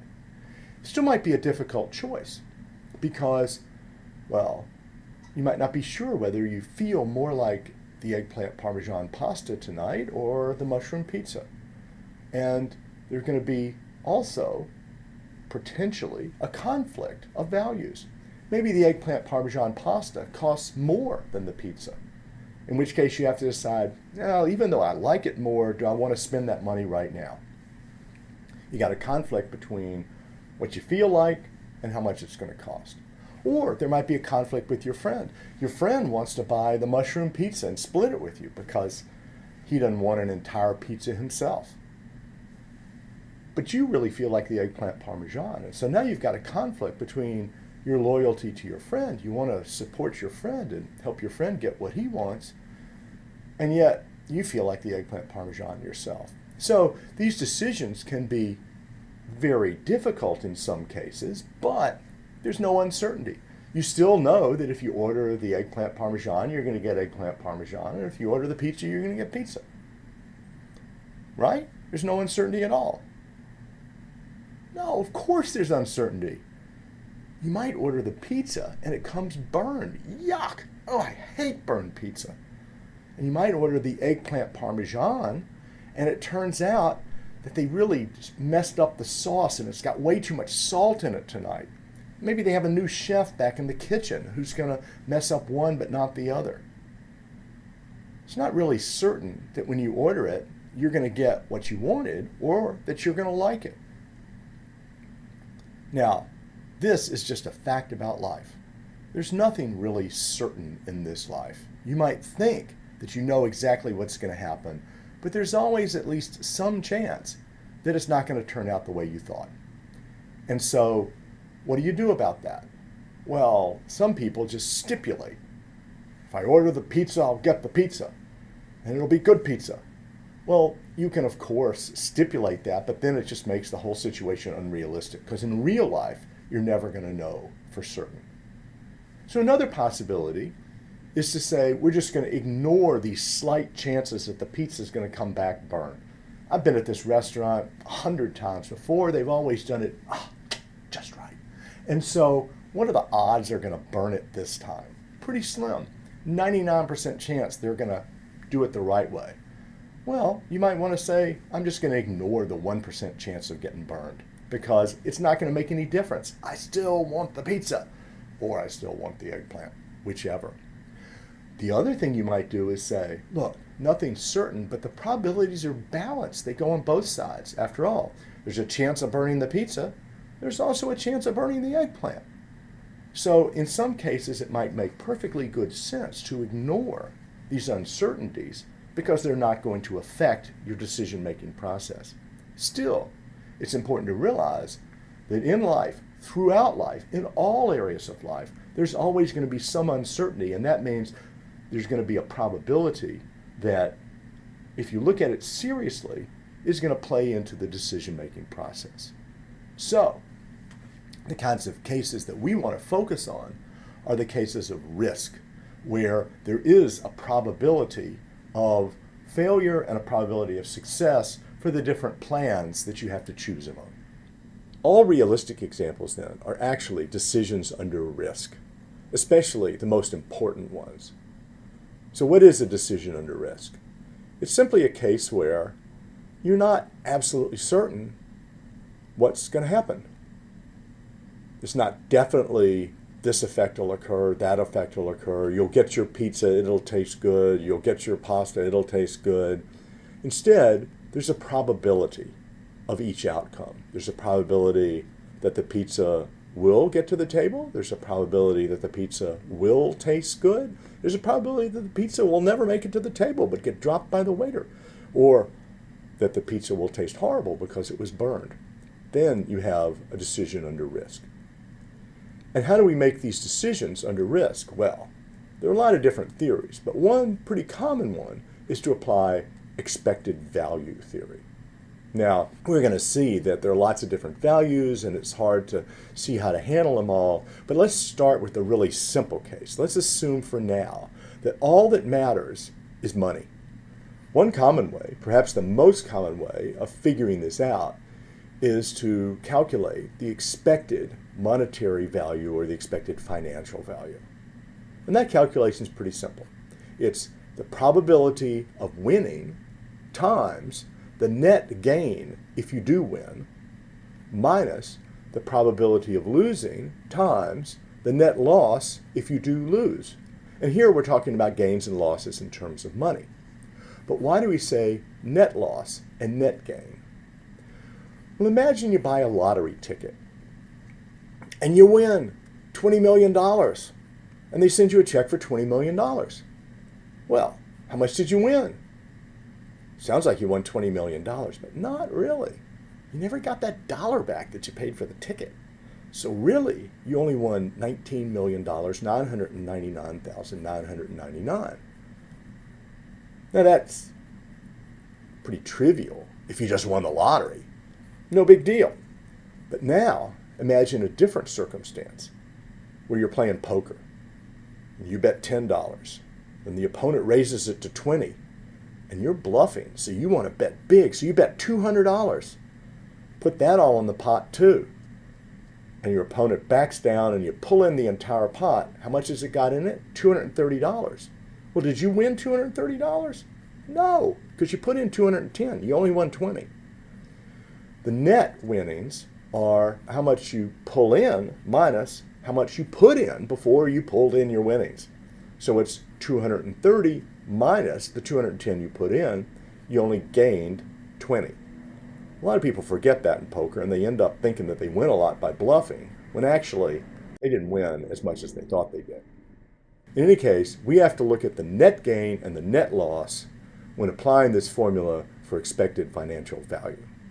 Let's do a few examples of calculating expected financial values, and let's do them with a deck of cards because we're familiar with that.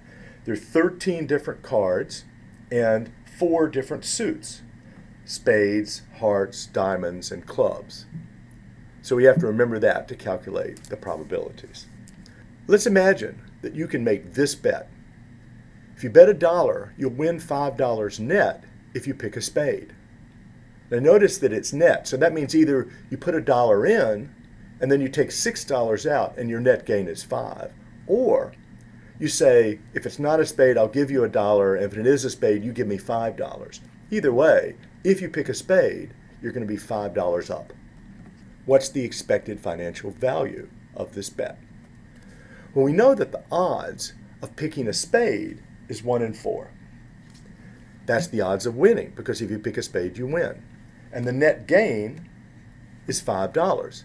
So to calculate the expected financial value, we need to multiply this 1/4, the odds of picking a spade, times 5, the number of dollars that you win net if you win. And then we have to subtract the odds of losing, 3/4, because if you pick a heart, a diamond, or a club, then you'll lose. And what do you lose? You lose $1. So 1/4 times 5 is 5/4.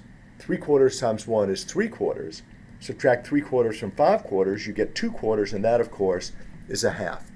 So the expected financial value of this bet is 1/2. Now, compare that bet to another bet. In this bet, if you bet $1, you're going to win 10. That sounds pretty good. Instead of winning 5, you're going to win 10. But you only win $10 net if you pick an ace. And there are 13 cards, so we have to redo the calculations. And the probability of picking an ace is 1 in 13.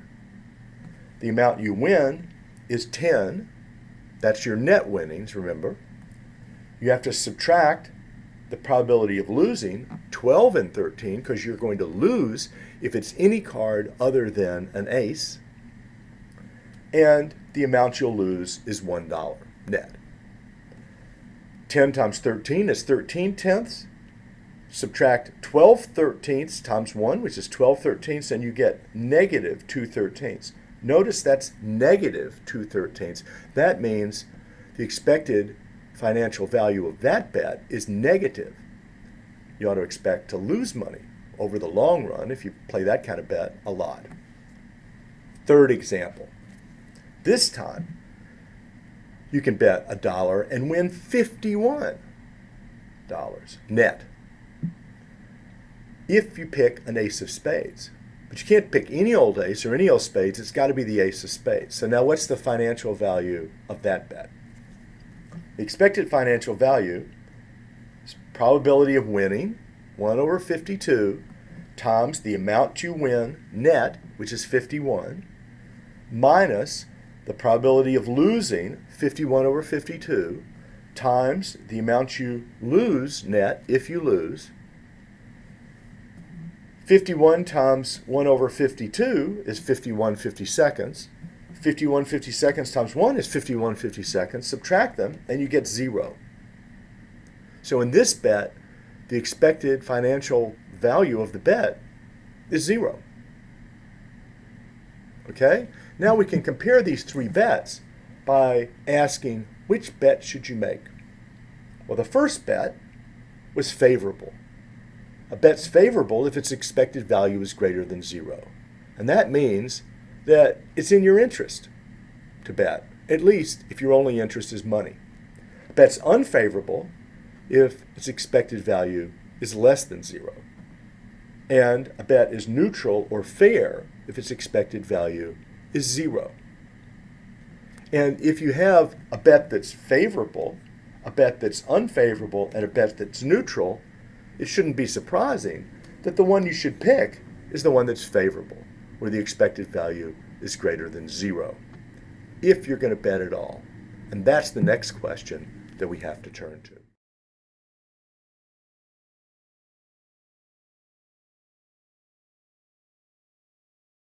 In the previous lecture, we saw that if you're going to bet, then you ought to pick a favorable bet over an unfavorable bet, and even over a neutral or fair bet.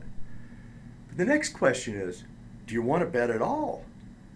And there, we have to look at other values besides money. Let's consider this case. Suppose that you can't just bet $1. This game's not for fun. These are serious gamblers. Your minimum bet is $100,000. And now, if you draw a spade, you win $1 million net. Cool. Well, what's the expected financial value? One chance in 4 of picking a spade. The amount you win net is $1 million. You have to subtract the probability of losing, 3 out of 4, because you lose if you pick a heart, a diamond, or a club, times the amount you bet, which is $100,000. Pretty neat. This bet's got an expected financial value of $175,000. Now that sounds like a great bet, but is it really a great bet? It is favorable, but it's only favorable financially. Imagine that $100,000 is all the money you got in the world. It's what you use to pay your rent with. It's all your retirement money. And if you lose it, you're going to be out on the street with nothing. Then, should you bet this money? No, absolutely not. It just doesn't make sense to take that kind of risk with this money if you're going to be out on the street if you lose, because you got 3 chances in 4 of losing.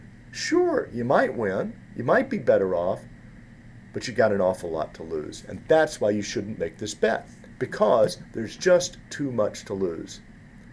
Now, what does that mean? Think about what it means that there's too much to lose. It's not that there's too much money to lose, because you've just calculated the financial value of the bet. What really is the loss is security. You're not going to have a place to live. You're not going to know how to make ends meet or buy your next meal. That's the problem, is there are lots of other values besides money.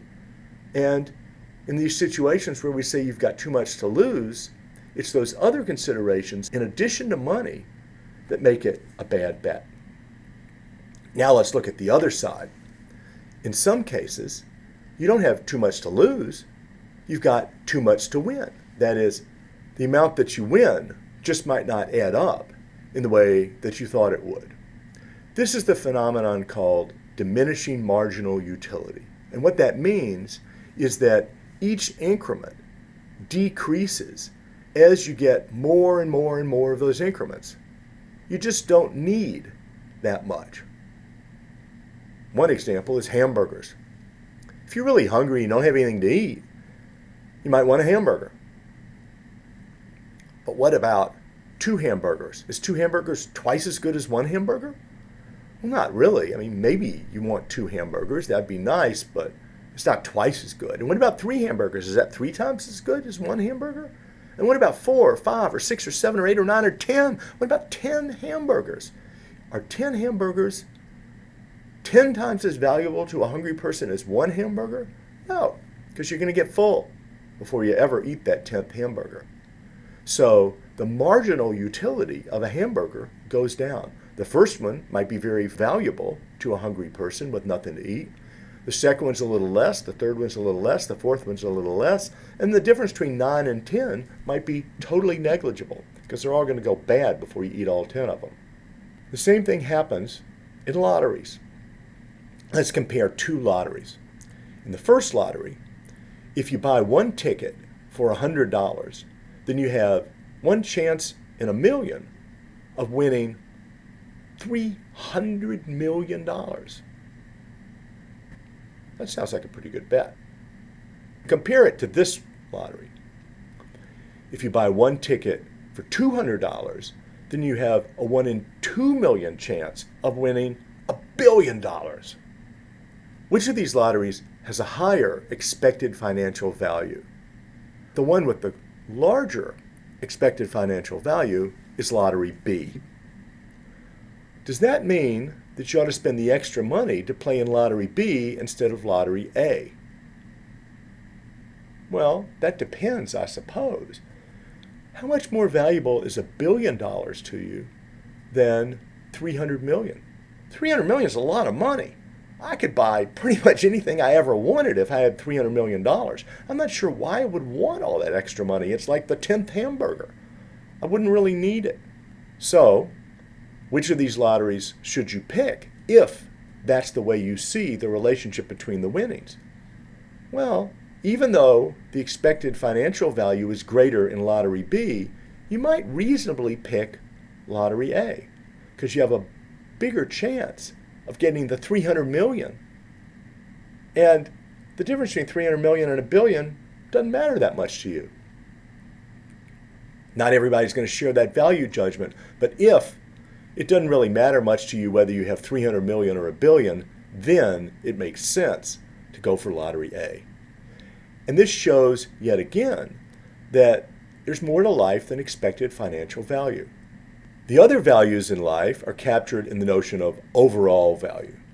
The actual overall value, or sometimes called utility of an act, is simply all of the good and bad effects that the act actually has, the values of those effects, positive values and negative values calculated together. And the expected overall value of the bet or of an action sometimes called the expected utility of the act, is all of the good and bad effects of the act multiplied by the probability of each of those effects. So you bring not just the values into play, but also the probabilities. And if you're really going to decide what you ought to do, you shouldn't be looking just at money. You should be looking at all the different values, including security, as we mentioned, or how much good the money's really going to do you if you're going to have $300 million anyway. There's lots of other things to consider. The problem is, how do you calculate that? How are you going to actually calculate overall value or expected overall value? Here's an example to show how hard it is. Imagine that you have a friend that you'd love playing with after school, and you then get an offer of a job, and you can make a bunch of money by doing the job after school, but then you won't get to play with your friend. Well, how are we going to figure this out? Let's calculate the expected overall value. What's the probability that if you take the job, you won't be such good friends with them anymore because you won't be playing as much, and then you'll lose your friend? And what's the value of that friend? You got to multiply the probability of losing your friend by the value of that friend. Whoa. How are you going to do that? How do you put a dollar value on that friendship? How do you figure out the probability that your friend's going to leave you and not be as close anyway as he was before? Well, you just can't do that. You can't really put it into numbers like that. Now, some economists have very sophisticated techniques for taking preferences and attaching values to those preferences and then multiplying by probabilities.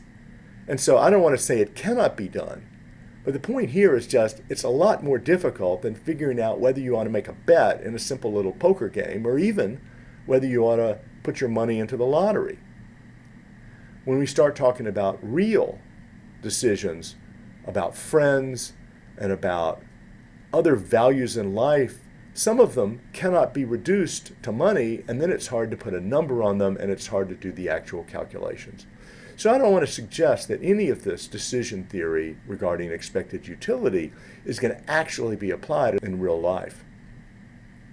Another reason that's worth mentioning is that third kind of decision that I mentioned at the beginning of the lecture, namely decisions with ignorance. Sometimes you don't even know the probabilities, and if you don't know the probabilities, you can't enter the probabilities in the formula for expected utility or expected financial value or expected overall value. If you don't know the probabilities, how are you going to calculate? You can't.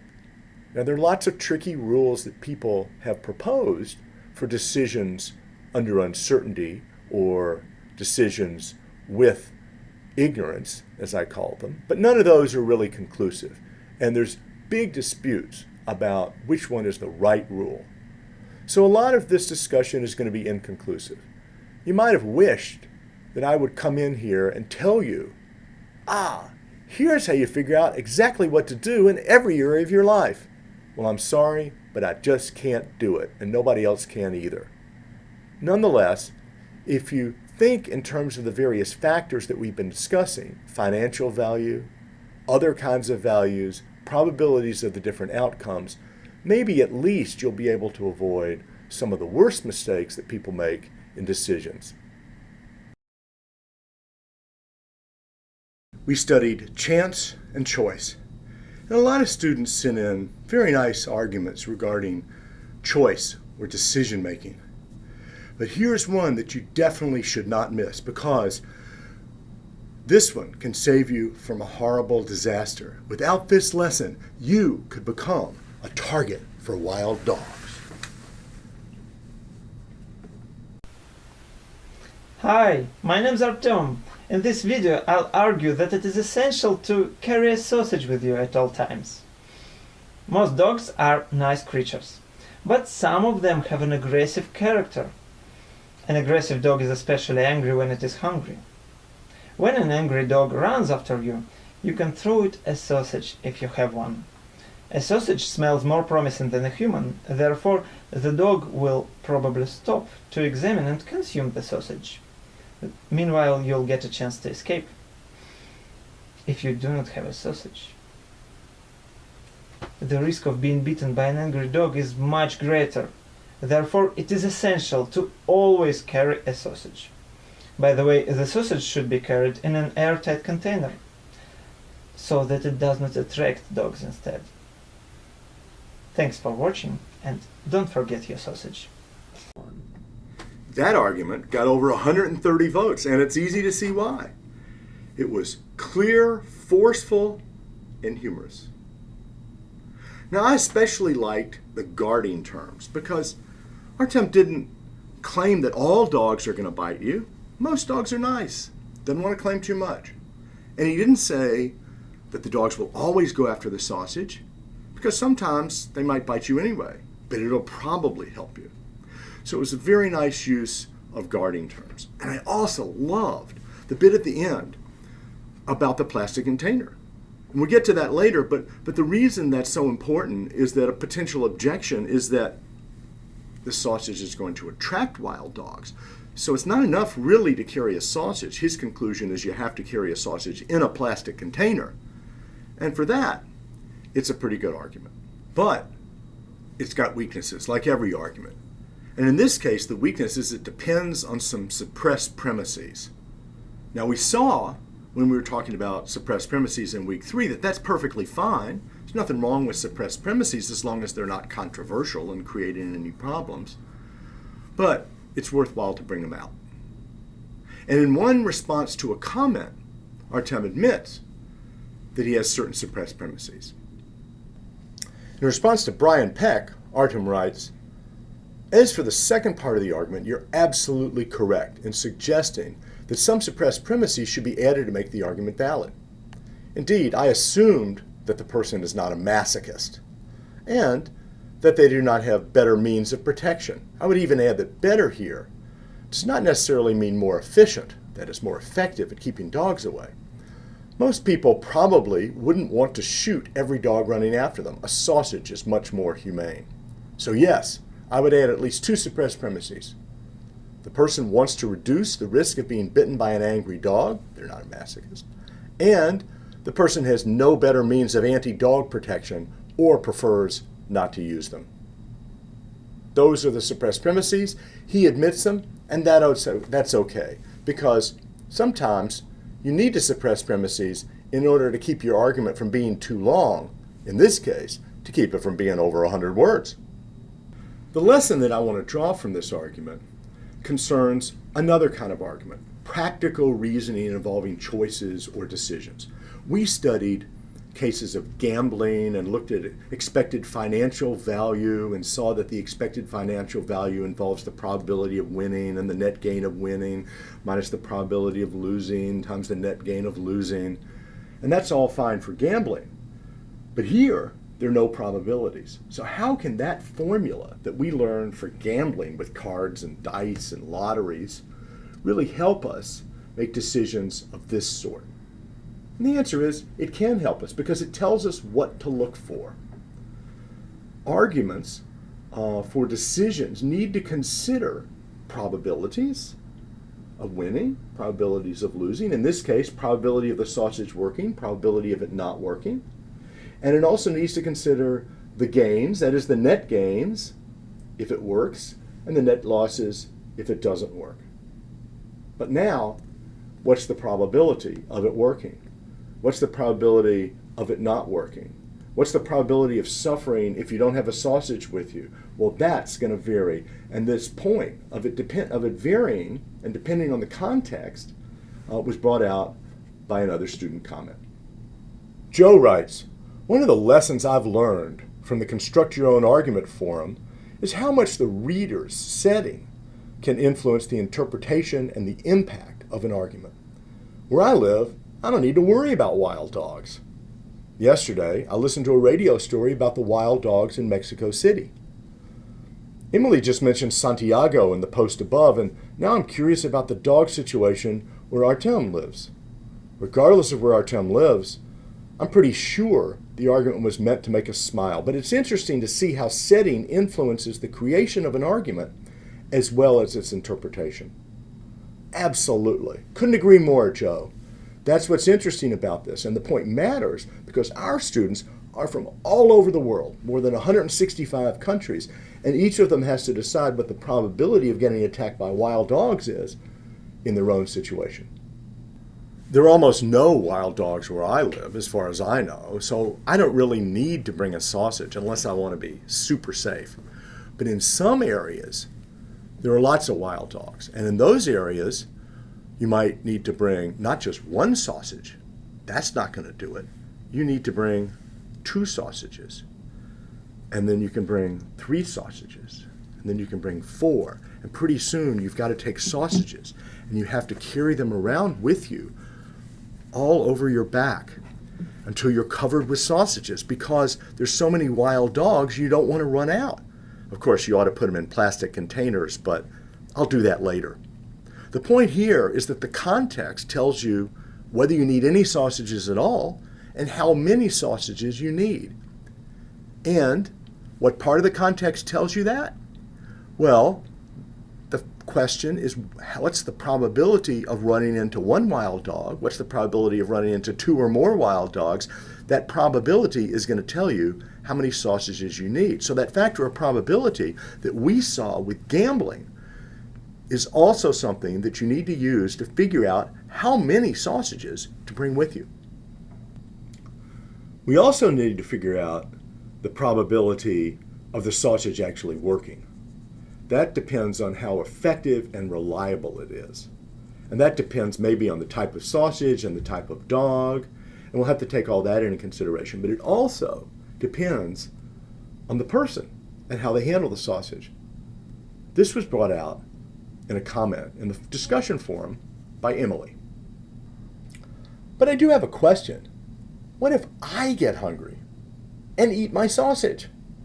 Or say one dog chases me, I throw it a sausage, and another angry dog sees it happen and starts to chase me. How many sausages should I carry to assure that I have enough sausage and for all angry, hungry dogs at all times?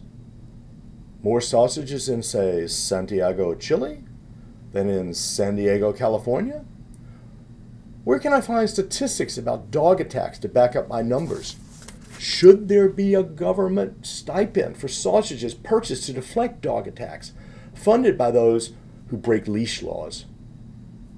I can see all sorts of possibilities opening up. Well, we've talked about the problem of there being more than one dog, but now we've got another problem. What if somebody who holds their sausage to keep the dog away decides, I'm hungry? Then they're in trouble. Well, Emily, nothing is foolproof. That is, nothing's going to work if you're a fool. All that Artem's method can do is tell you how to keep the dogs away. If you eat your sausage, there's nothing we can do for you, or for the dogs for that matter. So I don't think the fact that you might eat your sausage shows there's anything wrong with Artem's argument. Instead, it shows there's something wrong with the people who eat their sausages when they're surrounded by wild dogs. Another lesson is that the strength of an argument like this depends on the available alternatives. There might be other ways of keeping wild dogs away, and we always have to think about those options. To overlook a better way of achieving the same goal is a kind of fallacy. I don't know what to call it, but it makes a bad argument. And this point was brought out by several of the student comments on Artem's argument.